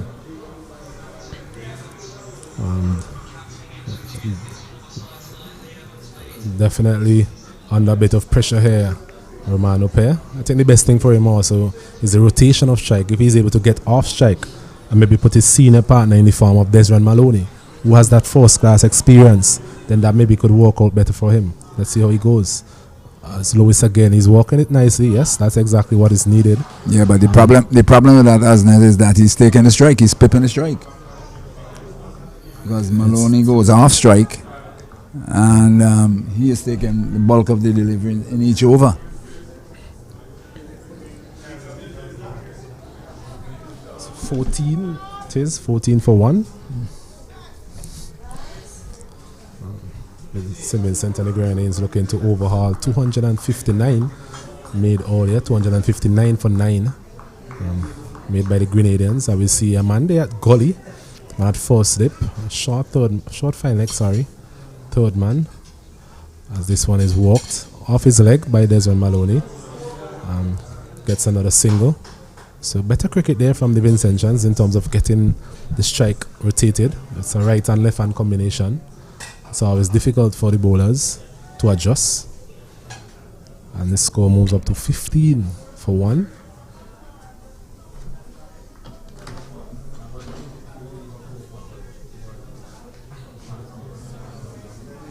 So with a smile. As we hear a bit of encouragement from the Grenadian fielders, very buoyed at this moment. And they have a right to. They have taken a wicket. The sun is hot. The pitch is pretty good to bat on. So Lewis again outside the off stump, and there goes Romano Pair, shoulders, arms, and it's the end of another over. At the end of it, it's 14 for the loss of 1. 14 for 1 at the end of 5. 15 actually, 15 for the loss of 1. 15 I've been told, as the Grenadians are exerting pressure on the Vincentian batting lineup, and more so with Pierre at the crease. I think they would be very happy for him to stay there as long as possible, because lacking in the type of confidence, he will absorb a lot of balls, and probably that is where they maybe playing at. Because I remember a World Cup in 76, I think it was. No, not 75. 79. Boycott and Burley opened the innings for England, and they soaked up so many overs that Clive Lloyd and company weren't to bat it. But by the time they're looking to accelerate, they had what? I'll get to it after this delivery. As we see Redhead again, starting a new over, beating him outside the off stump again. So we have seen Redhead beating the left-hander outside the off stump, and on a couple of occasions as well, beating Desmond Maloney outside the off stump. So it tells me that he's getting the ball to move both ways. Yes, because you're seeing Maloney actually go in there and do a little bit of this gardening, tapping the pitch. So certainly, just as I said, the hot sun hitting that pitch, they're going to get some lateral movements. I remember Burley and Boycott, they batted 29 overs, I think it was, for inside of 100, trying to get 200 and plenty. And they were comfortable because they had already lost the game. There goes Redhead once again. Maloney is using his feet, coming down the wicket a bit, but just manages to choke it out to the man there at extra cover. But if you can soak up, if they can soak up 29 overs here and they're not past 100, they'll be in real problems. And so keep Pierre on strike, keep him there. By the time you look, another number of overs will have disappeared, and they'll put more pressure on the remaining batsmen to come. We spoke about match awareness, and that is something that the batters need to be mindful of. You are chasing a particular total, so you should be able to assess where you are at and where you need to be. As Maloney is cutting this one, not really getting the placement or the timing that he was looking for. Been very disappointed there. Was a bit of room offered there by Redhead. One of the rare occasions we've actually seen that.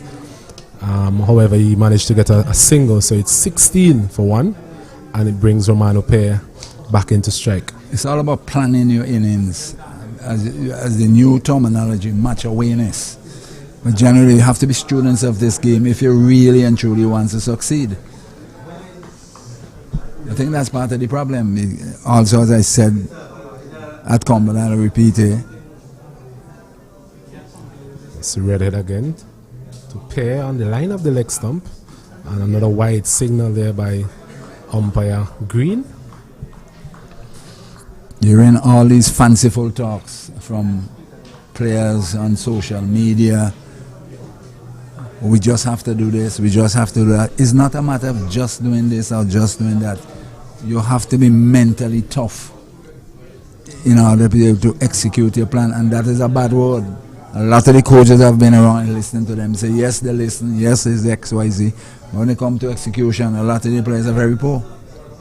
I've heard that from coaches' mouth. I'm not going to call any names. This one is a good delivery. Yorker length. It's not that they're not teaching them. Romano Pair. It's not that they're not teaching them how we're going to plan and to execute. But when the execution times come, is where the problem starts. That's my understanding. As we said earlier, once you're batting, it doesn't take much awareness. There's no scoreboard here per se. When you look at the scoreboard, you'll know exactly where you are and how many is needed for many overs. It's all here in the brain.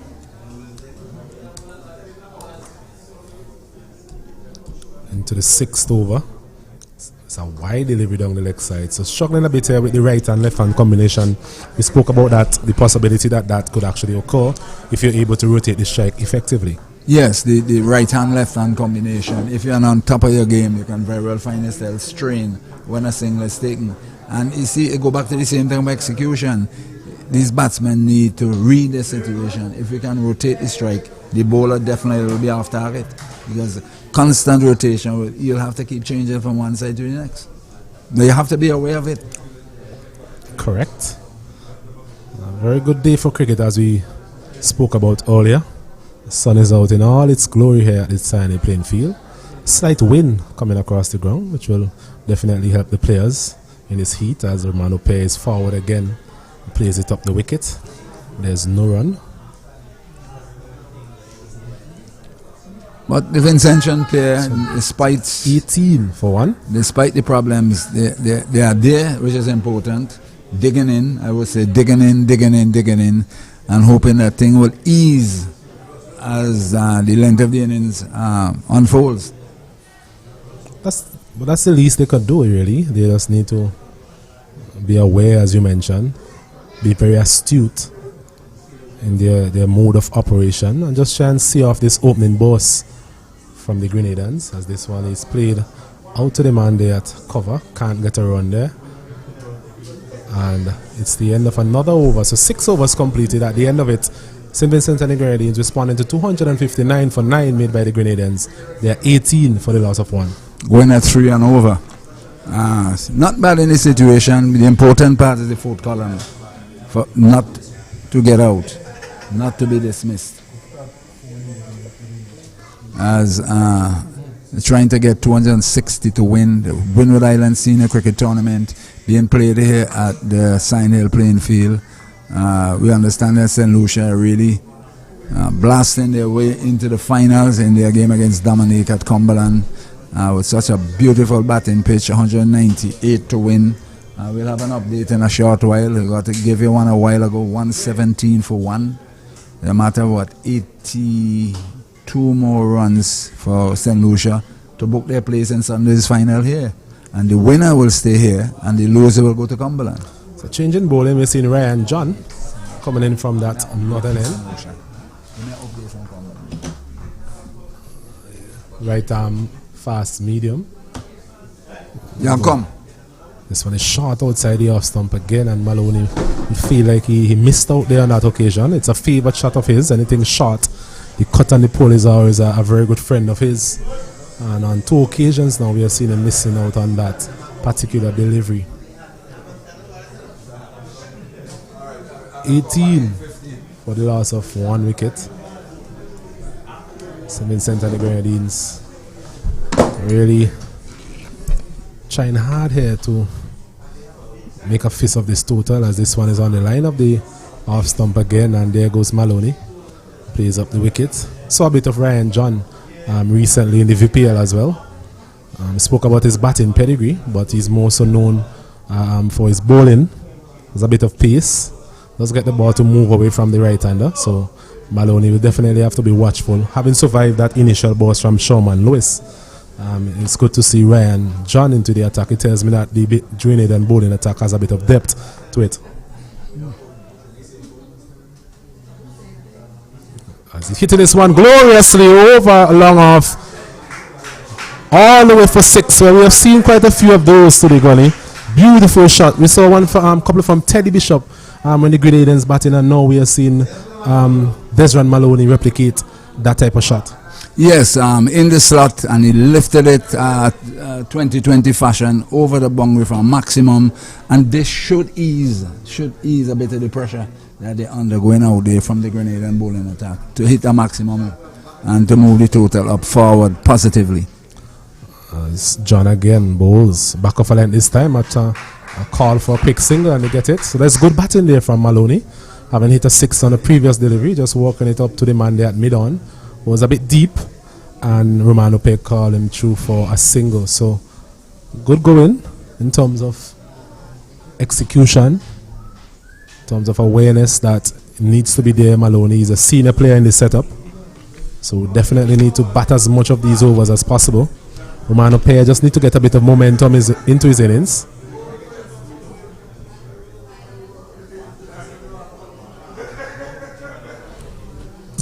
As John bowling to Pear, and his covers up again, and there's no run. An update on the score at Cumberland, 137 for the loss of 2. St. Lucia chasing 198. So you can almost say it's a foregone conclusion that St. Lucia will take that one home, Gunny.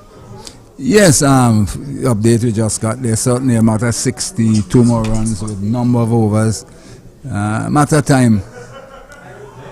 So on his beating him outside the off stumper, a loud appeal there. And nothing from umpire Dayton Butler, and Romano Peck lives to fight another day. And it's the end of the over.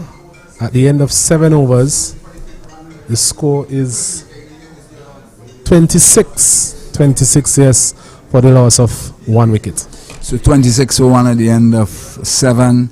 Not bad going. The important thing is not to lose too many wickets too quickly.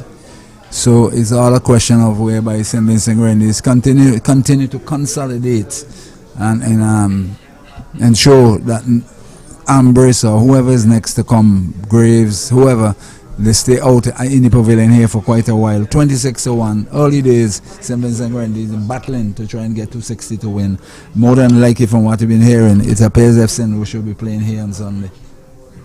Yes, just a small correction from our scorers. 25 for the loss of 1. As Romano Peck, he's on 3 from 18, and Maloney, he's on 14 from 18. The wicket to fall so far has been that of Gideon Pope. After being put down on all the occasion, he was dismissing the next over from Sherman Lewis. Very good catch at forced it from Ryan John. As we are going to see another change in the bowling, it's Haston Jackson.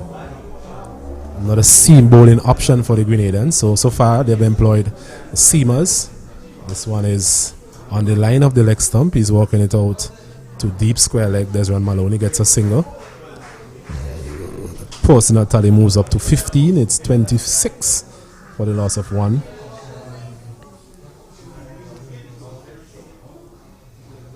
Partnership slowly growing. From a Vincentian perspective, we'll be hoping this is the start of a big partnership between these two. As we see a slip, a man at short third man, backward point, cover, mid-off, mid-on, mid-wicket. A man at deep fine leg and a man at deep square leg. As Manope is punching this one in the gap. Should be able to get a second, yes.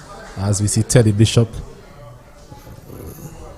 cleans up, gets it back in but can't prevent the second. So That's better from Romano Pair, getting bat on ball really. Walking it past the man at backward point for 2. So he moves on to 5 and the total goes up to 28 for the loss of 1. Well, they're inching their way slowly but surely. And there's a field change in personnel, moving from gully to cover point. As St. Vincent continue their relentless battle of trying to get 260 to win. This one is outside the off stump, punching it out to Ryan John, who just moved into the covers there. This is actually the 4th bowler that we are seeing, so having survived the initial burst from Redhead and Sherman Lewis, there's no reason for the Vincentian batters to get complacent to any extent. 2 new bowlers. Grenada captain choosing to, as he's swinging at this one outside the off stump, Romano Pair, not making any sort of contact. I think this probably may be some good tactics on the part of Ryan John, you know. These 2 senior bowlers in Redhead and Lewis, they have got to 3 overs each, pull them out their top, let the other bowlers bowl at pair particularly, and try and eat up a lot of overs. I think that's probably part of the tactics we're seeing here. I also think that given the heat really, we have not seen any fast bowler bowl any extended spell. That's another thing we have to look at. I'm bowling 5 to 6 overs in this type of heat. It's not going to be easy, so as you quite rightly said, 3 overs off, that's it. You come back for a middle spell, another 3 or so. And as evening comes, if it goes that deep, you'll be able to come with a final burst, depending on the state of the game. Jackson again, wrapping him on the pads. Optimistic appeal there from the Grenadans. That one pitching outside the leg stump. Maybe a bit of height as well. And a leg by, signal by umpire Green. 29 for 1. We're in the 8th over.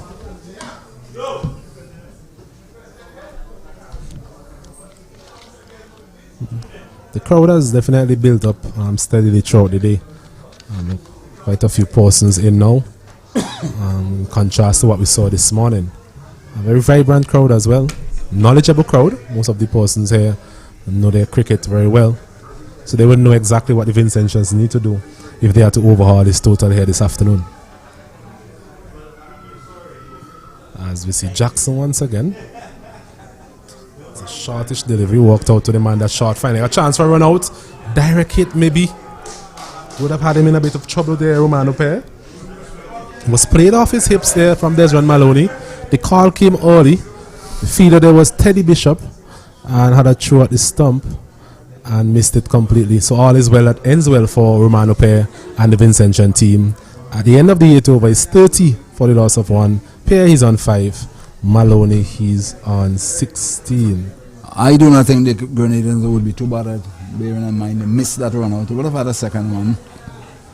Because the individuals actually soaking up a lot of the balls. He's still at the crease, which is Pair. Yes, he can bat. Yes, he does score runs in local cricket. But this level here, we're not too sure what we can expect from him. We've given an opportunity, and the only how we can gain experience is by giving the opportunity. And yes, hoping he will take it with both hands. Start of a new over from Ryan John, bowling again to Desmond Maloney. This one is keeping a bit low, is it? Beating him outside the off stump again. Ryan John with a kind of a slingy action, so does get the ball to move away from the right-handed batters. On that occasion, Maloney again. They've seen that on a couple of occasions now, being beaten outside the off stump.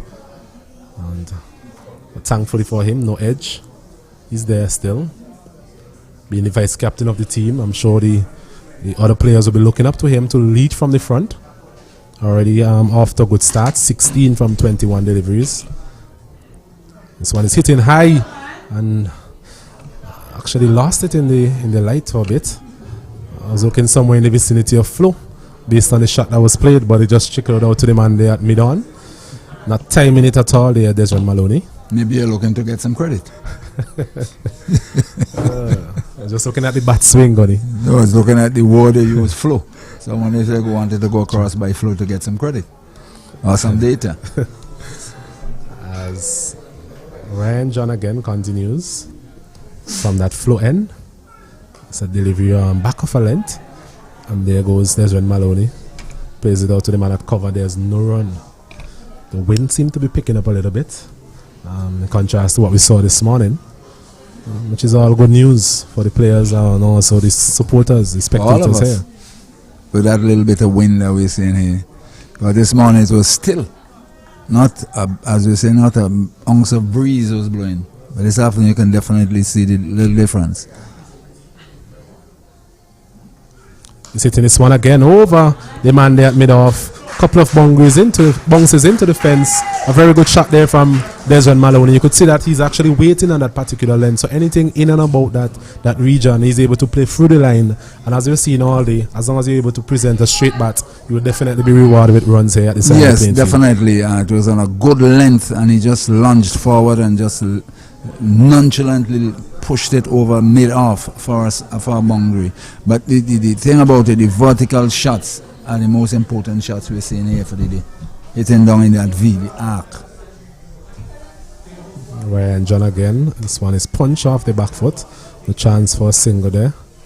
It was actually a very good length. I think there's a length that you would want to be to Desmond Maloney. We know that he's very good off the back foot. We have seen him cut and pull successfully in his short career so far. But on that foolish 3/4 length, I think there's a good length, but it was just a very good shot on that occasion. But I don't think Ryan John should be too perturbed by such a shot. Just need to get that man at mid-on, maybe at the edge of the circle in the event of a mistiming. This one again, looking for a single. There's no single there. That would have been suicidal, as we see in Darren Ned running in there. And it's the end of another over. End of the 9th. And the score is 34. Yes, 34 for 1, chasing 260. Well, St. Vincent, they have dug in Pierre and Maloney. And I am certain that the skipper and the rest of the management will be hoping they can continue to dig in and see how far we can get within a reasonable time and ease the pressure on the remaining batsmen, because the middle overs, I go right back to those middle overs. These were Grenada accelerated because they were very slow. I think they were 32. Shot there is pulling this one there, Romano Pair. Getting good contact on it, getting very close to the boundary. That's a big side of the ground. And they come back for a second. That was short of a length, and he really should have spanked that further. But apparently maybe a little timid to really play the big shot, but certainly it was short. He had enough time to have actually maybe sailed that one into one of those coconut trees down there, and eventually got two. But at least the important thing, he got runs and he's still batting. Yes, that will give him a bit of confidence, that type of shot, getting the middle of the bat on that occasion. And Jackson continues from that old airport end. There's a short delivery out here, the off stump. He's standing tall now, Romano Pair. Coming back for a second. There's no chance for a second on that occasion. Well done there by Teddy Bishop. Was got you a lot of work in the short inning so far. So single. Pair, as I mentioned, looking a bit more confident in this particular over. First delivery pulled it past the man there at mid-on, and on this occasion standing tall. He's not a tall man by any means, but stood tall and punched it through the cover and got himself a single. So 39 for the loss of 1. Brings Vice Captain Maloney in strike. He's using his feet there, Maloney. And there was Jackson maybe bending his back a bit more. Got it through at a reasonable height. A bit of pace there from Jackson. Definitely uncalled for. Charging the ball, and he saw him coming and ducked short. There's no way. Had he hit that, it would have been a reminder of us to how Puran got out in that final. Dug in and he's charging, and he just lifted it very casually for easily to be caught, and he could have gone that same way. Just sit down, concentrate and bat. That's what he needs to do. Concentrate and bat. Jackson once again to Maloney. He's on the line of the leg stump this time.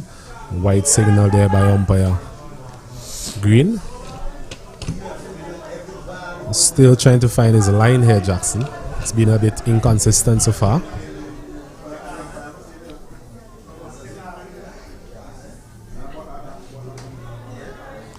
Certainly, the wicket hasn't lost any great degree of pace. We're still seeing the Grenadian seamers being able to extract a bit of bounce, a bit of carry on the wicket, which is good news for the Vincentian batters. As he's driving this one up initially, just falling short of the man there, Darren Ned, at mid-off. So a risky shot there from Maloney, maybe looking to hit that one a bit straighter. But thankfully for him, fell short of Ned, and he gets another single. Brings Pair back into strike.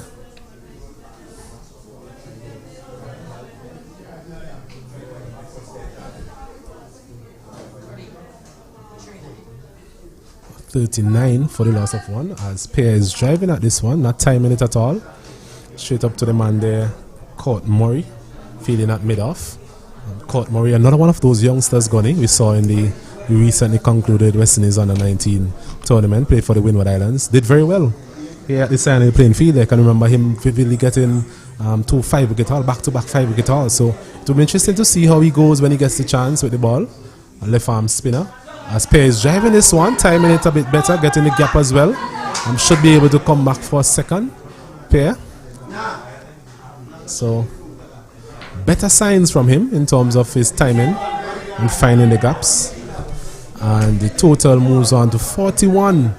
Yes, 41 for the loss of one. 10 overs completed. Well, as I said, they are slowly but surely building and building. 10 has gone, 40 to come.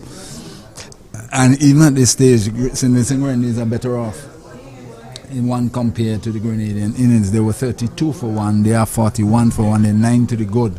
But then you see what happened to the Grenadian innings. The middle part is where they really exploded. They had a very slow start, 60 for one from 16. And then by the time they get to 35 overs, there were 200 and change. Real explosion.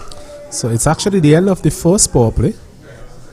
So the Grenadians now have a chance to actually spread the field a bit more. No longer have to have 2 fielders outside the circle. So there's a man at deep third man, there's a man at deep square leg. Long on, long off. Extra cover, backward point. And a man there at short mid wicket. As we see in a slight change in the field, the man there at a long off comes into a mid off position. As Ryan John starts again, this time it's down the leg side. It's a bit naughty by the Grenadians in terms of the number of extras. It is one criticism we can say of the bowlers so far. They've bowled a lot of wides. The number of wides are also bowled by the Vincentian bowlers, so matter losing coming off the radar. Try to concentrate and keep it in that arc there rather than trying. I believe some of it is trying too hard.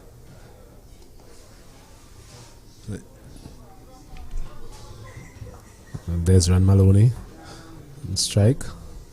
A police officer by trade. They'll be looking to arrest the Grenadian bowling attack here this afternoon. There's a good delivery there from Ryan John. A Yorker length delivery, well played by Maloney. So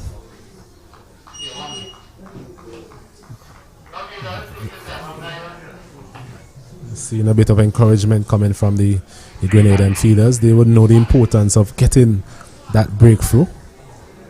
That was an issue when the Vincentian fielded in terms of not getting that second wicket when it was needed, as he's walking this one, Maloney, out into the region of square leg, waiting for the signal from the umpire. Yes, umpire Butler signals a leg by. Yes, we were saying that when the Vincentians bowled, the second wicket proved to be elusive for a while. That second wicket partnership of 100 and over 100 runs between 118 between Jeremiah and Teddy Bishop, that really set the platform, set up the innings for the Grenadians. And we are saying that the Vincentians will be hoping for a similar effort from these two. 43 for the loss of one. As Pair taking the outer portion of the bat this time. And there's no run. So an all-pace attack so far from the Grenadians. It'll be interesting to see when they choose to introduce the spinners. Yeah, I think there's Cyrus Cyrus, I think, is the leg spinner. There's Court Murray as well. Spoke about him earlier. Left arm. Yeah, Cyrus is one of the main spinner. The leggy.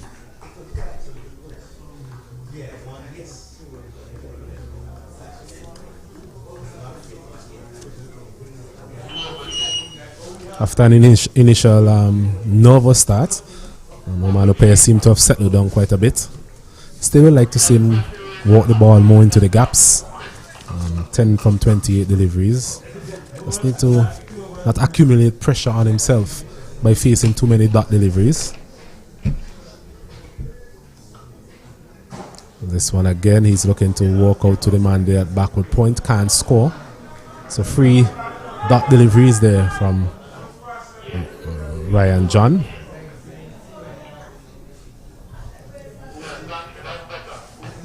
.5 deliveries so far in this innings. 43 for the loss of 1. St. Vincent and the Grenadines. Maloney, 21 from 30, so he's scoring at a reasonable rate. And Omano Pay 10 from 29 as Ryan John. A short delivery this time. Bit of an effort ball. You can hear the groan from here. And Omano Pay allows it to go by to be taken by wicketkeeper Joseph. So at the end of the 11th over, St. Vincent and the Grenadines responded to 259 for 9 made by the Grenadians. They are 43 for the loss of 1. Well, the game continues at a nice pedestrian pace. But at the same time, it's going well for St. Vincent and going well for Grenada because they're not scoring too heavily. And at the same time, the Vincentian batsmen have dug in Pear and Maloney. So it's all a question whereby this innings is following the same pattern as the Grenadian innings. So we'll all see how it goes. It's now 43 for 1, 43 for 1 after 11 overs. And there seemingly would be a bowling change. No, it's not a bowling change, just the players went and took some water out for the Vincentian batsmen in Maloney and Pierre.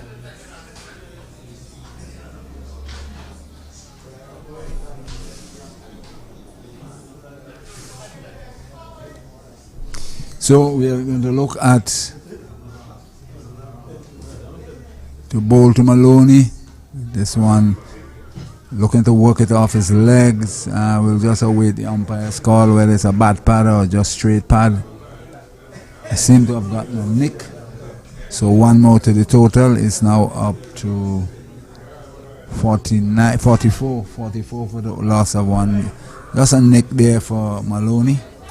44 for 1, trying to get 260 to win St. Vincent Grenadines. I think they're a little behind in terms of the run rate, but they are still well in with the game because they have not lost many wickets, which is important. From the Jackson from the southern end or the main Asvale playing field end. I'll be bowling to Romaro Pierre. Some field changes being made. There's a slip. There's a backward point, cover, extra cover. Wide outside the off stump, signal wide by umpire Green. Total goes up to 45 for the loss of 1. And there's a slip, as I said, backward point, deep cover point. Straightish extra cover, mid off, wideish mid on, square leg. A man on the long leg boundary. Jackson from the southern end. And it's this one into the air. He could be in trouble here, he could be in trouble, and he's out. Romario Pierre looking to hit that one somewhere in the mid wicket area. Seemed to have stopped on him a bit. Maybe all credit to the bowler. Played too early and lobbed it into there, and it's an easy catch as St. Vincent Grenadines lose their second wicket at 45 for 1 with skipper Sunil Ambris marching out to the crease. Yes, a disappointing end there from Romano Pay. He had done the hard work really He was speaking about the fact that he may be not scoring as quickly as he would like, but at least he's there. As long as you're there, you give yourself an opportunity to catch up later on. That occasion, a shortish delivery, looking to pull that one in the vicinity of deep mid-wicket, taking the top portion of the bat, and a simple catch there for the man there at mid-off. So here he goes, and the Vincentians, they lose their second wicket. It's 44 for the loss of 2, as we see Captain Sunil Ambrose making his way to the middle. Well, this is a crucial partnership here. A crucial individual has gone to the crease in Sunil Ambrose. He's very experienced, but from his youthful days to now, he hasn't really and truly delivered what we really hope to get out of him. He's still making some runs, but you know, those big scores are missing. Let's hope, from his own perspective and from a Vincentian standpoint, we can see something that well worth repeating here for him to try and get 100. Yes, definitely. We need a big innings from him. He's the captain. He's someone with international experience, having played for the West Indies on a few occasions as well. Have one international century to his name. And they'll be looking to him to really nurture this innings and guide this innings along with the vice captain, Desmond Maloney. A big partnership is definitely needed here from these two.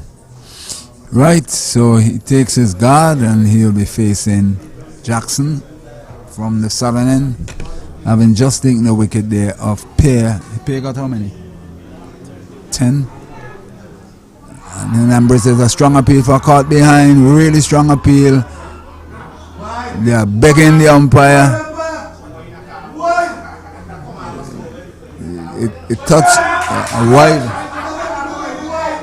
I was about to say it touched something. That's why they appeal, and then the pressure on the umpire forced the signal out wide. But it appears if it touched something was touched. What I don't know. It's difficult to say from this angle. I'm not sure if I can really say for sure that there was any sort of bat involved. I'm not saying bat, something, because the way they are appealing, difficult for us to say. But you mentioned under pressure. Right. You mentioned putting pressure on the umpire earlier. Even when the Vincentians were feeling, we spoke about the inexperience of Mr. Green at this particular level. This one lifting from Jackson onto the chest there of Ambrose, who turns it off. He goes off the mark with 1. It's now 45 for the loss of 1 into over number 12. 45 for 2, I beg your pardon, having lost Gedwin Pope earlier and Romero paying this over. So 45 for 2, St. Vincent Grenadines tracing 260 to win this game. Quite a few vocal spectators around, you can hear the comments. Jackson in, Maloney looking to swat that one away, and Common Green belatedly singing a little one over the shoulder, but I prefer not to hear my comments. Leave it right where it is. Jackson seemed to be working up a bit of steam in this over. Yes. Maybe after the initial 2 overs or so. Just a bit warm now. Well, the wicket would have given him that impetus to bend your back, so to speak, and try and do what your country is expected of you. Jackson in. There's this block in front of me. What happened there? He seemed to have nicked it and it's dropped. Am I right? It's actually 4 runs. So signal 4 runs there by umpire Green. Seemed to appear to be an inside edge. Yeah, that's exactly what I'm saying. And pass 4, slip or something on the sort, has gone to the boundary for 4. Fortuitous boundary, but nevertheless it all counts. I think the thing with Desmond Maloney at times is that he seemed to be expecting a short delivery. So whenever a bowler bowls a short delivery at him and follows it up with a delivery a bit fuller, he's camped on the back foot. I'm expecting another short delivery, and I think that was evident on that occasion once again, where perhaps he should have been forward to that delivery, but he was a bit back, and no man's land really. Jackson to Maloney. Maloney clips this one off his leg. To mid-wicket, gets a single. Another single ensues, and the total has gone on to 52 for the loss of 1. The 50 is up. 52 for 1, 52 for 2, 52 from 12 overs. And the 50 is up. At this stage, Guyana. Grenada had lost just 1 wicket. St. Vincent have lost 2. So the question whereby the fourth column is the critical part in this innings, trying to get a big total. So it's important that they try to preserve their wickets and trying to get the runs. Yes, a critical part of the game at this juncture, as we've seen Spain being introduced into the attack. Cyrus, as you mentioned, the leg spinner, coming into bowl. We mentioned the capabilities of both of these batters being the most experienced at this level for the St. Vincent and the Grenadines team. So they'll be hoping that they can actually take this game deep for the Vincentians and hopefully put up good individual score, but at the same time and most importantly, win the game for St. Vincent. The most important thing is to have a good read at Cyrus with his leg spin, because leg spinners, as I will repeat, they either become very expensive or they take wickets. That's the thing about leg spinners, more so in the Caribbean, because during the regional tournament, as we knew it used to be, spin bowlers always got a lot of wickets. The Dan Raj, the Solomon Ben, you can call so many names, spinners always get wickets, and plenty. Ryan Austin, you can call a number of names. There he is driving.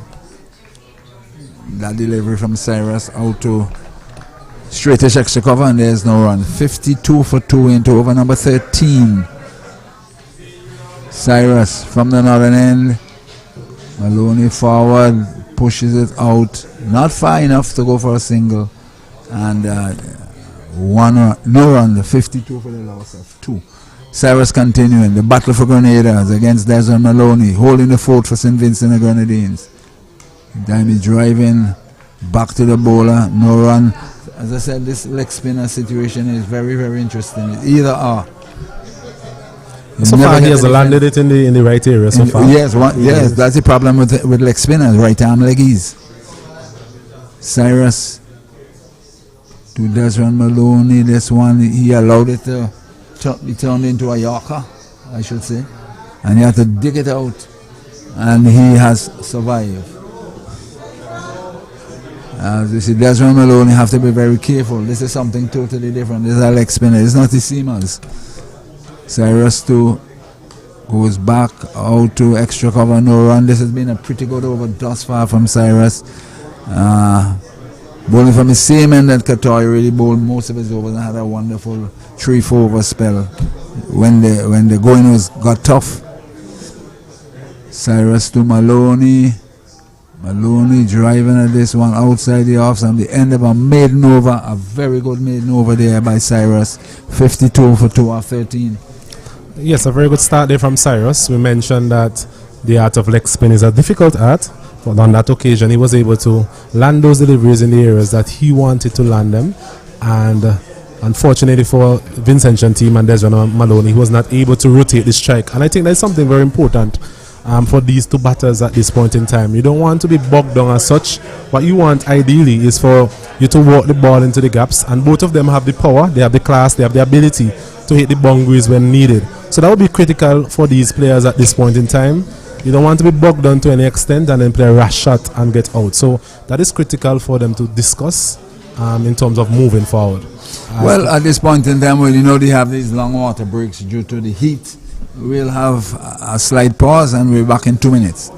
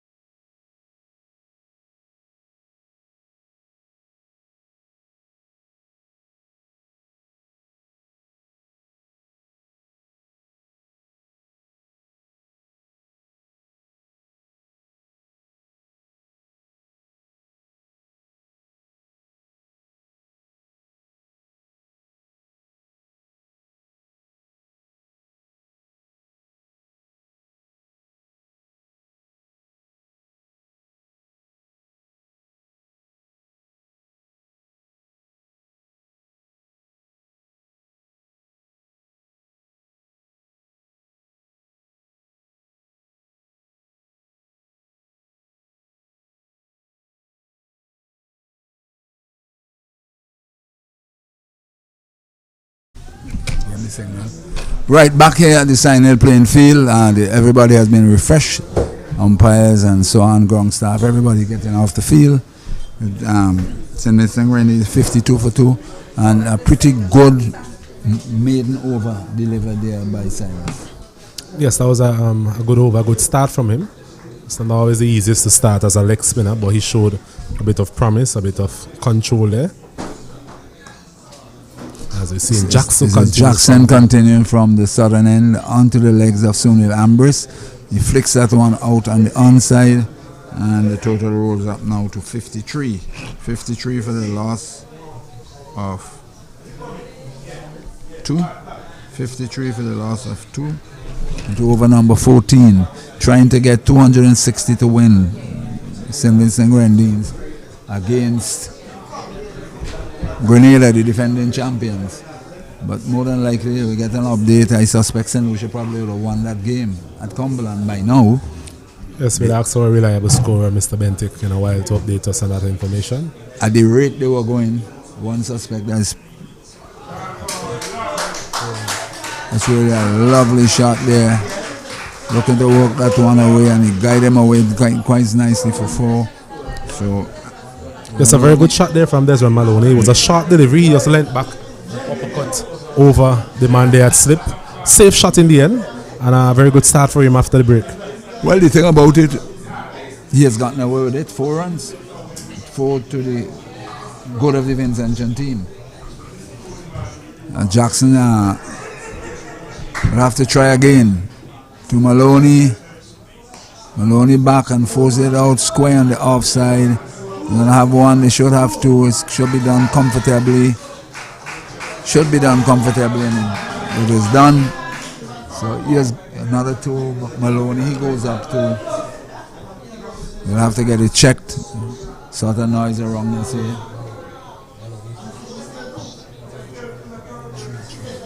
Desmond Maloney is on 33. 3-3. Ambrose is on 1 or 2. 2. As Jackson to bowl to Maloney from the southern end. Maloney guides that one out on the offside. Single ensues, goes up to 34. Total up now to 60. Yes. 60 for the loss of 2. Trying to get 260 to win St. Vincent Grenadines, which means they need another 236 overs. Game is on. It's definitely on, Gunny. Here at the Sion Hill playing field.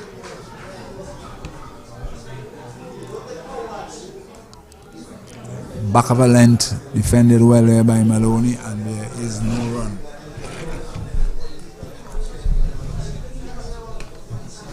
If St. Vincent and Grenadines is to reach this total, it will certainly be the biggest match totals here at the Sion Hill.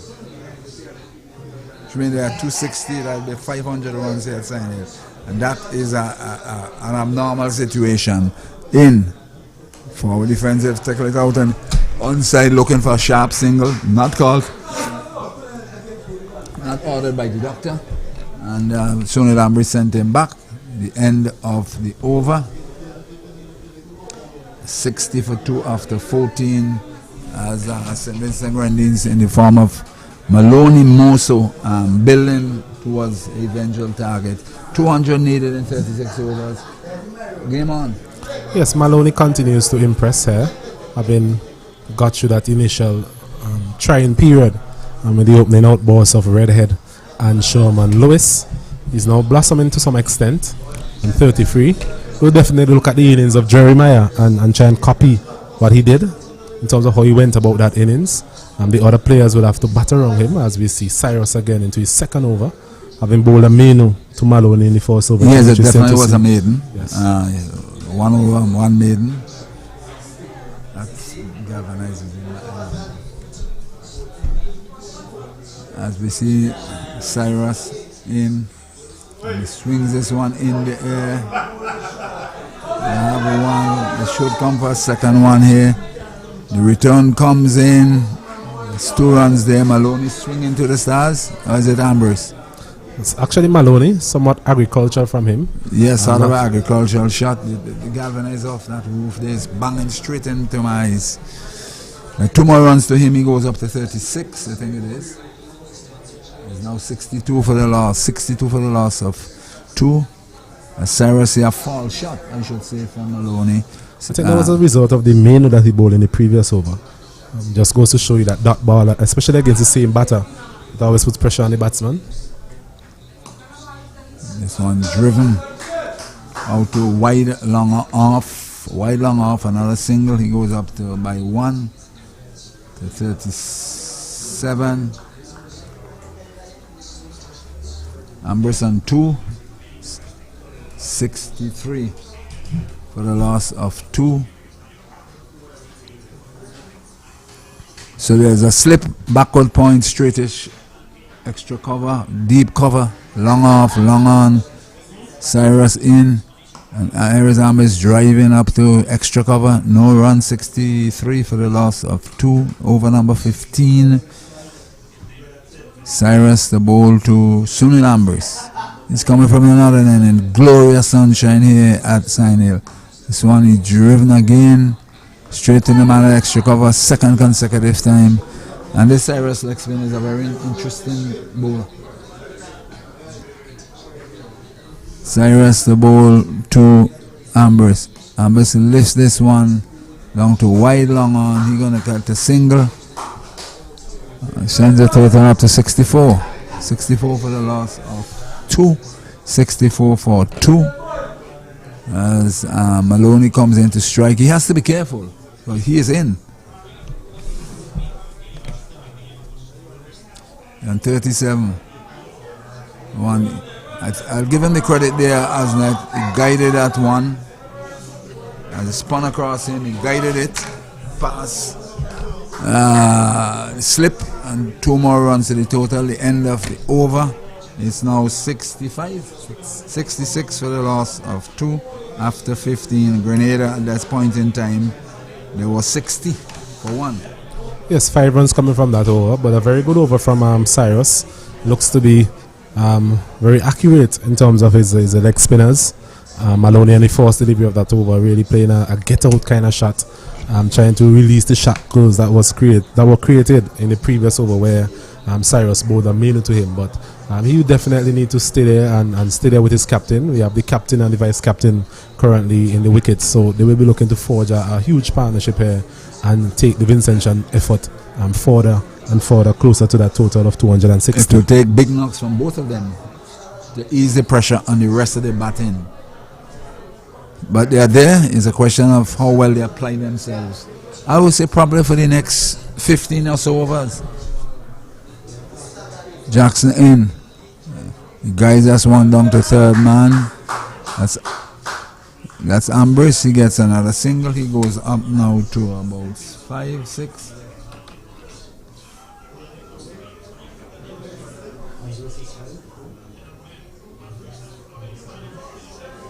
Ambers is on 4 and Maloney on 39.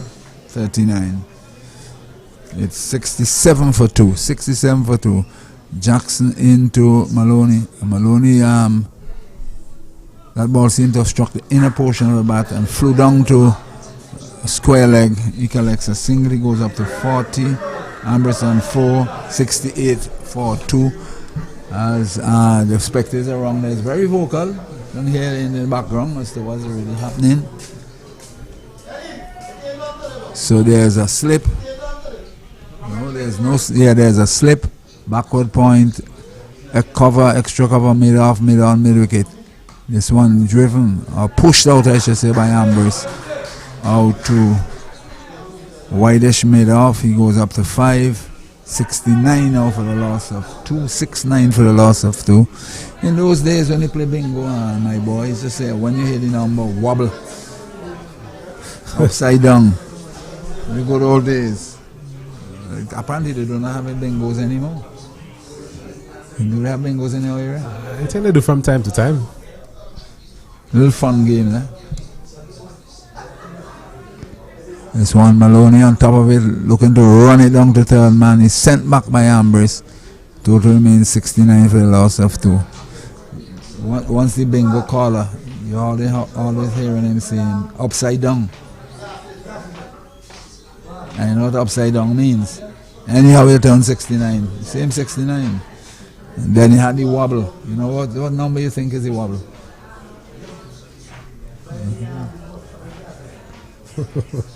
I'm not sure.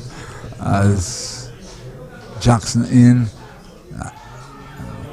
That one is a false shot there by Maloney. Looking around, seemed to have hit the other toe of the bat and floor crosses thumb down to on the onside. He gets one, he goes up to 41. It's now 670. 70 for the loss of 2. The wobble is number 8. Check it out good. 41 to Maloney, 5 to Ambrose, 670 for the loss of 2 into over number 16. Sun is out in all its glory. And here is Ambrose driving up to mid on is the end of the over. At the end of over number 16, it's 70 for 2.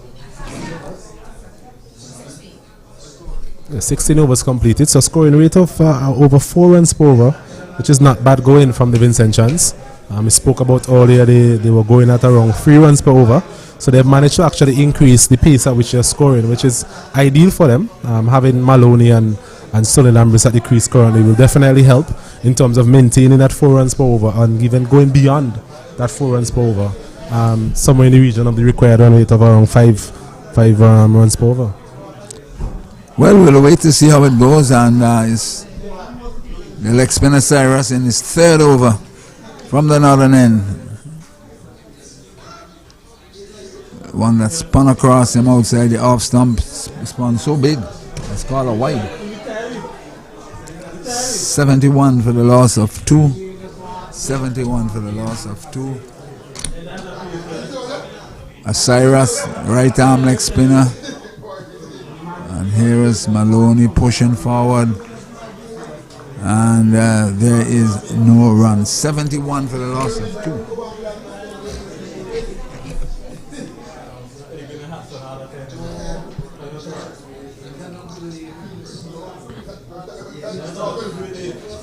There's a field readjustment here now. The sweeper on the offside, and he brought Mo to his left. In, flighted, driven by Maloney. He gets up another run. He goes up to 42, 4-2, 42. Ambrose on 6. And the total up to 72 for the loss of 2. St. Vincent Grenadines trying to get 260 to win. Grenada made 259 for 9. Cyrus in and lifts this one. Another single to long off to Ambrose.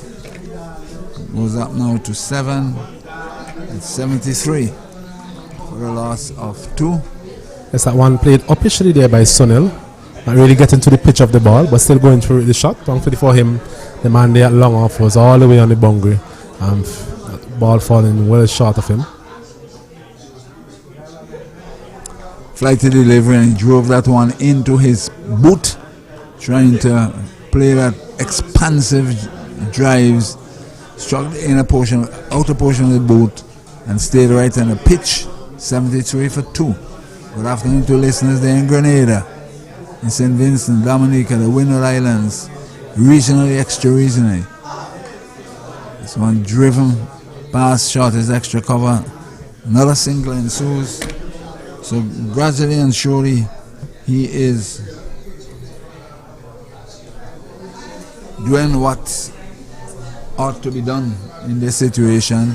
Milk the bowling sort of. See how best you can look at these ones and twos. This one pushed out by Ambrose. End of over number 17. It's now 70. 74 for 2. Yes, 74 for 2 after 17 overs completed. So as I alluded to in the last over, they are actually scoring about 4 runs per over. This is actually a very good partnership so far in terms of the ability to actually get the ball into the gaps. That's something good to see from both of these players. Both of them experienced really at this level. So we should expect, we should hold them to high standards, and that's exactly what we are doing now in terms of saying to them that they need to bat as much of these overs as possible. Maloney, he's there, he's set. Ambrose, he came to the wicket a couple of overs ago, but we all know the talent and the class that he has. So from a Vincentian perspective, they'll be hoping that these two can at least see it through to the next 10 overs or so, and then reassess in terms of where they are and what exactly they need to do. In terms of Grenada, we're seeing a bowling change now in the form of Court Murray coming into the attack. So another spinner into the attack. They will be looking to get a breakthrough. They know how important breaking this partnership is, and that is exactly what Captain John is thinking along this line, along at this time. Sorry. So new man will be the youngster, Court Murray, and he will bowl into Maloney. Desmond Maloney on 42. Left arm wrong.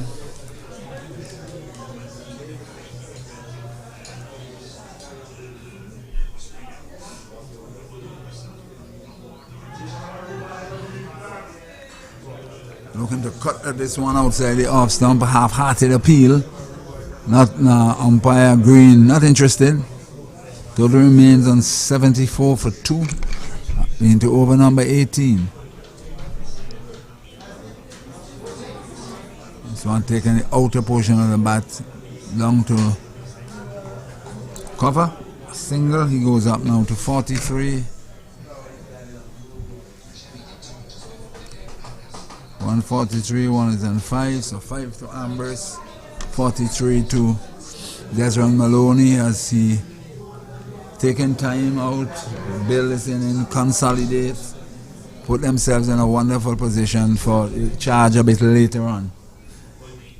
And here's Ambrose just pushing it way out on his front foot and pushing it down to a straight shot of a straightish mid wicket. No run, 75 for 2. Murray into Ambrose. Ambrose is foul defensive. No addition to the total.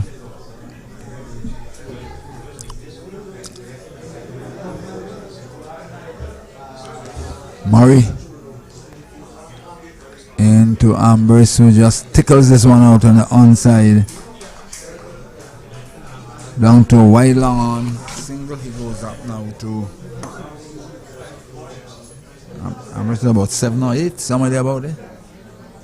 Lost track. Murray in and cuts this one out to cover point. No run at the end of over number 18. It's now 76 for 2 after 18. Good start there from Murray. He mentioned that he would have fond memories of this ground. He would have done very well in the recent West Indies Under 19 tournament, taking a chuckload of wickets, as they would say here at the Sion playing field. Maybe a different pitch to the different conditions, not getting as much assistance in terms of spin from on this occasion, but he will need to use his changes of pace, changes of angle that he uses so well in order to restrict these two experienced campaigners in the form of Sunil Ambrose and Desmond Maloney.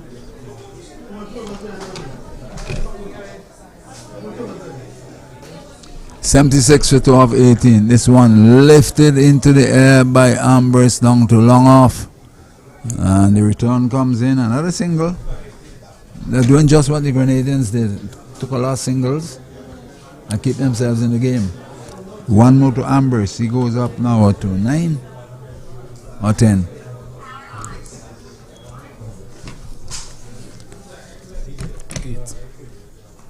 Maloney tucks this one out on the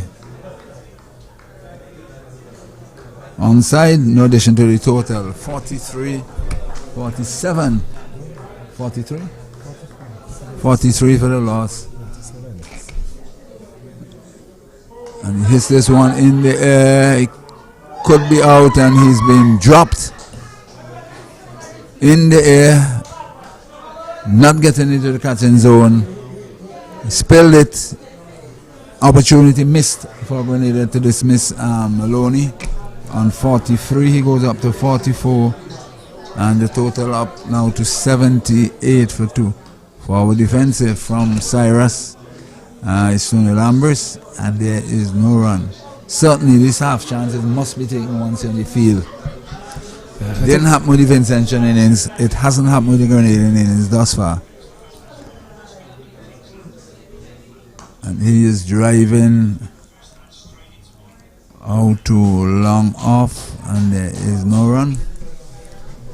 I think that last chance, it actually fell short of the man there on the deep mid-wicket bunker. He's a long way out there.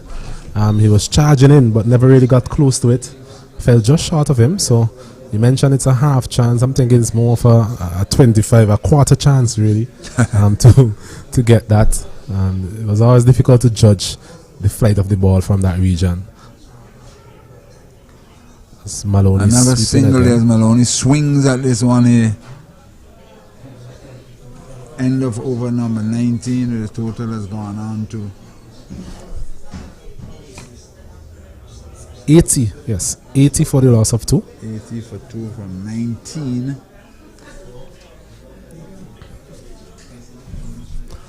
Yes, another good over there from Cyrus. He has been impressive so far in his overs.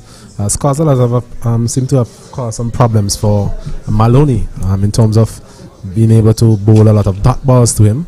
And in turn, Maloney has played rather recklessly at times against him. So a couple of big swipes across the line. So Maloney needs to remain focused and need to know that the task at hand is for him to bat as long as possible in these remaining overs. As we see Courtmore is bowling a short delivery and Maloney going back and punching it past the bowler for a single. Score moves on to 81 for the loss of 2. We're into over number 20.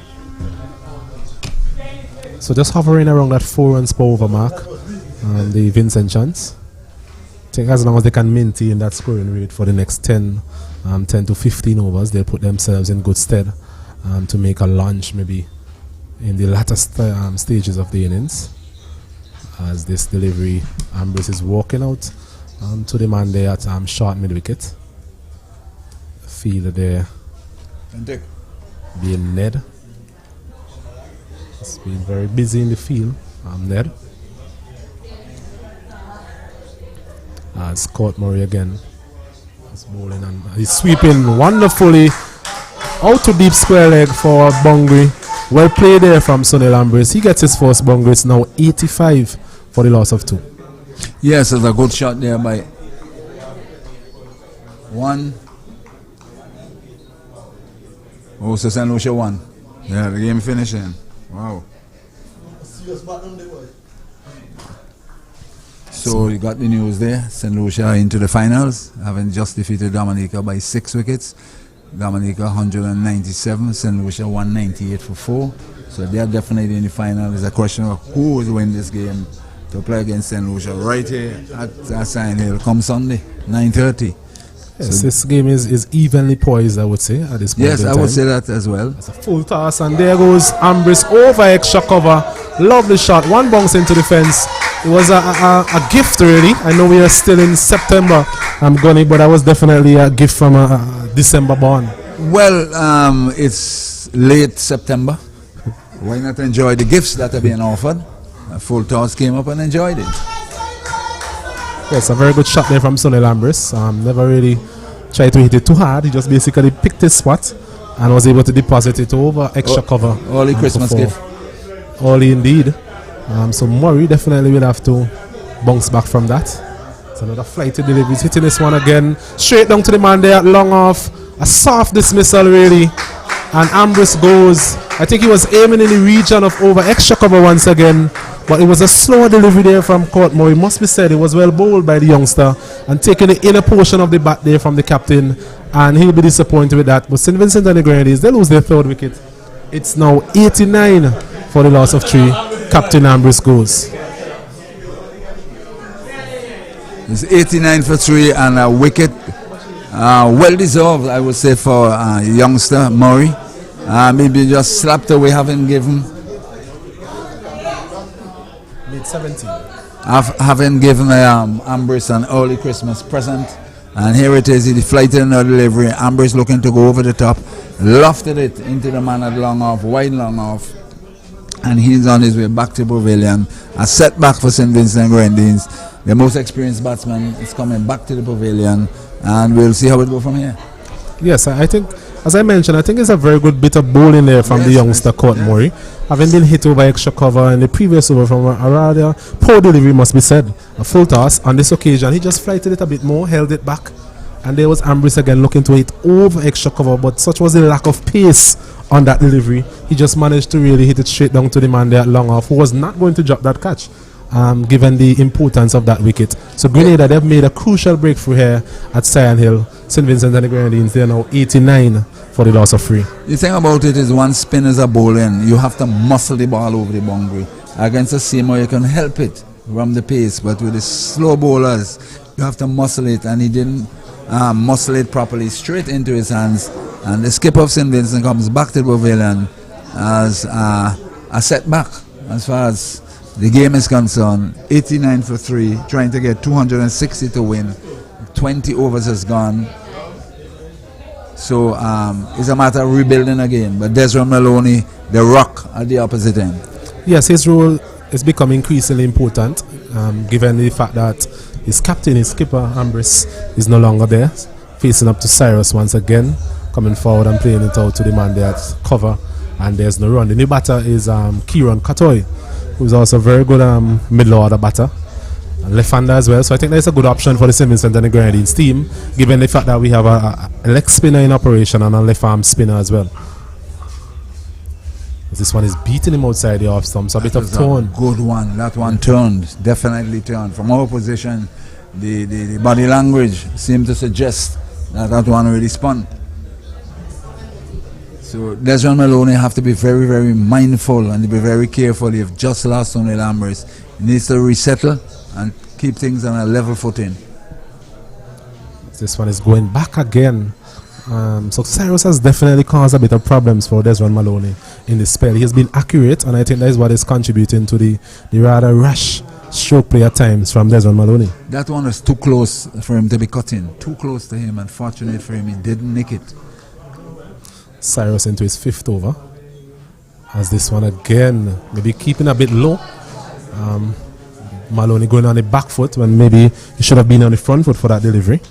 Maybe a little of inconsistent bounce creeping in, as we would have predicted as well on this wicket. But Cyrus into his 5th over, and none for 14 so far. So he has bowled miserly in this spell from that flow end.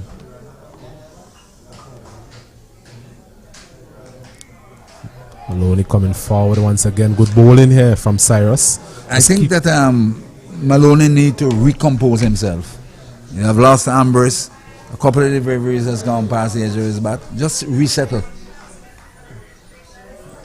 Recalculate the situation and just bat on.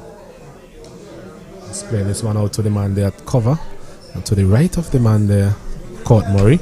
And he gets a single. So a good single to end the over. It's 90 for the loss of 3. Maloney, he's there on 48.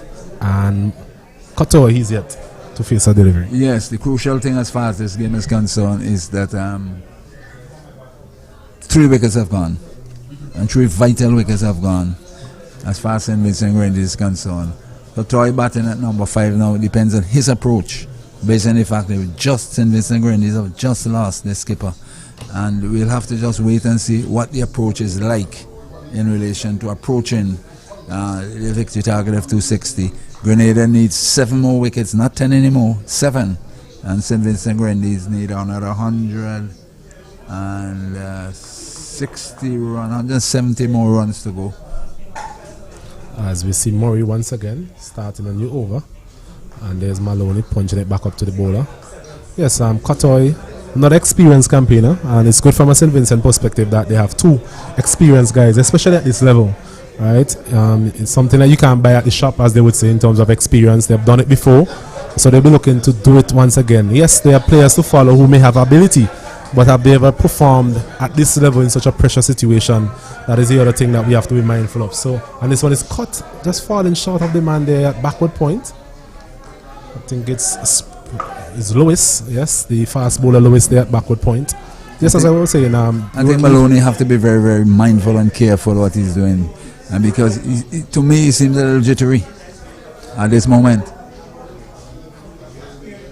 This one is driving out to the man there. Extra cover chance for run out here. A direct hit would have been interesting, but Kieran Cottoy very quick between the wickets as well. And all is well that ends well for Maloney and the Vincentian team. So 91 for the loss of 3 wickets. And Kieran Cottoy, he will face up for the first time to Court Murray. Because basically what is up for grabs now? Who would be St. Lucia opponents in the final? That's what is up to now. Because they say the winner here takes it all. It's a game that seemed to be going back and forth as the chase, the Vincentian chase gets underway. Got underway, sorry. There's been a period of consolidation, partnership growing, and then Grenada has been able to take crucial wickets. And wickets, as we mentioned, at crucial time. Yes, is what really slowed down the opposition, especially in a run chase. This one is turning back into Cottoy, maybe turning a bit too much down the leg side, as indicated by umpire Green. Maybe we have to wait because he have a tendency to do things late. The no ball, the wides, and the LBWs, whatever, he tend to do it fairly late. As we see a change in the field, the man now at long off coming into the circle. I think what's happening to him, he's trying to ensure that he has the right decision. This one is outside the off stump again, Murray.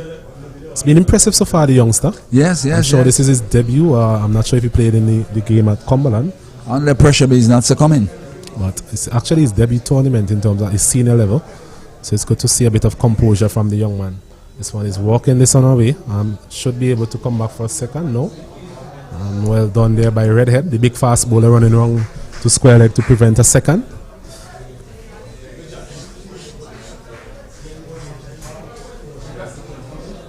Two from that over, 92 for 4.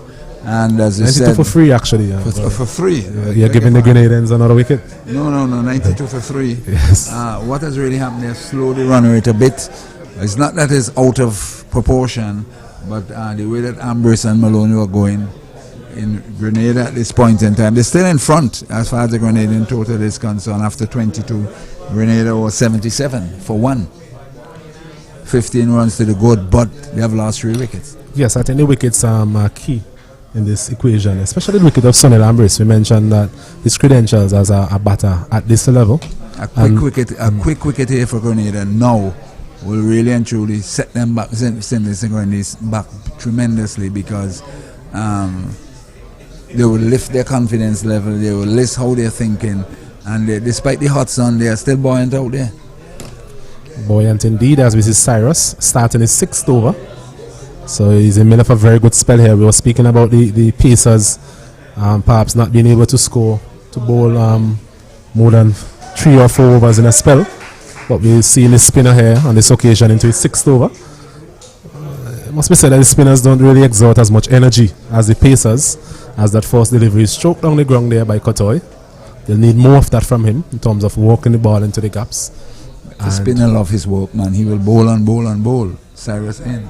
As Maloney again is driving this one down to long one for a good half century from Desmond Maloney. Starting the innings and played some lovely shots. Most notably that shot over extra cover, deepest long off really for 6. From Showman Lewis. Yes. Was really the highlight of his innings. He has had some if moments similar to the innings of Teddy Bishop when the Grenadians started. But the most important thing from a Vincentian perspective is that he's there, and they'll be hoping that he can continue in that vein. 94 for 3 and his 50.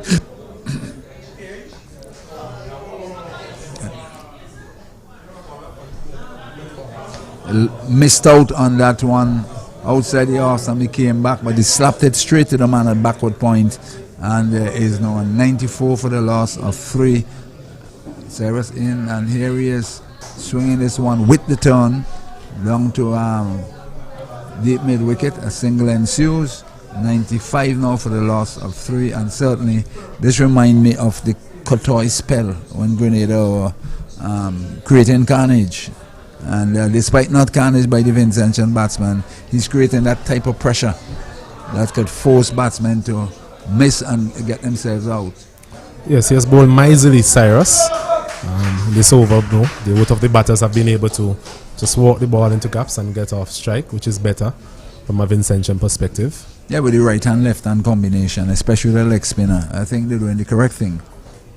Which is why the wicket of Qatar is important, because if he's there, then he's able to perhaps negotiate the spin of Murray and Cyrus with the ball coming into him. Precisely. Right. You know a thing or two about batting, because you score quite a lot of runs in first division cricket. And that's a full toss, and getting it out to the man there long on for a single. Qatar maybe a bit disappointed there that he was not able to get a larger output from that last delivery. So at the end of the over, it's 97 for the loss of 3, St. Vincent and the Grenadines. Yes, and over whereby they walked most of the deliveries for singles, which is crucial to keep the scoreboard ticking and to keep their wickets intact. Well, you would have scored quite a lot of runs in the first division, wasn't it? Unfortunately, you never got that local call. You're talking about many moons ago. Well, it doesn't matter about many moons ago. The important thing is, in life, sometimes people doesn't get the rewards that they deserve. As we see Court Murray looking for the rewards he deserves here this afternoon in this bowling spell. Bowling up to Katoy. He plays it up back the wicket. There's no run. 97 it is for 3 into over number 20. This is over number 24. 24, yes, as another single again is accumulated. So it's good batting here from the Vincent Jan. It's slow progress. They're rotating the strike, keep the left and right hand combination going, which is the most crucial thing about this. So you're wearing the bowlers down a bit, because you remember they've just been buoyed with the wicket of Ambrose.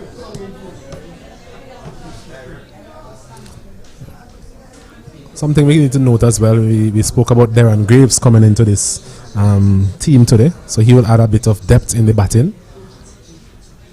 He himself being a left-hander as well, as another quick single is taken here from Kieran Kotoy, very swift between the wickets, so good batting again. Yes, Darren Graves in today for Rashid Frederick. We spoke about the fact that he would have given them an option with the ball, but also with the bat as well. A left-handed option at the lower order. We also have the likes of Dylan Douglas, Otney Lewis. Most of these guys can actually handle themselves with the bat, but it's a matter of can they perform in a pressure situation, which is exactly what it is going to be at this from here going forward. Can they deliver? Yes, their record suggests that they do get runs in local cricket, so it's a matter of can they deliver. When is their turn to bat? Katoy again is choking this one out to deep points for another single. Isn't that the 100? I think it is the 100 that is up, you know.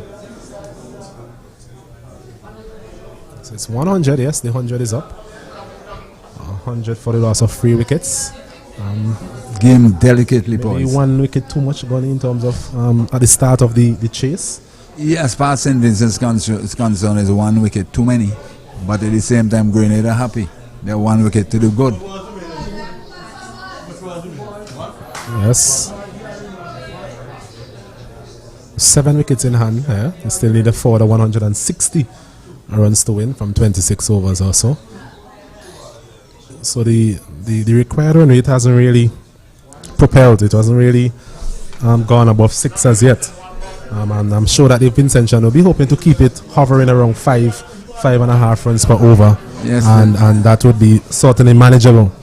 Given the way these guys normally bat. Interestingly enough, Grenada won 92 for 1 from at this stage. There's a period of time where we saw a bit of momentum being gathered by the Grenada middle order in the form of Jeremiah and Bishop. As the overs go along, you'll see the run rate jumping up. As far as Grenada are concerned, the acceleration, but there seems to be a bit of a problem here, whether it's 5 balls or 6 balls.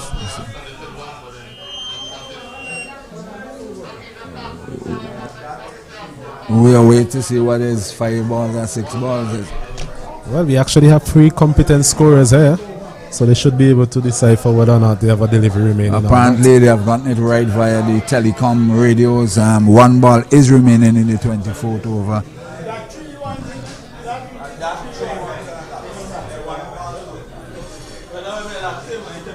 We can only listen. Yes, we're here to call the game. We leave the competent scorers and match referee and these people to organize that, as we see. We'll have one ball remaining. Strange thing, if he gets a wicket, you know what happens? As Murray it is. I'm sure the Vincentian.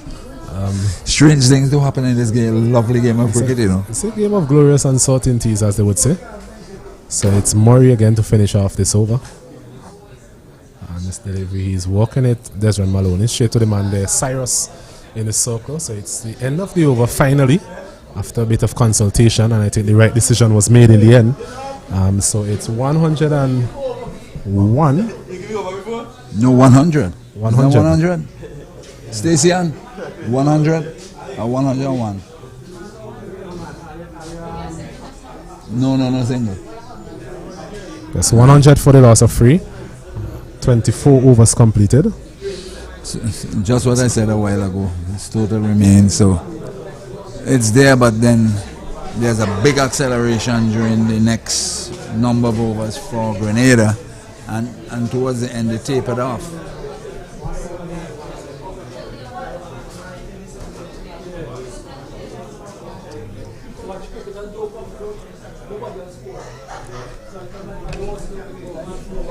I was taking some notes. We'll get around to that in a little while.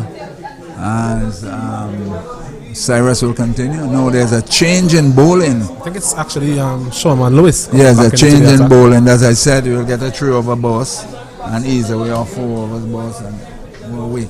I think the introduction of Kieran Katoy as well would have contributed to this. We spoke about the fact that the leg spinner might find it a little bit more difficult to contain the left-hander, having the ball coming back into him. So the captain Ryan John on this occasion opting for his opening seamer, Sherman Lewis. Bowled a very good for a spell, Gunny. Very impressive in terms of getting the ball through at a reasonable pace.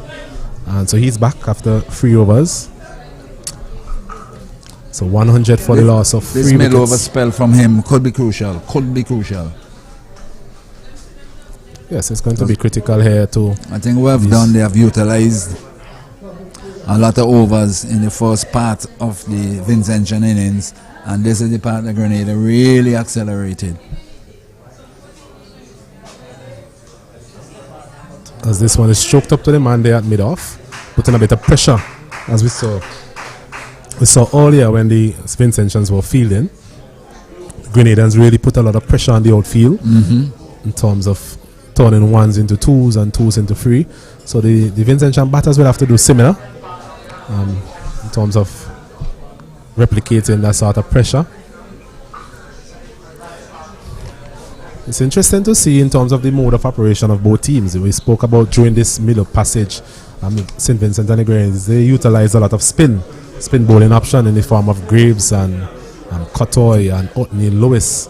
What we're seeing from the Grenadians, yes, they've seen their 2 spinners, but I'm sure they'll be prepared to utilize their pacers as well. So maybe a pacers from one end and then utilize the spinners from the other end. As Maloney again is swinging at this one down the leg side. Umpire Butler, his arms out, signaling a wide. That was something we saw earlier from Lewis. Just losing his radar from time to time. Maybe striving for that extra effort, that extra pace, and misdirecting some of these deliveries. When we look at the field, I feel a man is at backward point, deep third man, short fine leg, the short mid wicket cover, deep extra cover. A man at mid off, long on, and I'm on that deep square leg as Maloney is getting the inner portion of the bat this time. Once again, camped on that back foot. Spoke about that earlier. A full delivery. We should have been on the front foot and playing it through the extra cover region. Of course, you're listening to a Windward Island Senior Cricket Tournament here from the Sion Hill playing field in St. Vincent and the Grenadines. The third round matches in this tournament. St. Lucia have already defeated Dominica by 6 wickets to advance to the Sunday's final here at Sion Hill. Dominica 197, St. Lucia 198 for 4. In this game, it will determine their opponents. Grenada got 259 for 9, St. Vincent at the moment 101 for 3. Scotto again is driving straight to that man again, taking him on. Close one again. A direct hit would have been interesting. Umpire Butler there on his toes. But very good batting again from Katoy. Look, he has looked busy since he came to the wicket, similar to what we saw from Darren Ned. He's a very experienced individual, right? And whilst he does not have that batting propensity, batting ability of Darren Ned, he is a sensible individual. And more than likely he will stay there and just work the ball around, bearing in mind Maloney is set. So the matter of supporting and do not give their wicket away. It's bowling to Maloney. He's walking this one off his hips nicely. Out to the man there, deep square leg for another single. So they've been able to get the ball into the gaps, which is commendable from these two experienced cricketers at this level.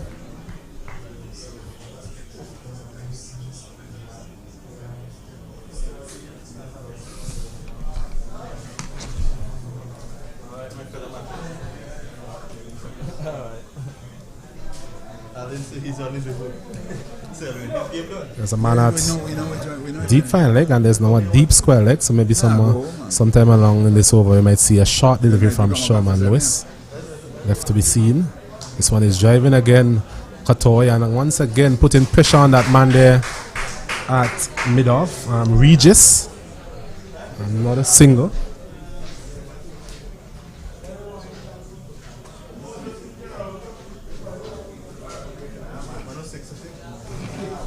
(106) for the loss of 3. Another over coming to an end. So 25 overs completing, 106 for the loss of 3. Grenada 199 for 1. 7 runs difference, except the wicket column is 2 wickets difference. And it's a question now, who can hold the nose for the final thrust in, so to speak, of the end of this game? Can St. Vincent and Grenadines get the next 154 in 25 overs, or would Grenada be able to restrict them, or what? We're not ready to show, but all you can say, it is building up hopefully to be a very exciting game here this afternoon. Sun is out, the other game is concluded. We just got word that one of our match referee has given a message that he's on his way home. We still have to work, isn't it? Yes, it definitely looks like a long day here, but it is. But thankfully, it's shaping up to be an interesting encounter. Looks to be one heading right down to the wire, as we see in Murray once again. And there goes Katoy walking it off his legs, getting the inner portion of the bat. Yes, runs. No signal from umpire Green.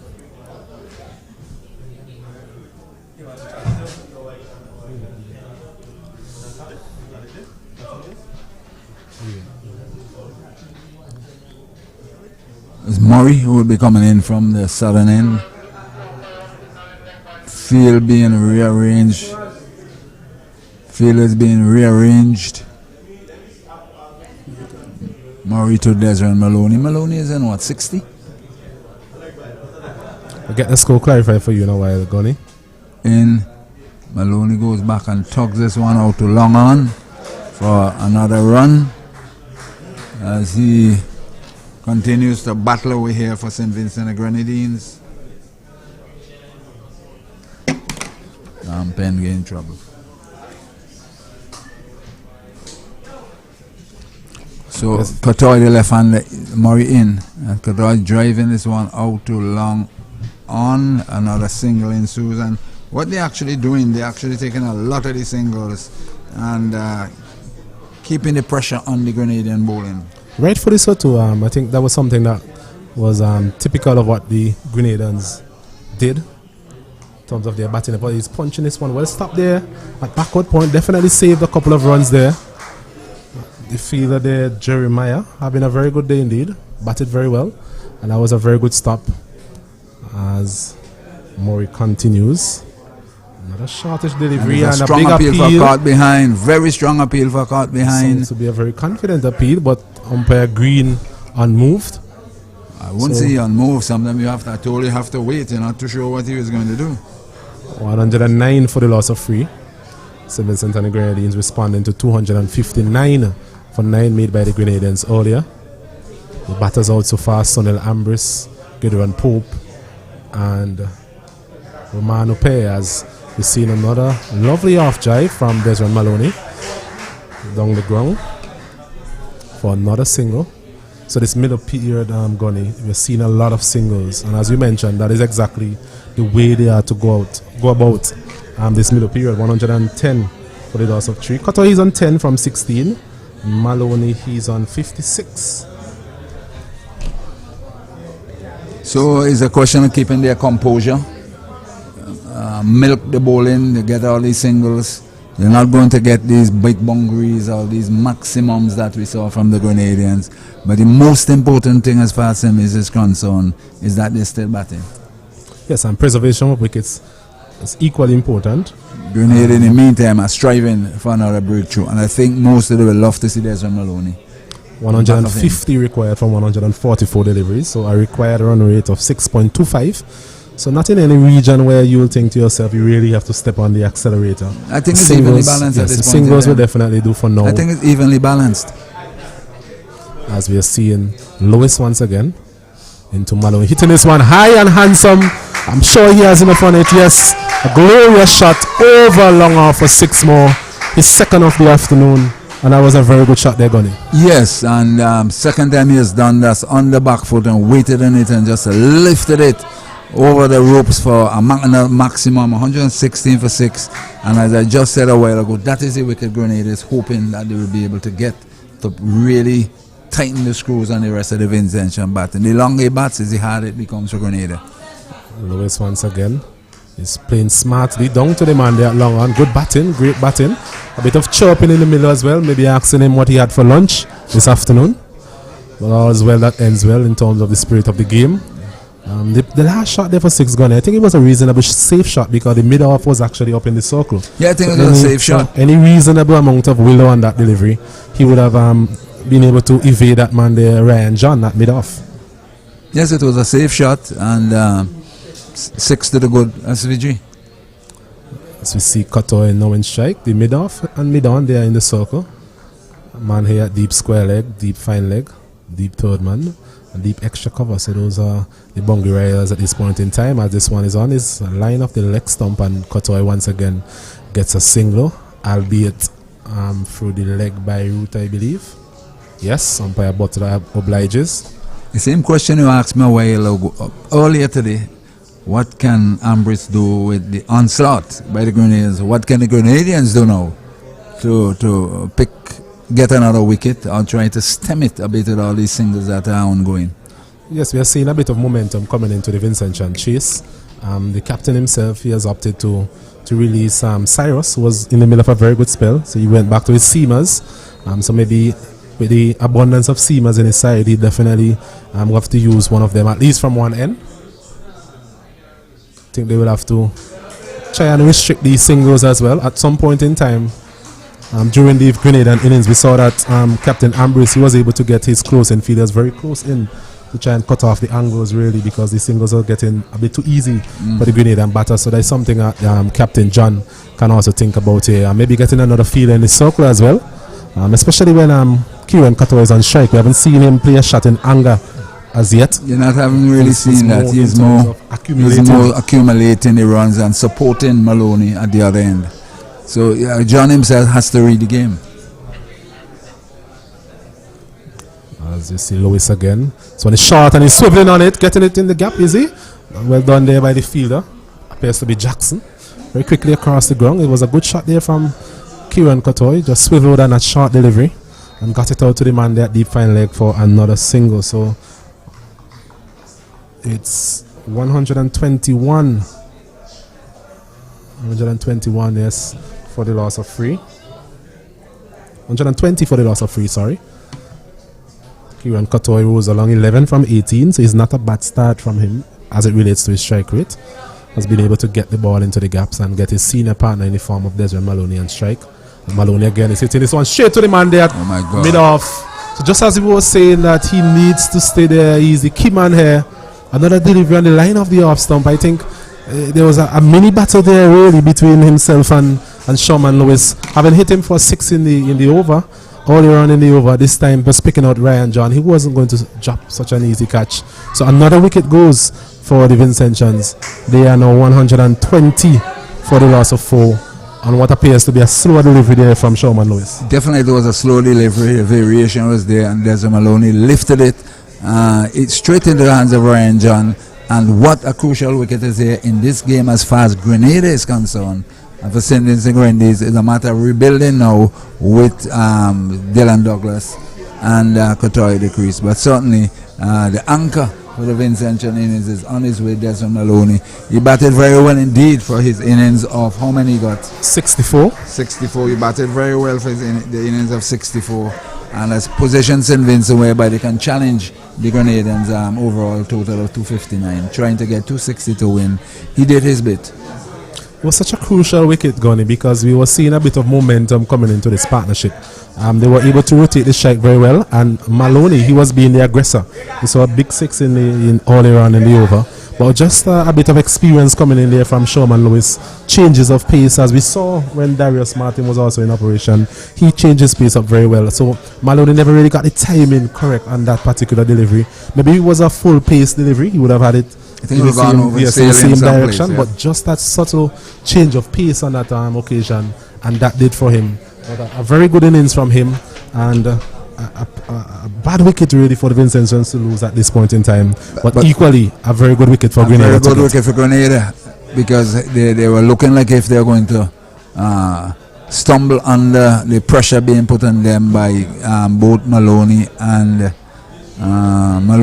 Kotoy. It seemed as if they were going to buckle under the pressure, because despite big boundaries not coming, they were rolling over the score with a lot of singles, and certainly would have upsetted the Grenadian team generally.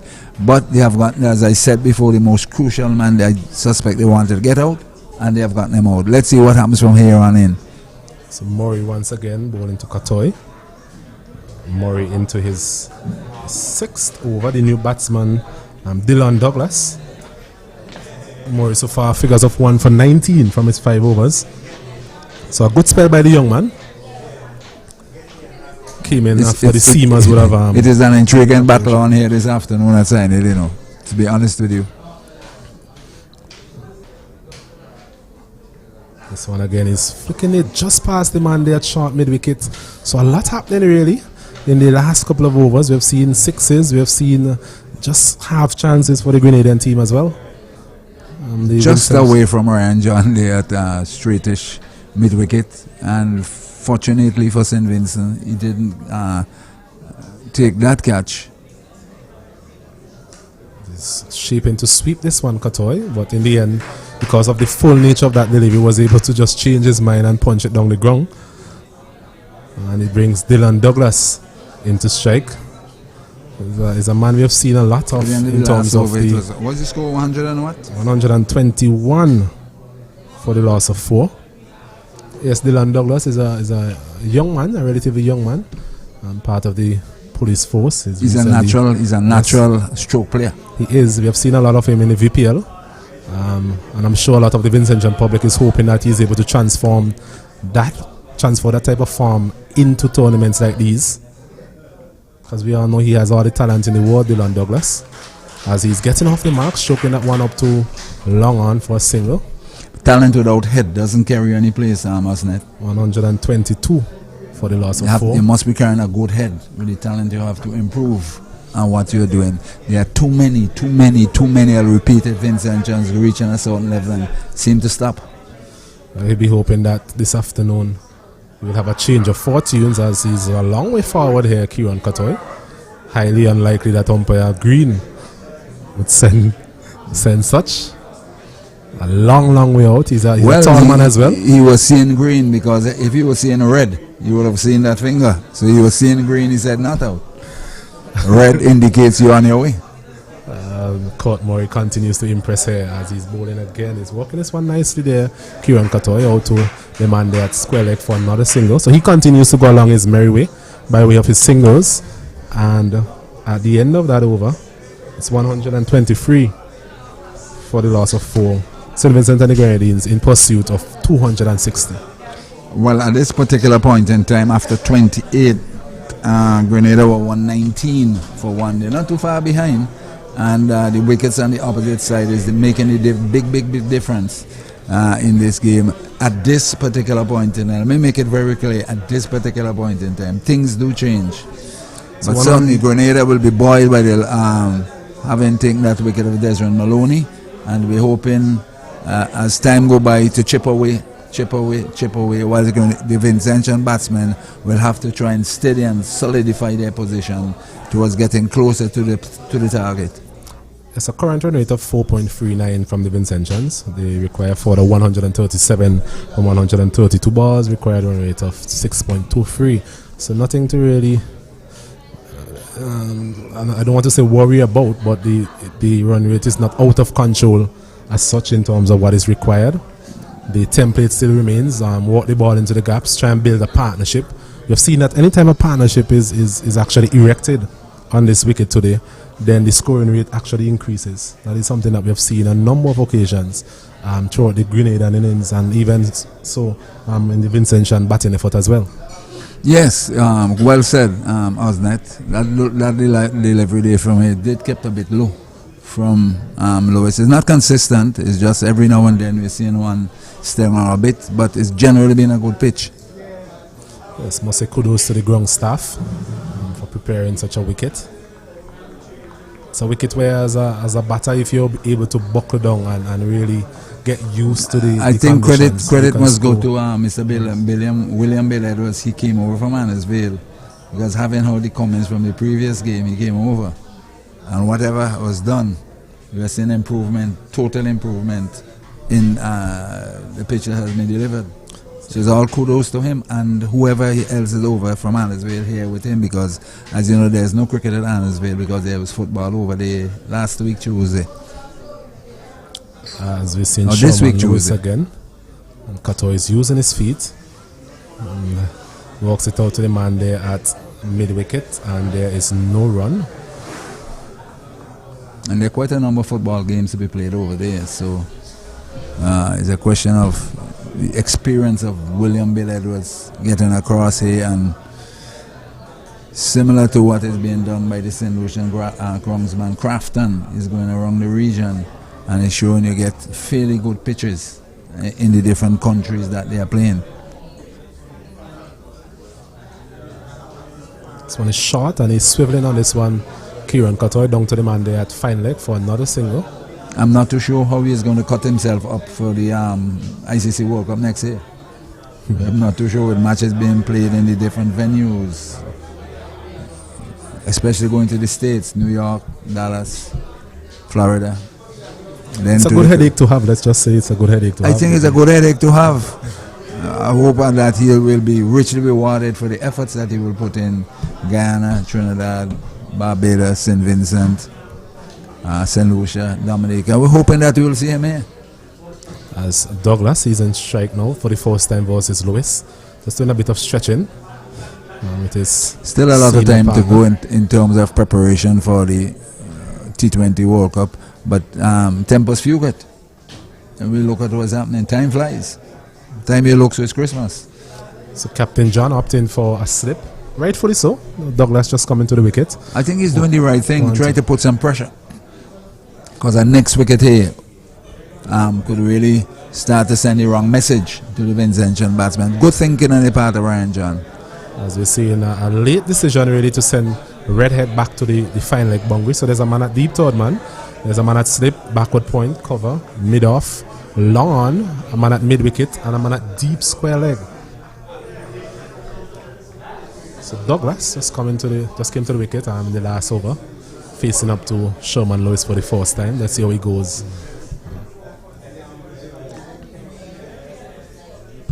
Lewis bowls, and he's playing this one nicely there, Douglas. Out to square leg for a single.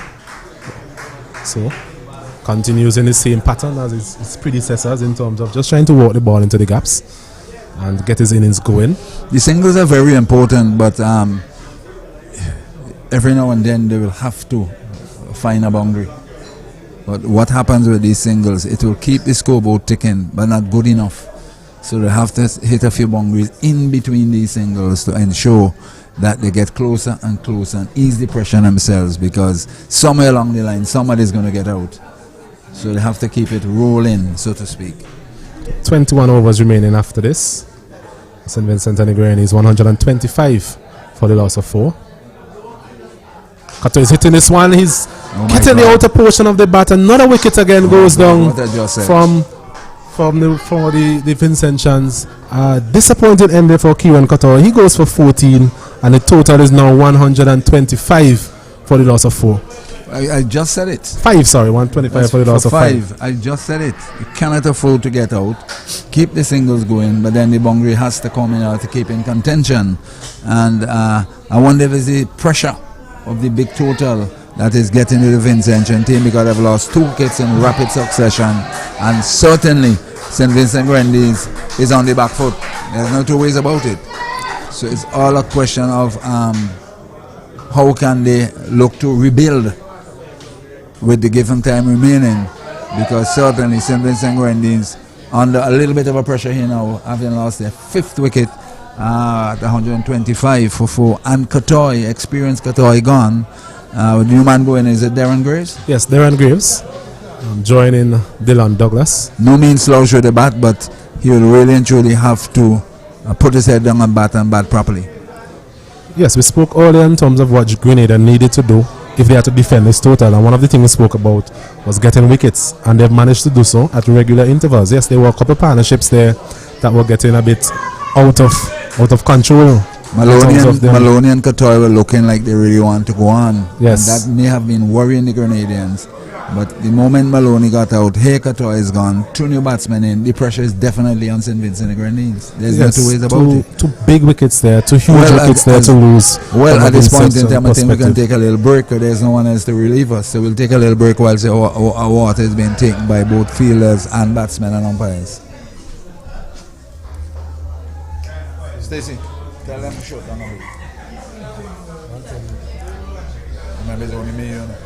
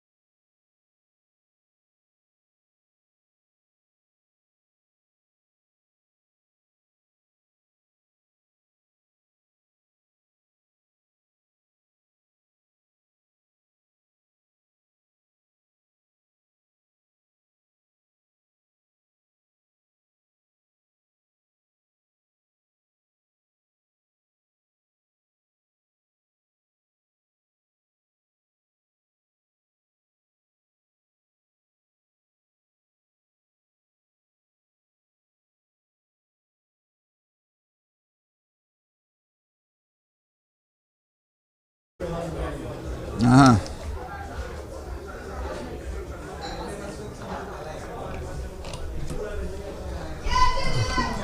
So welcome back to the Sion Hill playing field. St. Vincent and the Grenada is looking to regroup after losing that key wicket there of Kieran Katoy just before the break. So they'll definitely have to start fresh in terms of Darren Graves and Dylan Douglas. Both relatively new to the crease. And Court Murray continues to do what he has been doing all day, just thereabouts. Yeah, thereabouts. Bowling easily. And he got a wicket as well earlier on, of a big wicket that was of Sonny Lambris.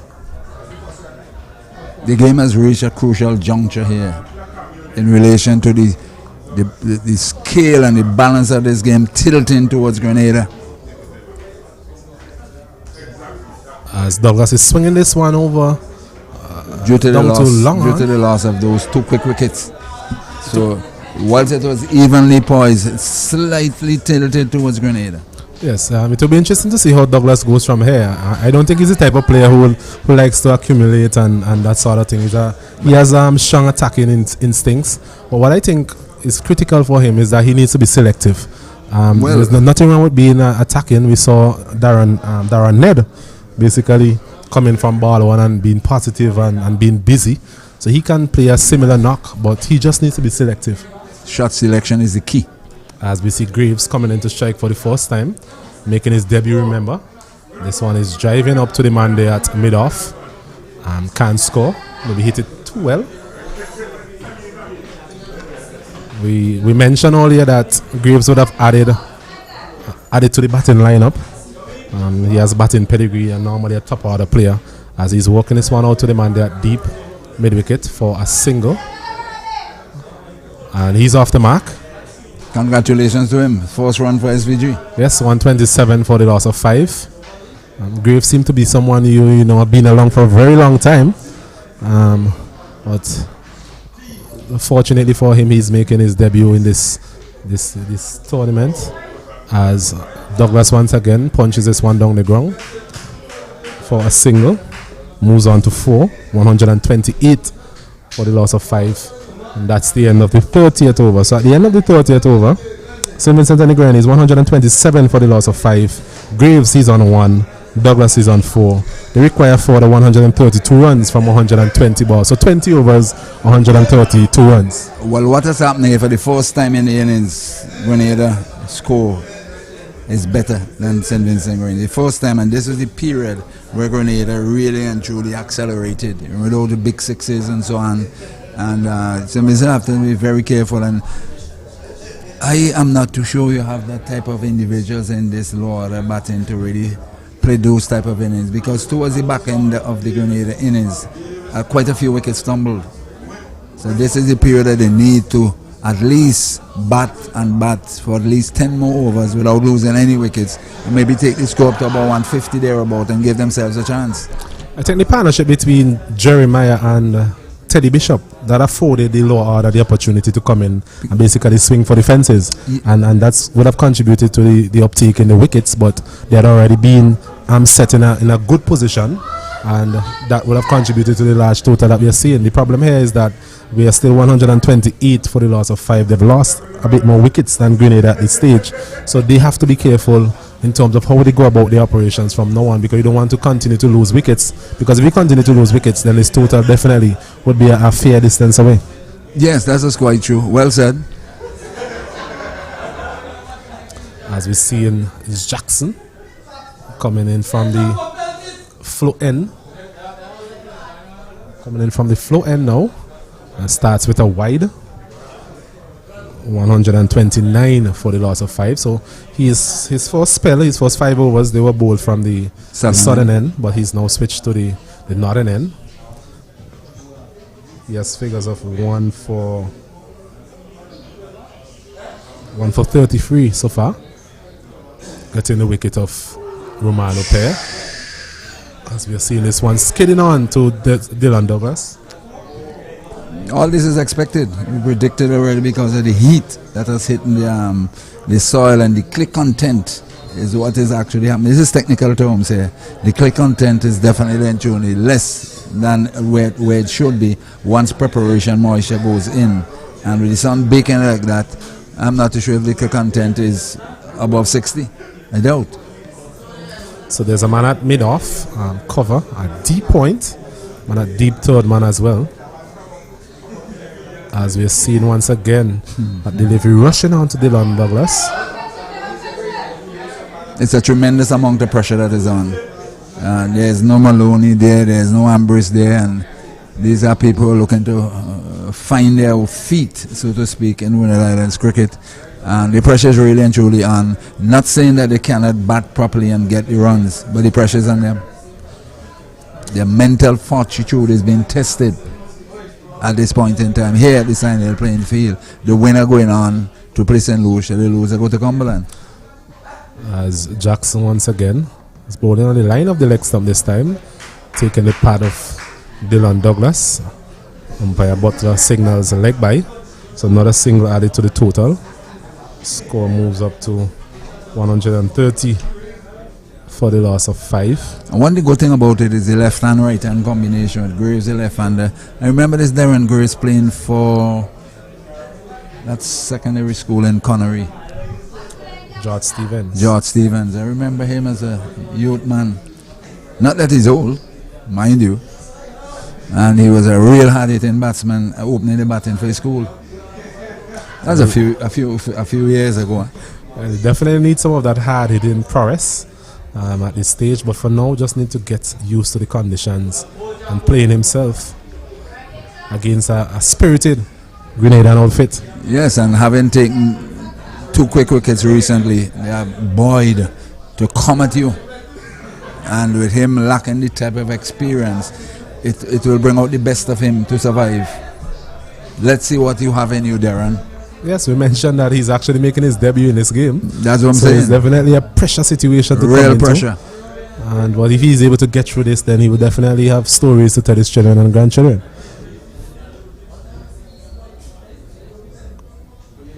This one is outside the off stump.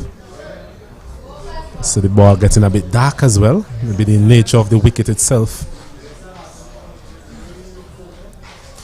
And gone a bit quieter in the stands. A lot of Vincentian support. Earlier when that partnership of Maloney and Ambrose, and then Maloney and Kotoy was on the go. Had a bit of encouragement. Less so now, as we're seeing Graves again beaten outside the off stump. That delivery just pitching and moving away from the left-handed Graves. Feet going nowhere really. Basically fishing, as they would say, outside the off stump. And maybe it's a good fishing day based on the conditions we are seeing out there, Gunny. But not a good fishing day at the Sion playing field. I don't think you really need to fish these days because the water is so warm. The fish is actually coming to meet you now. You're not going to the fish. The fish is coming to you because of the heat that is there in the seawater. But that's a bit of humor by the side. But certainly he went a fishing there, missed, and taken by the keeper. 129 for 5. St. Vincent Grenada into real problems here now with 19 overs remaining to get 131 runs. We're at about 7. The run rate has suddenly crept up to about 7 and over. Quickly off the top of my head here, as I do the manipulations, should correct me if I'm wrong. Well, there's a maths teacher to the further right of us, Mr. Bentic. As we see Murray once again bowling to Douglas. He's coming forward. Been struck outside the off stump, I think. But Murray continues to pose a bit of a challenge for the batters. Good changes of pace from him. He's not the biggest turn off the ball, as we can see. But what he does, he has these subtle changes of pace. Use different angles as well in terms of the crease. This one outside the line of the off stump once again. There was Douglas, allowing it to be taken by the wicket keeper. So Douglas seemed to be anxious to get going. He's that type of player. Always want to feel the ball in the middle of the bat very early. As this one again, a big appeal. And once again, umpire Green unmoved. Captain John there standing just on the pitch there close to the umpire, voicing his opinions. But we've seen that from the Grenadians throughout in terms of these boisterous appeals. And I think, whether rightly or wrongly, umpire Green has not been persuaded to an extent. As once again, Court Murray comes in, bowls. This one is beating him. So just as we were speaking a while ago in terms of the change of length that Murray is so good at, and there was Douglas, perhaps should have been on his front foot. He's back on his back foot, and ball beating the outer portion of the bat again. This one again is coming forward. So a good over here from Court Murray. Just keep on piling on the pressure really, and you just get the feeling that something's got to give at some point in time. Something is going to give. Knowing the nature of the players that we're dealing with. Something is going to give. That's Murray again. It's bowling, taking the outer portion of the bat. Comes through for a single. Not convincing, but a single nonetheless. 131 for the loss of 5, St. Vincent and the Grenadines. 131. 131 for St. Vincent and the Grenadines. Remember, they're chasing a total of 259. Scoreboard pressure is beginning to tell. It's not a matter of getting another 60 or 70 runs. It's 129 from 108 deliveries.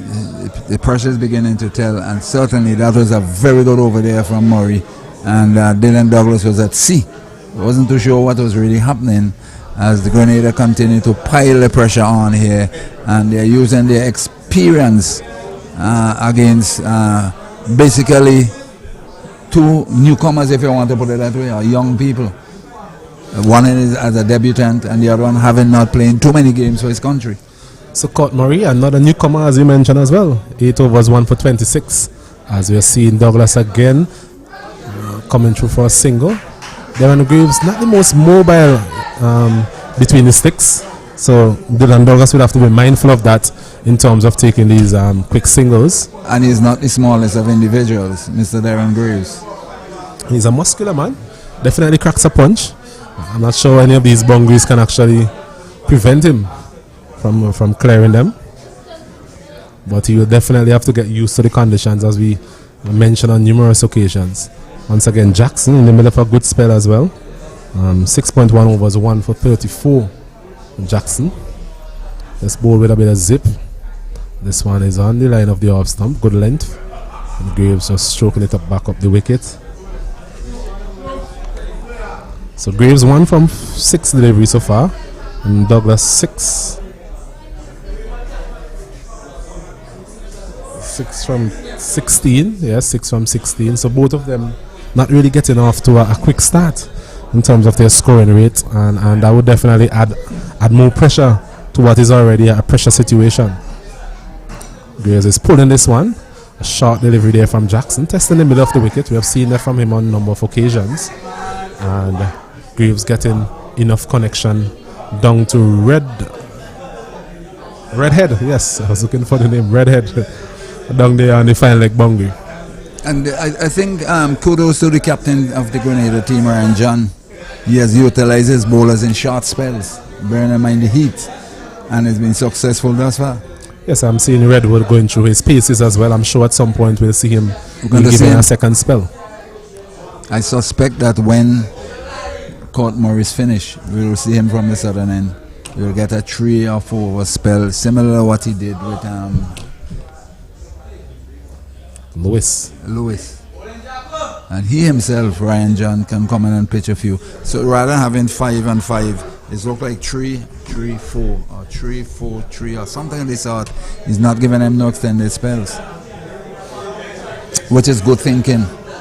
So there's a man at slip, backward point, deep third man, deep fine leg, deep square leg, mid wicket, cover. Man there at mid off in the circle, and a man at long on.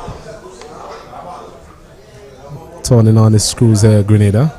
He's bowling to Douglas. He's punching this one down to long on. Well played by him for a single. His personal tally goes up to 7. St. Vincent and the Grenadines 134 for the loss of 5.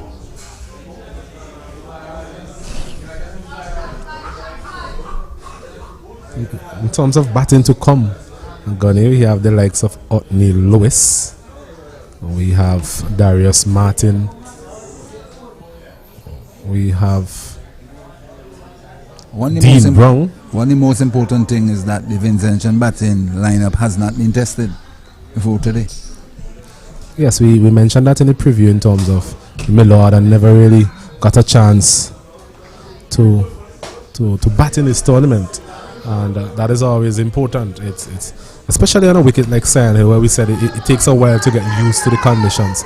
So yes, as we are saying, the men to follow, they have batting ability, the likes of Dean Brown, Neil Lewis and these guys, but they will definitely have to up their game and match because of the standard that they're playing, the standard of cricket that is being played, and the pressure situation that they find themselves in at this point in time. So 33 overs, 134 for the loss of 5. 126 runs required on 102 balls. A required run rate of 7.41. So that run rate creeping up, Gunny. At one point it was around 6.2. It's now gone to 7.4. So that's something the pressure is really on, eh? As Murray once again bowling to Douglas. 7 from 18 Douglas, uncharacteristic of him. But I think from his perspective, it's just a matter of giving himself a chance, giving himself the opportunity to get used to the conditions.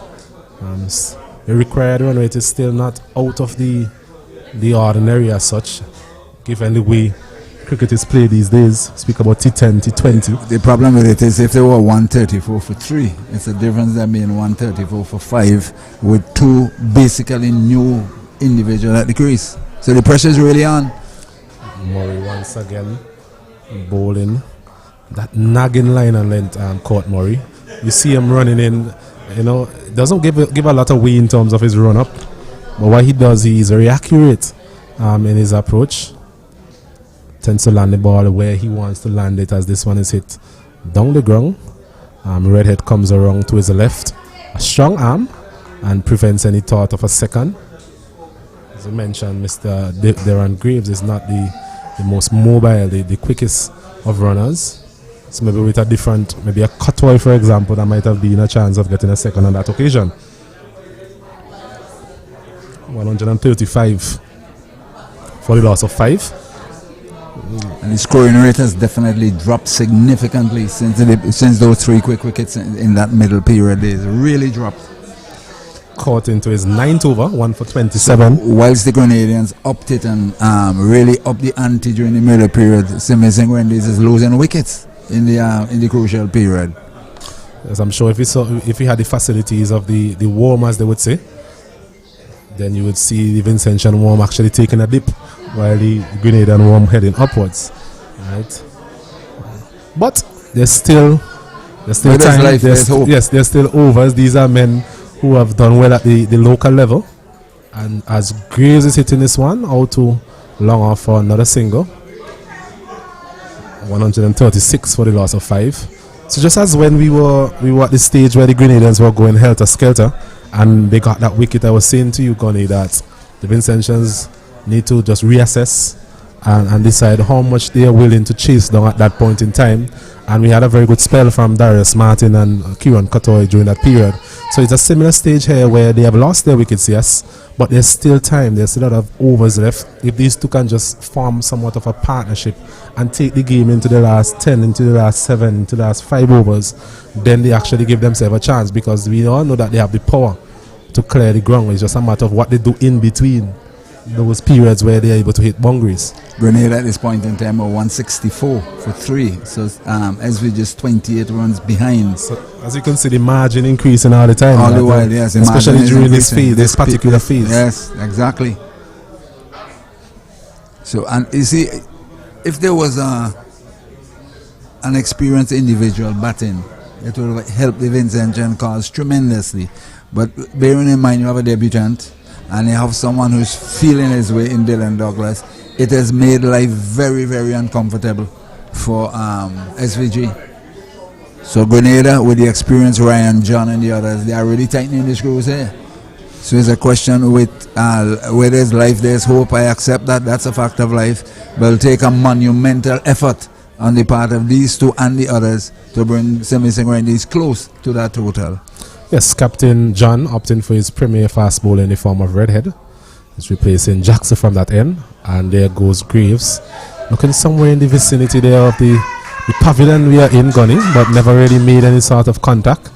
But thankfully for him and for the Vincentian team, they're able to get a bite. It's to expect Redhead to return because they're giving 3 over spells, 4 over spells. That's exactly how he's playing it, and I believe that's the correct thing he's doing in this heat that we're facing. I mean, it is cooling a little bit as the evening wears on, but certainly some good captaincy here on the part of Ryan John.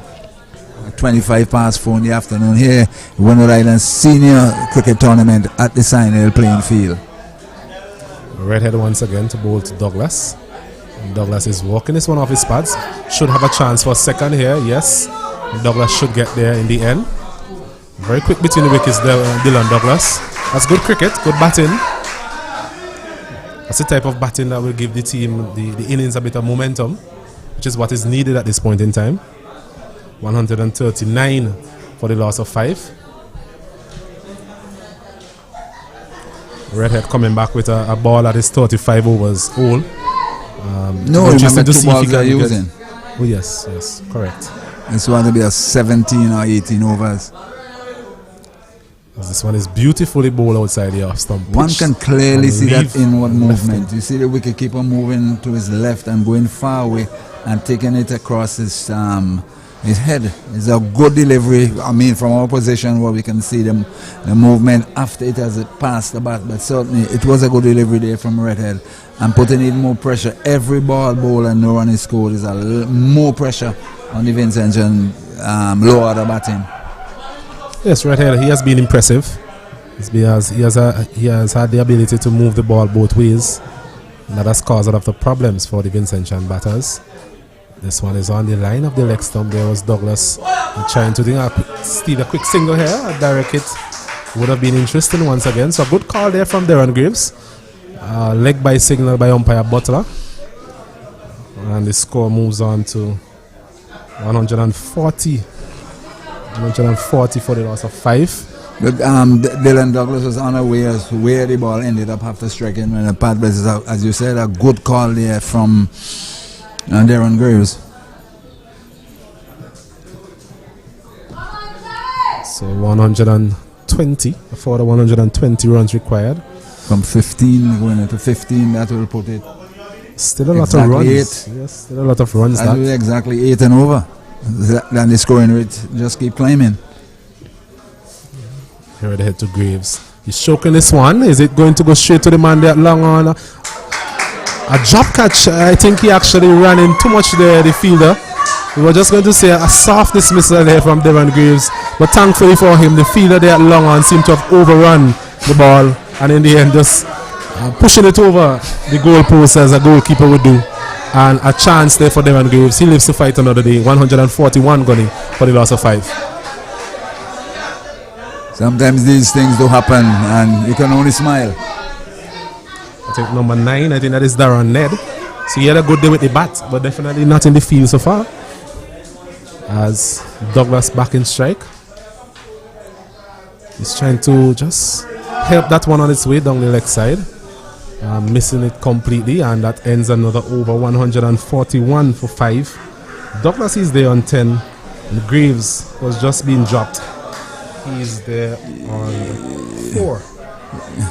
With 119 to get to victory from 15 overs, asking rate of just about 8 and over, down to the low order. It is a tough task here for the Vincentians to get home. Because I'm certain that the St. Lucians, they are looking on as to who their opponents will be come Sunday. But at the moment, the balance seems to have tilted definitely in the favor of Grenada. But that doesn't mean that St. Vincent cannot come back in this game. But it certainly will take a monumental effort on the part of the rest of the batting, these two and the others to come to pull St. Vincent over the line. It's not going to be easy, but it can be done. Well, as you mentioned, 50 overs, a lot of overs gone here, and throughout the 50 over session, you expect some wrestling and bustling between the two teams. So at this point in time, Grenada, yes, they might seem to be on top because of the wickets that they're able to have to get sorry, but that doesn't mean that the Vincentians cannot wrestle that initiative back from Grenada. By way of forming a good partnership. Well, I said to you, the runs can be had, but it's pressure. As Murray into his last over. And Graves there just walking it out to the onside. I'm wondering how they would approach this. 9 overs, 1 for 29 Murray. Miserly, as we mentioned, youngster from Grenada. As he's fighting this one nicely straight back to the bowler. I'm wondering if Graves would think about taking any sort of risk against Murray into his final over. But it's left to be seen as he's pushing this one again. A misfield there from Murray. Down to the man there at long off. 143 for the loss of 5.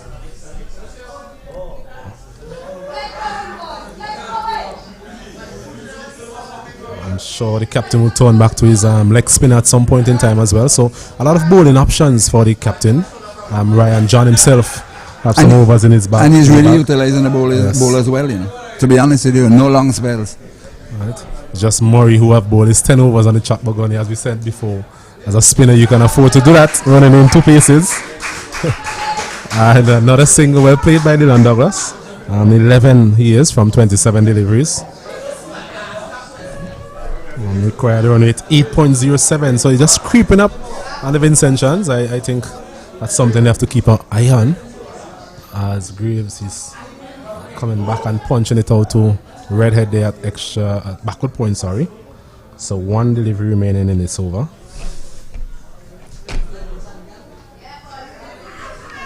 Caught Murray at the end of a very good spell.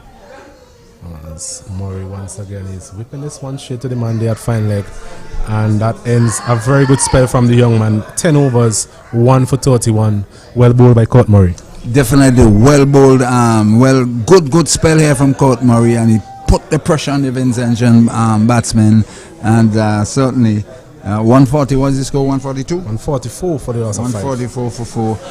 Very good spell indeed. When I look at the run rate, it was going from the 27th over to the 36th. 10 overs. St. Vincent Grenada scored 24 runs.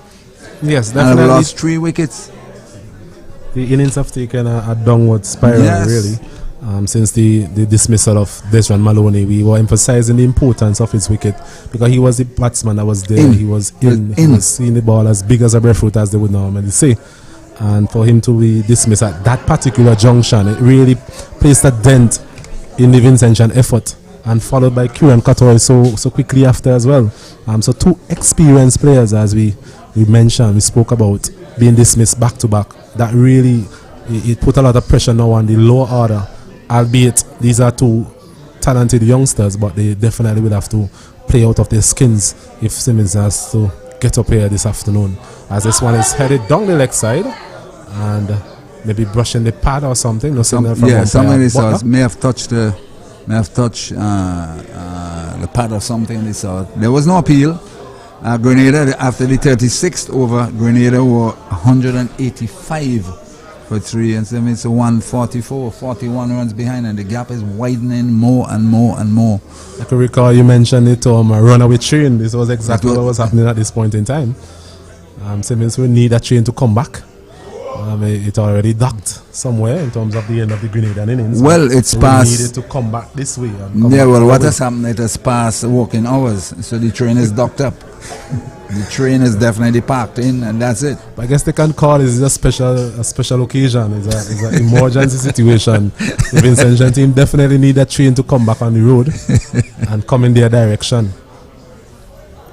144 for the loss of 5. As Dylan is pulling this one, I think, straight out to the man there at deep mid wicket. Thankfully for him, not timing it as well as he would have liked, because the man out there, number 73 on his back, appears to be a substitute fielder. I'm not sure who he's on the field for, but kind of picked up that delivery late and falling just short of him out there on the deep. I think it's chemicals. Yeah, the deep square leg boundary. I think we've seen a couple of those throughout the day in terms of the fielder maybe not coming in as quickly as they should, or maybe not picking up the flight of the ball as quickly as they should, and in the end the ball just falling short. So 146 for the loss of 5. As Redhead again bows to Graves, and he's walking this one to the left of the fielder there, Ryan John. And that's good pressure, as we mentioned. That's the type of pressure they need to exert on the opposition in the remaining 14 overs or so. Yeah, speaking about in runaway terrain, they'll need experienced drivers to navigate the terrain. What you have is two workers who have just been employed. So they are new to the job. That's make it a little more difficult. And with all these curves and bends, it's not going to be easy. Let's see how that one goes as Redhead again. Goes to John Douglas, and he's hitting this one out to deep square leg. And I think it's actually one bounce into the fence for 4.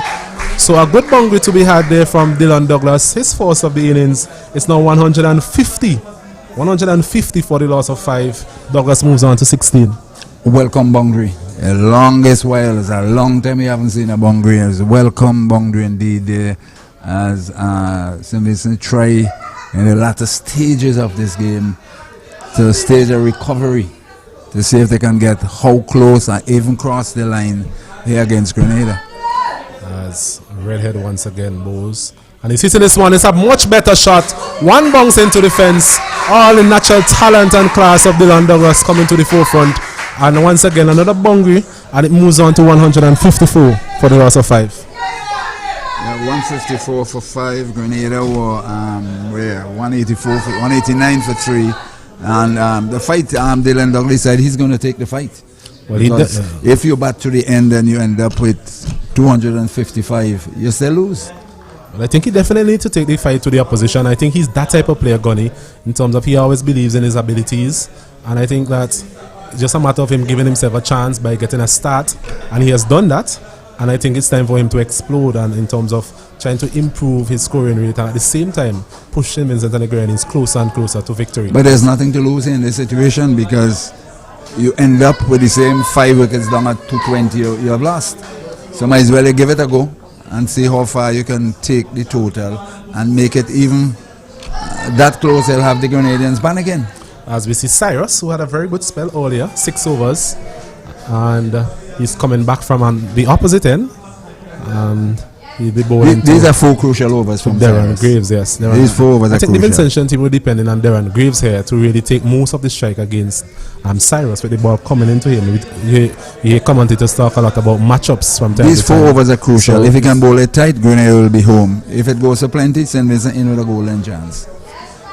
As Cyrus again bowls, and Graves is stroking it up the pitch, and there's no run. Still important to rotate the strike, Gunny. 106 from 78 deliveries, 8.15 the required run rate. Graves has been there for 18 deliveries now, 6 from 18 deliveries, so he should have a feel of what the wicket is doing, as this one is pushed through from the front of the hand. Very Cyrus. Crucial 4 overs to the ball here. St. Vincent still in the game, as far as I'm concerned. We're going to tightening the screws. Yes, the impressive Cyrus. He's walking this one to short finally. Comes through for a single, a very good single once again, putting pressure on the fielders and paying chumps there for the Vincentian team. Another single, 155 for the loss of 5. Cyrus so far 6.3 overs, none for 21. Yep. So he has bowled miserly along with Courtmore, the other spinner. It was 10 overs gone for 31 runs, I think it is. Yes. Something like that. And he bowled very well.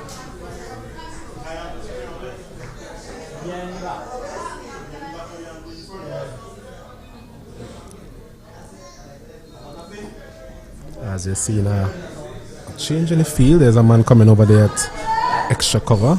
Cyrus again. Bows to Douglas. He's hitting this one straight and hard. Well played to Dylan Douglas. One bounce into the fence. A very good shot there. I think the key to that shot was not trying to hit it too hard, but he was able to time that ball and hit it straight because there was a man there long off and long on. None of them could have stopped that one. So another boundary. 159 for the loss of 5. A bit of momentum being injected into the Vincentian batting effort.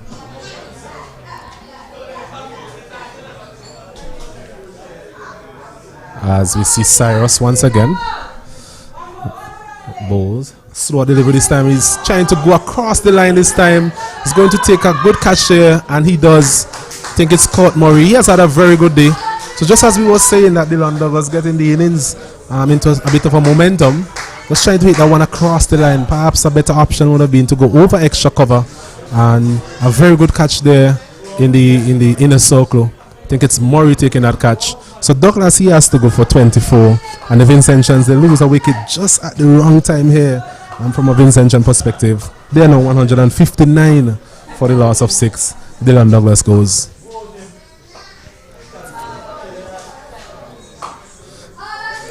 Cyrus continues to impress into his 7th over, as we mentioned before. Now has figures of 1 for 25. So he has been able to just exert a bit of pressure onto the Vincentian batters. And a much deserved wicket there for Cyrus. I'm getting the big wicket there of Dylan Douglas. And it's 159 for the loss of 6. Well, I went to help myself, basically. As I heard the place went quiet, then I realized somebody had gotten out. So how did he get out? Yes, he was caught there. A very good catch, a good running catch there from Court Murray. And Douglas had to go after hitting that boundary.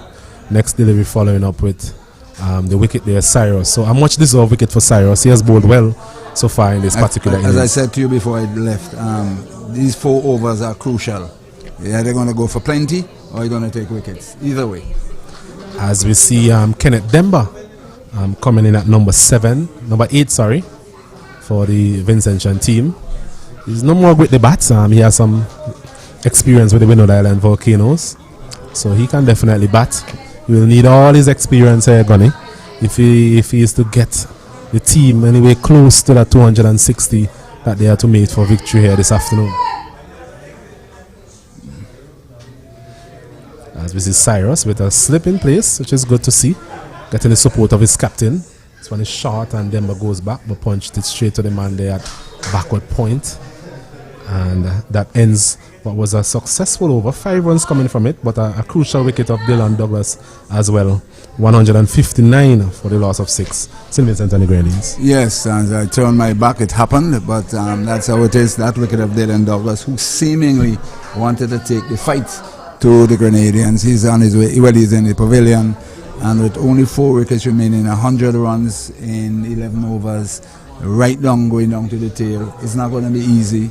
They'll have to try and bat out of the skins for St. Vincent Grenadines to cross the line here. But certainly, the leg spin of Cyrus will be proving pivotal here towards the close of play here, towards the close of this game. As I said to you before I left, his 4 overs are going to be very, very crucial. Yes, the equation getting increasingly difficult for the Vincentians. The flow of wickets, the loss of wickets really is what is hampering their progress as they seek to overhaul this total of 260. They still need a further 101 run. I think from a chasing perspective, getting that total under 100 is always good. But still, the overs are definitely running out. A required run rate now of 8.42. And Graves is there. He's been there for a while, 7 from 21, but hasn't really shown any sort of consistency in terms of timing so far. That can all change. Let's see what happens as he's hitting this one over long off. Should get close to the boundary and come back for a second.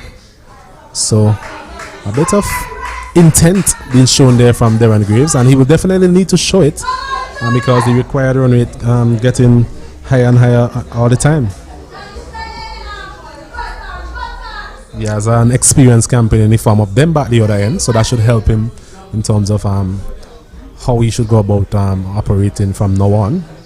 The fall of each and every wicket is making life become more difficult for Vinci. That's Ryan John once again. He's bowling and he's hitting this one down the ground.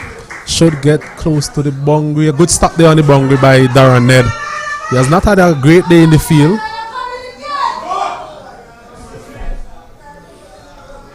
And 2 more runs added to the total. Yes, a very good stop out there on the long on boundary from Darren Ned. He missed the catch earlier, but on that occasion, ran around and put down the big size 13s and managed to keep it in play. Is Darren a police officer? I'm not sure. We can inquire after the game, as Graves looking to bring some impetus to the innings. This one is a slow delivery and walking it out to the man there at backward point. So the Grenadians seem to be busy in the field at this point in time, given the the way they've been able to accumulate wickets at consistent intervals is no surprise. They are right on top in this game. It's a question of really finishing it off, so to speak, except there's some explosive hitting from these two at the crease, Graves and Denbar. This one is outside the off stump once again, taking a bit of pace off the ball. So we've seen it from the seamers here today, and it has worked well for them. The likes of Darius Martin get a 5-wicket haul, and so far most of the wickets have actually fallen to the seamers. Yes, in this yes. game. So the Grenadians maybe perhaps reading the wicket a bit better than the Vincentian as it relates to the. As this one is hit high, has he enough on it? No, he hasn't. For a while I was looking somewhere in the vicinity above the score, the side screen. But unfortunately for Darren Graves and St. Vincent and the Grenadians, another wicket goes down. Well taken there on the long on boundary from Darren Ned.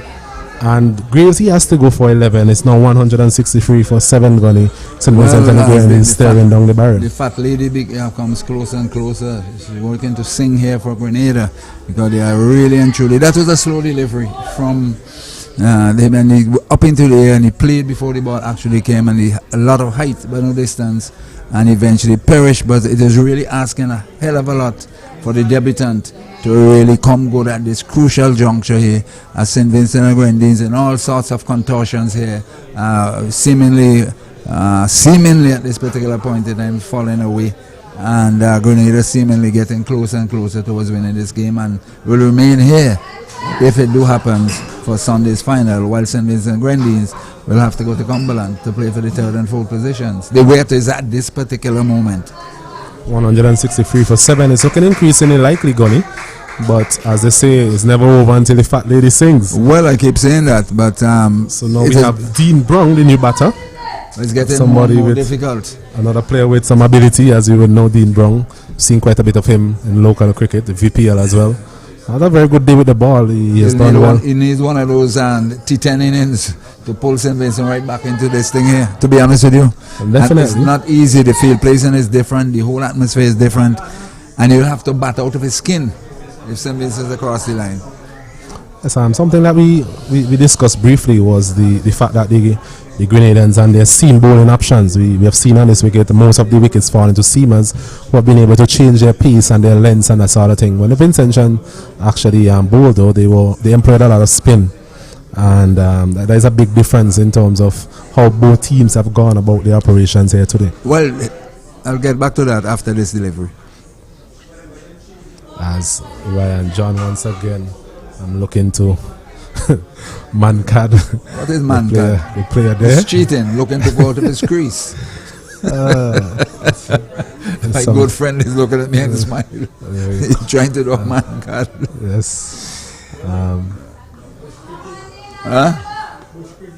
Not a thing but bush cricket. If you are out of your ground and you're cheating, you should be penalized.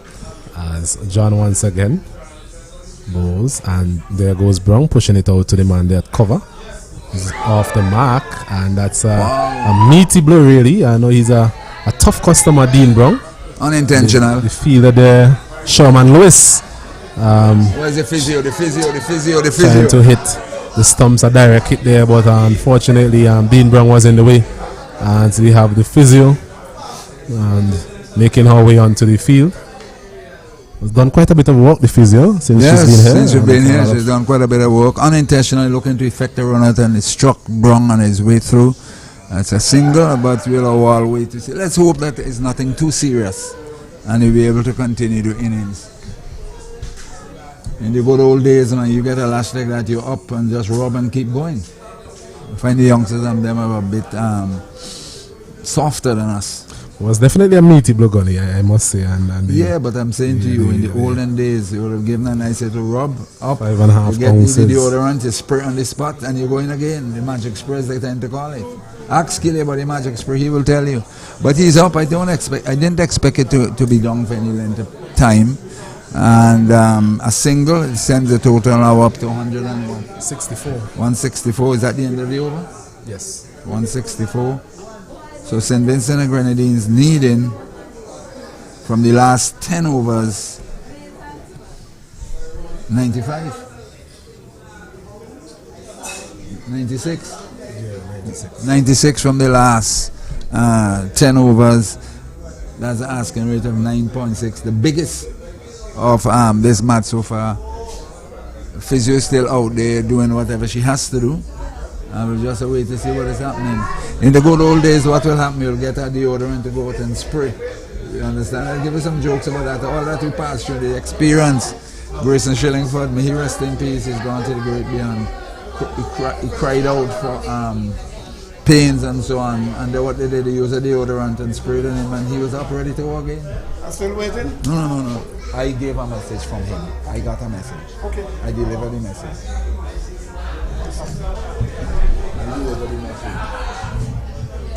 164 for the loss of 7, St. Vincent and the Grenadines. After 40, Grenada after 40. He's actually coming off the field. Is he? Yeah, he's coming off. Yes, he's coming off. Mentioning it appeared to be a very meaty blow. Yeah, it was a you meaty see blow. his arm, I think it struck his arm, his elbow area. You can see that area looking rather slow. His arm, he got struck. But it was unintentional, to be very honest with you. I'm not sure if he'll be able to bat at any point in the game again. I think that's it for him because he seemed to have struck his right arm. He's holding his arm limp. So we'll see when he get up here with the physio exactly what's what. He's coming up this way. I think the new batsman is Darius Martin, the fast bowler. What a good day in the field. A 5 wicket haul, 5 for 50. He'll be looking to convert some of that confidence into his batting effort. I believe St. Vincent will be looking for the 50 they gave away towards helping them with their cause. And 50 from him also in put St. Vincent very close to the victory target. It's that man Cyrus once again was being meticulous really. It's been stingy. Very stingy. In terms of not giving much away. Very accurate for a leg spinner. Haven't seen any sort of rank long hops or full tosses from him to the gunny. Very impressive Cyrus, as this one is short of a length and Martin goes back. Pretty accurate and plays it back. The spell here. Martin, a tall man, maybe looking to strike a few lusty blows here. Given his reach, let's see how that goes. He's looking for that. Was aiming somewhere in the vicinity of that coconut tree over there, Gunny. Well, there are a lot of coconuts in it. Maybe he's looking to have one to drink. But, a big shot, missed. This one is walking down to the man there at long on. And he's off the mark, 165 for the loss of 7. 65? Yes, 165 for 7. But one batsman retired hurt. Denver faces this one. He clouts this one out to wide long on 1. They're looking for 2, but there'll be danger here if they go for that second run. And the thing about it, we've seen 2 Grenadians doing the backing up. They've really been drilled and drilled nicely because they're doing the basic thing when a return comes in.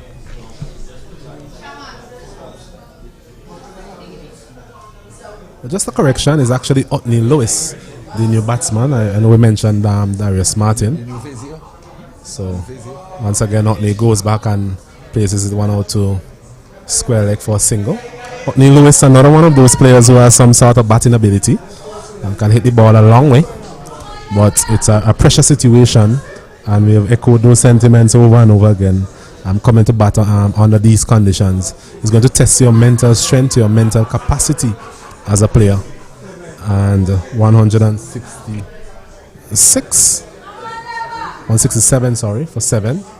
And Dean Brown retired hurt. Maybe if the game goes down to the last over, I might see Dean Brown come back, Gunny Hines. No, possibility still exists. I think it's basically over body shouting. You can say all that we want to say. 9 overs remaining to get 94 runs. To be honest, I don't think it's on.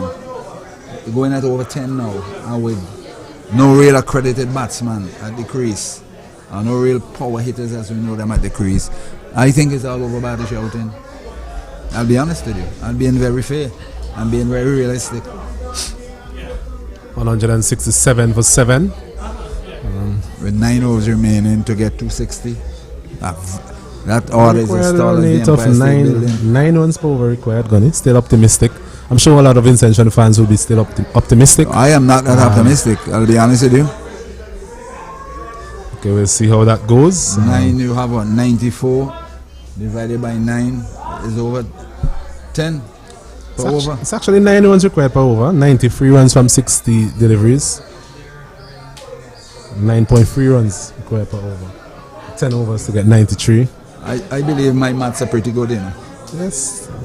I know you are the maths teacher, you and your good namesake, Rodden. So it's going to be...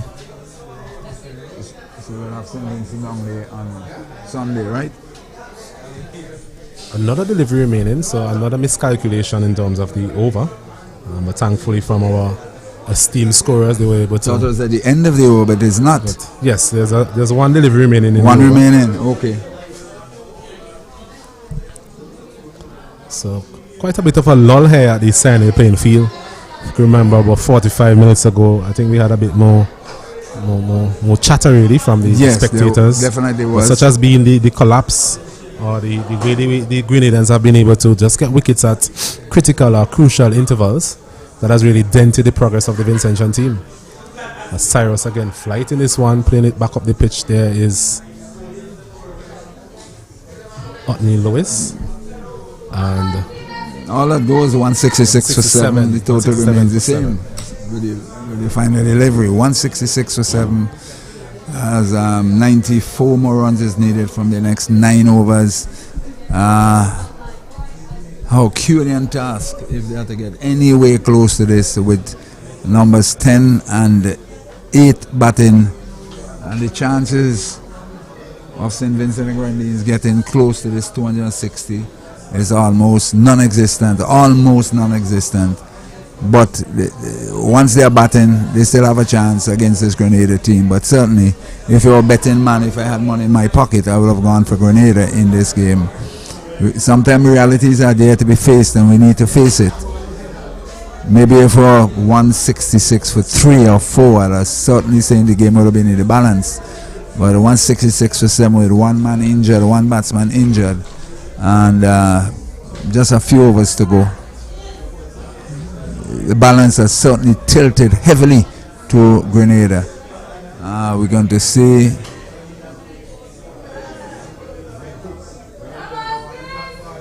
that's Redhead from the northern end to bowl to Denba in outside the off stump, played and missed, taken by the keeper. No run is the end. St. Vincent and Grenadines 166 for 7, and with the sun setting on the western end here, with the other game being completed, we see the umpires from that game being here, the match referee from that game being here.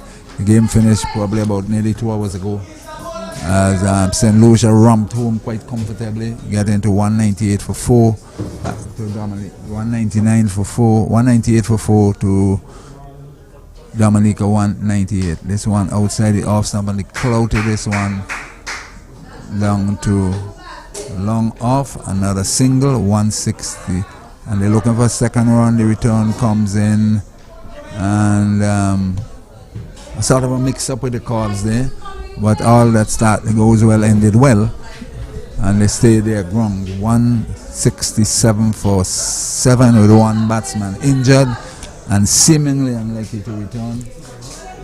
As we see that Redhead, Ryan John and Ryan John be bowling to. That's Otney Lewis. That's Otney Lewis. No, it's not Otney Lewis. It's actually Kenneth Denba. Denba.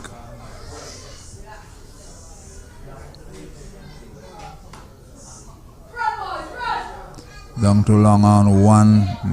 You're not going to push for a second one. Otherwise, there'll be in problems. I think what's in this need is one of the Gary Sobers' overs of 6 sixes to pull themselves right back into this game. What say you? Well, that would definitely help. But they just need to be calculating in terms of what bowlers they choose to attack. Ryan John, an experienced campaigner, we have seen that his changes of pace, and batters here just struggling to get bat on ball, as they would say. And that is definitely crucial at this stage of the innings. It's becoming increasingly difficult. Ball becomes for the nail into the coffin of St. Vincent Grenadines' reply. That is what is happening. Yes, it's becoming increasingly difficult for the Vincentian team, having lost that cluster of wickets at crucial times. It means that the lower order now they really going to find it difficult to make any sort of progress as it relates to chasing down this total. Boundaries are definitely needed if St. Vincent Grenadines is to get anywhere close. The singles are not going to really push their cause much further, because the run rate is well over 10. And if you get 3 in the over, it pushes it even further. It's 170 for the loss of 7. As he's hitting this one upishly over cover. And that's a bit of a misfield there, and they get a second. A bit of confusion really in terms of the running between the wickets. Because they were ball watching. They were watching the ball and rather than looking at the situation, and they would have been 2 comfortable runs at the end if they were doing it properly. Yes, Jeremiah there fumbling a bit. It's the first batting he has done today. He has played brilliantly with the bat. But in terms of on that occasion, just fumbling with the ball. 168, 169? 172 for the loss of 7. 172 for 7. As the game winds down here at the Sion Hill playing field, with Grenada definitely surging on towards winning this game comfortably in the end, it would appear. And they would stay here to play St. Lucian in the grand finale on Sunday. Unfortunately, I will have to go to Cumberland. So I wish you all the very best. It's going to be Cyrus once again. This is just... to Lewis, he's punching it off the back foot, comes through for a quick single there. Told his 4 overs were very, very critical, and he has proven me right. You either go for big runs or you're going to get wickets.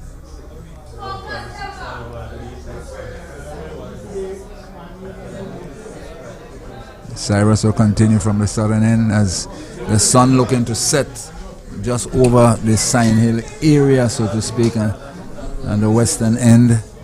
In back he goes, he tickled this one out on the onside. Another single sends the total up now to 174. 174 for the loss of 7, as the target becomes more and more difficult by each passing delivery.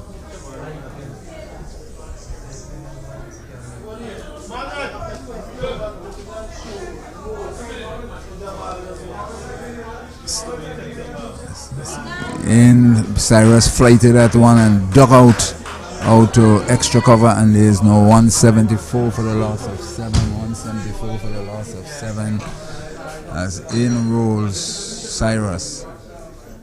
Down the track he goes and punches this one out to long on. Another single, 175 now for the loss of 7, as we wind down this game, so to speak. As Cyrus continue this very, very miserly spell from the southern end. This one clips this one again out to long on. Another single ensues. 176 for the loss of 7. As each and every passing one makes it that more difficult. Each and every dot ball makes it more and more difficult for St. Vincent to come back into this game. It will take, at the end of another over, 176 it is for 7. 176 for 7.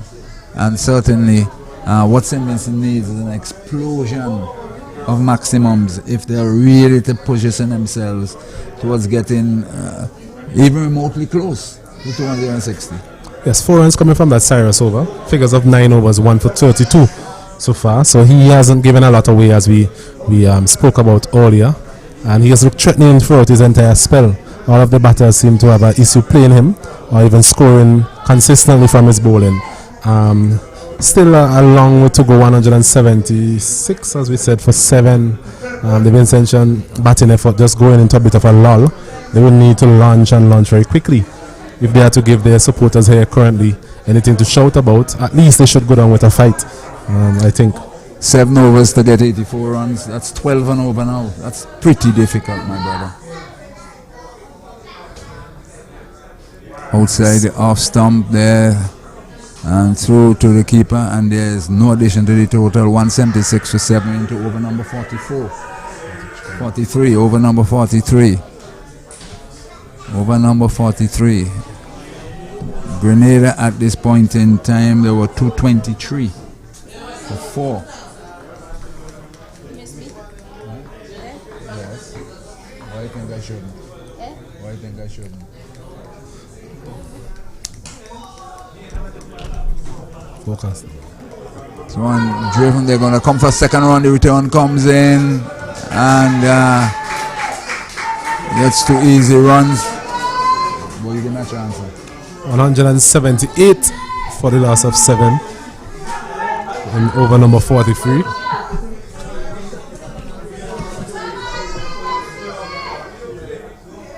As Ryan John, we're continuing to bowl. There's that Anthony Lewis. Yes, Kenneth Denbar. Kenneth Denbar. They look so alike. Lewis the tall of the two. John to Denbar. In.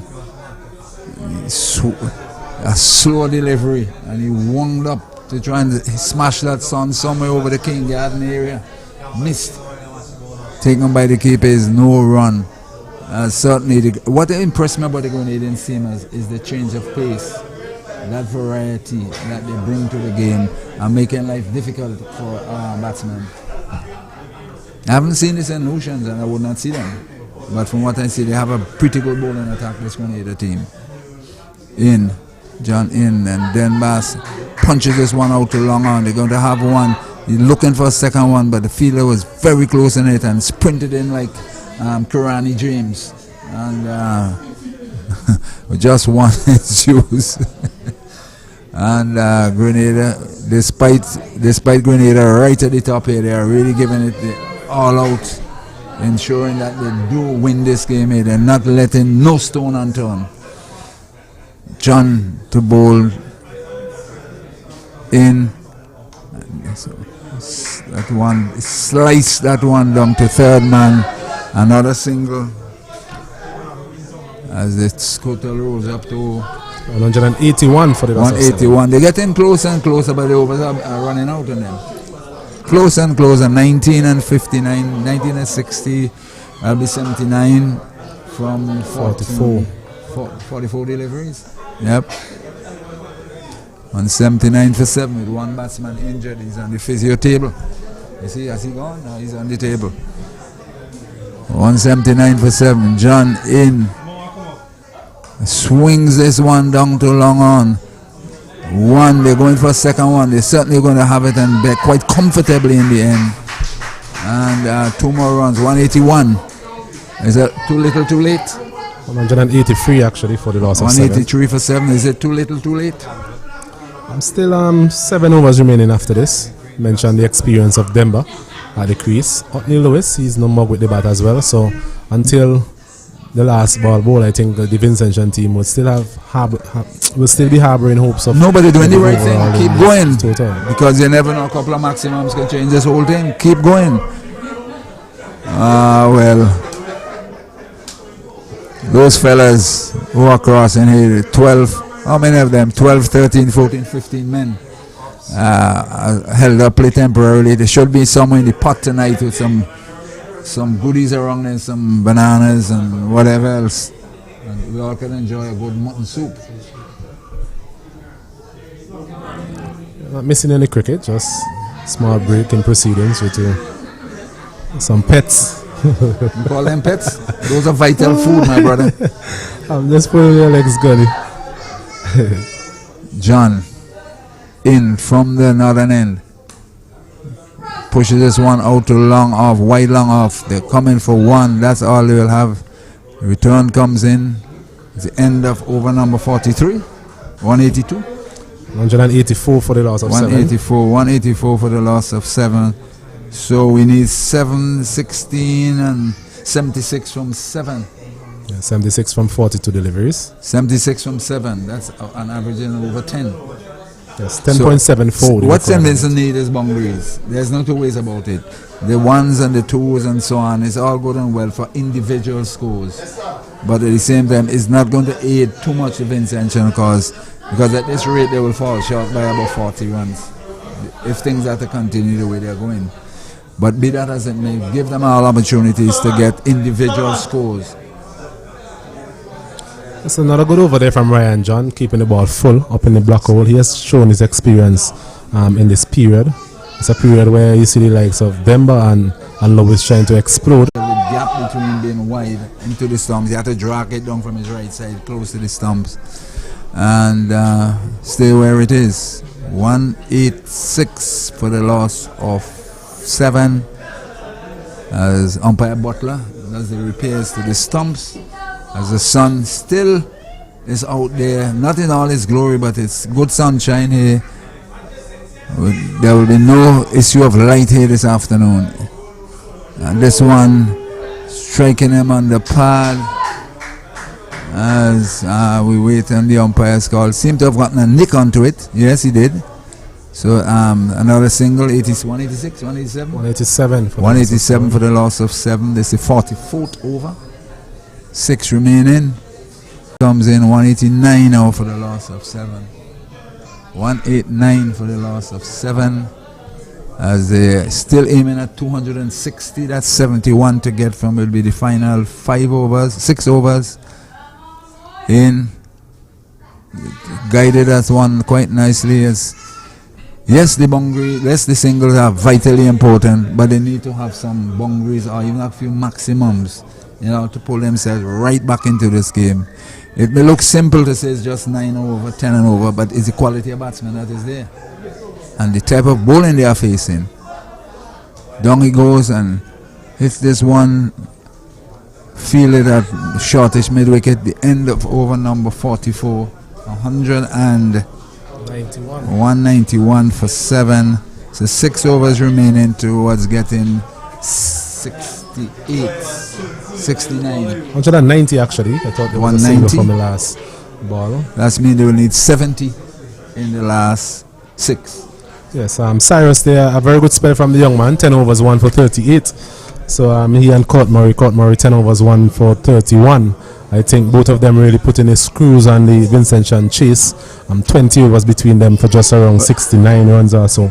Less than 4 runs per over. And in a run chase where you're required to score at least 5.5 runs per over, it was definitely a critical. If you tag that in with Cotoy's bowling as well too, in the crucial time when carnage was ongoing, I thought Cotoy bowled a very good spell also.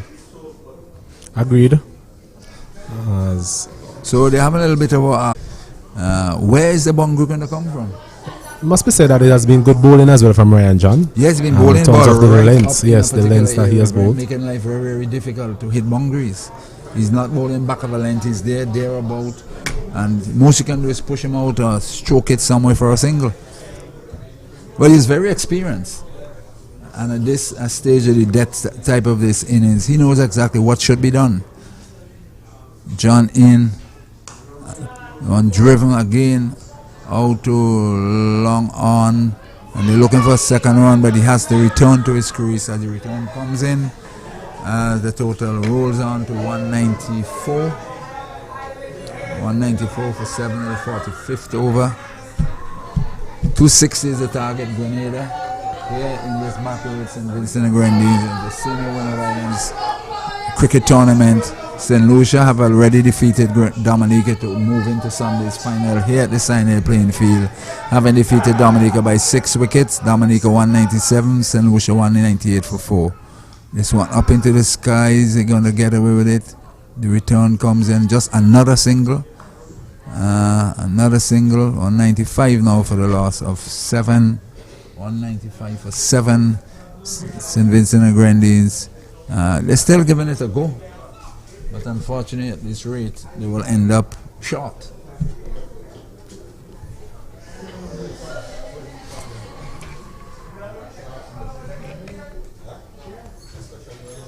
Just hasn't been able to find a boundary on a regular occasion, Gunny, in the last 5 to 6 overs or so. Something that would have happened here whereby see that Denver who's calling for something.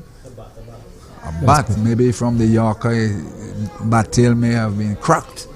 Maybe a change of bat can bring forward a change of fortunes for Kenneth Demba. You are the supreme optimist, my brother. I respect that. It's never over. You mentioned cricket is a game of glorious uncertainties, Gunny. What is glorious certain about this one? Base on who is batting at number 9 and 10 and the type of bowling here.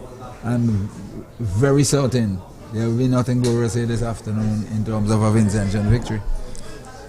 Nothing possible, but I don't expect it to happen. As we see Demba with a change of bat, as we mentioned, maybe a change of fortune for him, especially against Ryan Hines, who has been able to get the ball into the block hole on numerous occasions so far. John in, swinging this one into the air, could be out caught. No, the return comes in. Somebody's in trouble here, and that's it. Into the air, looking for 2 quick runs. The second one is definitely not on, and it's Denver who's run out. It's actually Otney Lewis. Huh? Otney Lewis, the dismissed batter. So Otney Lewis is the one who's run out. Yes, he is. And St. Vincent Grenadiers lose their 8th wicket. The total on. And we see 194. 194. Yes. As we see Dean Brown is returning to the crease. Yes, hoping to play maybe a similar effort to Shivner and Shandapur some years ago, many years ago. Oh, he's a brave warrior. He's from that part of the country where we know that a lot of warriors are up in that area there. And he's giving it his all. Despite the situation, he's going to give it his all. He's not going to lie down and play dead. There are some other players who will certainly stay out and he realizes almost a lost cause. I'm not going back there. I'll cry for pain. But no, he's going out to give it his all. St. Vincent Grenadiers 194 for 8, and slowly going with their efforts to end in defeat. That's basically how I'm seeing it. Because the Grenadian attack is very, very experienced. We are really down to, well, the olden fashion, we used to call them tail enders. But now these days they call them lower order batsmen. That's a better term. What number do you normally bat for your team? Number 3, 4? Well, now that you mention it, many years ago I was a top order batter. Years ago? A young boy like you come and tell me about many years ago. Stacey, what is wrong with him? Just the other day. Thank you. Dean Brown and his Jackson, Haston Jackson, was toiling away all day in the heat and coming back into the attack. So Cyrus finishing off his spell in the Cyrus previous, bowled well, you know. To be very honest with you, he bowled well. Dean Brown here looking to swing for the fences. We swing for the coconut trees. Anyway, in that region, I think it's actually Demba on strike at the moment. Bit of a mix-up again in terms of the call in between the wicket, but you'd expect that, especially at this stage of the innings. At this juncture here, one will expect this to happen. And a reasonable crowd coming out here this afternoon to witness this encounter. I'm seeing a lot of grim faces around, but still some overs remaining. Still some overs remaining, and the Vincentian team will be hoping that they can just take it right down to the last ball here, as Brown is hitting this one nicely straight to the man there at mid-off, and so that's a good start from him in terms of finding the middle of the bat. He's off the mark, he's up and running. It's now 190.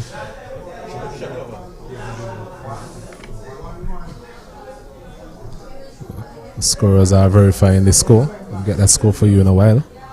But it brings Demba back into strike as the shadows continue to just come in here at the Sion playing field. The game itself is in its latter stages as another single is owned. And leg by, I think, this time, yes. Score moves on to 197 for the loss of 8. 97 for 8, so just hovering around that 200 mark, still a further 63 runs to be had. Grenada with 235. 7 at that point in time. They're not far off, but they're still behind. Yes. Dean Brown is slicing at this one. A good shot. Should be able to get a boundary. Yes, it does. Yes, he does. Sorry. So Dean Brown, the man, after being struck on the arm and returning to the wicket, he seemed to mean business here this afternoon, and they will need a lot more of that from him if they are to get anywhere close to this Grenada total. You need maybe 5 fours in this over to bring St. Vincent back close to the total, but certainly the first boundary in a little while we have seen, and it's come from the injured man. Yes, Dean Brown is a good strike of the ball. Dean Brown, a good all-round cricketer. Well, St. Vincent Grenadines could do quite will do very well with his striking.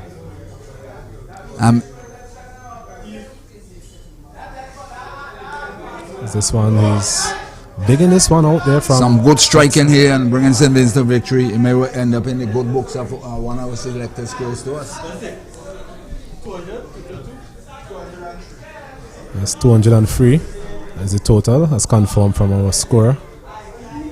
Still a 47 runs required. Once again, full delivery. Brown looking to hit that somewhere in the region of a long on, getting the inner portion of the bat. Another single added to the total, 204 for the loss of 8. As another over comes to an end. 46? Yeah, 46. Is that correct? Yes, 46 overs correct. Overs completed, yes. So 4 overs. 56 and 4 overs. Yes, 56 runs. Just 14 and over. Yes, exact 14 runs per over. Exactly 14 and over is needed. As the game winds down with that sun beaming close to my eyes here, right across the hill, just over Sion Hill King Garden area. Just over the Sion Hill King Garden area. 56 needed from 24 deliveries. It's Ryan John once again. As the sun's looking to go beyond the hill, the sunlight itself in this area is going, but the light is still good. So Ryan John into his 8th over. I think this is his 3rd or 4th in this spell. So as this one is hit high and handsome, has he got enough on it? No, I don't think so. And that's a very good catch once again out there. I think it is Ned. He's been patrolling that region all day. In his 3rd catch in that similar area. And Dean Brown has to go. Another foolish delivery there from Ryan John, and there was Dean Brown aiming somewhere in the region of long off, but just not getting the type of contact that he was looking for. So another wicket goes. It's 204 St. Vincent for the loss of 9. The writing's definitely on the wall at this point in time. Well, I believe there are a few tantimals around with the baskets and colored clothing ready to sing as Grenada gets closer and closer to victory here and a place in the final against St. Lucia. So we can clearly call it St. Lucia will play Grenada in the final here come Sunday, because I do not see for by any stretch of the imagination St. Vincent Grenada is getting these additional runs. You may differ, but that's my thinking. Stranger things have happened in cricket before, Mr. Hines. Well, I expect that, my brother, but you have to respect your opinion as well. I respect yours. Yes, so 204 for the loss of 9. The last man in Darius Martin had a very good day with the ball, 5 for 50. It won't be over until the fat lady sings, as far as you're concerned. Definitely. Although most of the if you're looking at the probability, I think most there's some reality we have to face in favor of the Grenadian team. Yes, even when you're looking at cricket in England, they will tell you the win percentage or I'm speaking about the win percentage here on WizBiz. I'm saying St. Vincent Grenadines has 0. Okay, so it's Darius Martin who will be looking to prove you wrong at this point, Gunny. Grenada has definitely been the better team today. And thanks mainly to 2 things happen. Bishop, Jeremiah, and Ned. Those 3 innings, coupled with that onslaught in the middle of the innings. As John is bowling a full delivery, and there goes Martin, digs it out. Those factors has definitely propelled Grenada to that huge total. And I always figured 260, it was gettable. It's not going to be easy, but scoreboard pressure will come on.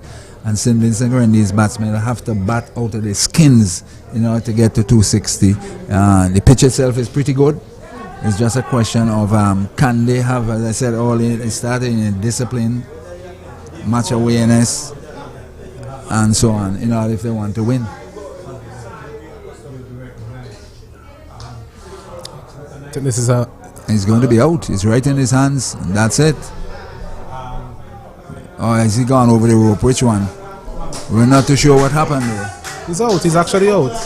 He's actually out. It was a long hit there over long on, but there was a fielder settling under it, and he takes the catch. So that brings the end to the proceedings here at the Sion playing field. St. Vincent and the Grenadines being dismissed for 205. Yes, 205 all out. Last wicket there going down, that of Kenneth Demba, caught on the long on boundary there by Shamal Lewis. Just didn't get the elevation that he really required. It's a big hit, as we mentioned, down to that side, and we've seen a lot of the Vincentian batters succumbing on the long off and the long on boundary. But towards the end, Ryan John did pick up a couple of wickets, 4 yes, or 5 or something. So we'll just try to have it confirmed. We're just trying to confirm the number of wickets that Ryan John ended up with. Ryan John 3 for 37. Oh, Ryan John 3 for 37. So just a recap of how the innings went in terms of the Vincentian chase. Gideon Pope, the first to go, he was caught. Jeremiah Bowl Lewis for 3. Desmond Maloney played very well before he was dismissed by Sherman Lewis. Caught Ryan John for 64. Romano Pear, he never really got his innings going. 10 from 31. Sunil Ambris, he got a good start. 17 from 23 before he was caught. Regis Bull Murray. Kotoy, he was dismissed by Sherman Lewis. Caught by Ryan John for 14. Dylan Douglas, just when he was about to explode, he was caught by Murray Bowes. Cyrus, the leg spinner, had a very good day in the field for 24. Darren Graves never really got the innings, and he sort of momentum into his innings. 11 from 26. Kenneth Demba, the last man to go, he was caught. Sherman Lewis by Ryan John for 19. Dean Brown, after being struck on the arm and had to leave the field, he came back, made 7. Otney Lewis, he was run out for 11. And Darius Martin, the final man in, he was not out on 1. In terms of the bowling, Sherman Lewis, 6 overs, no minus, 3 for 23. A very good spell from him. Redhead, 5 overs, none for 25. The figures doesn't really reflect how well Redhead would have started. He definitely caused a lot of trouble for the batters. Ryan John, the man who got the last wicket, 7.3 overs, 3 for 37. Aston Jackson, 8 overs, 1 for 43. Darrell Cyrus, one of the pick of the bowlers, even though his wickets column didn't really reflect that. 10 overs, 1 for 38. And Court Murray, the youngster we spoke about, coming into the senior setup, 10 overs, 1 for 31.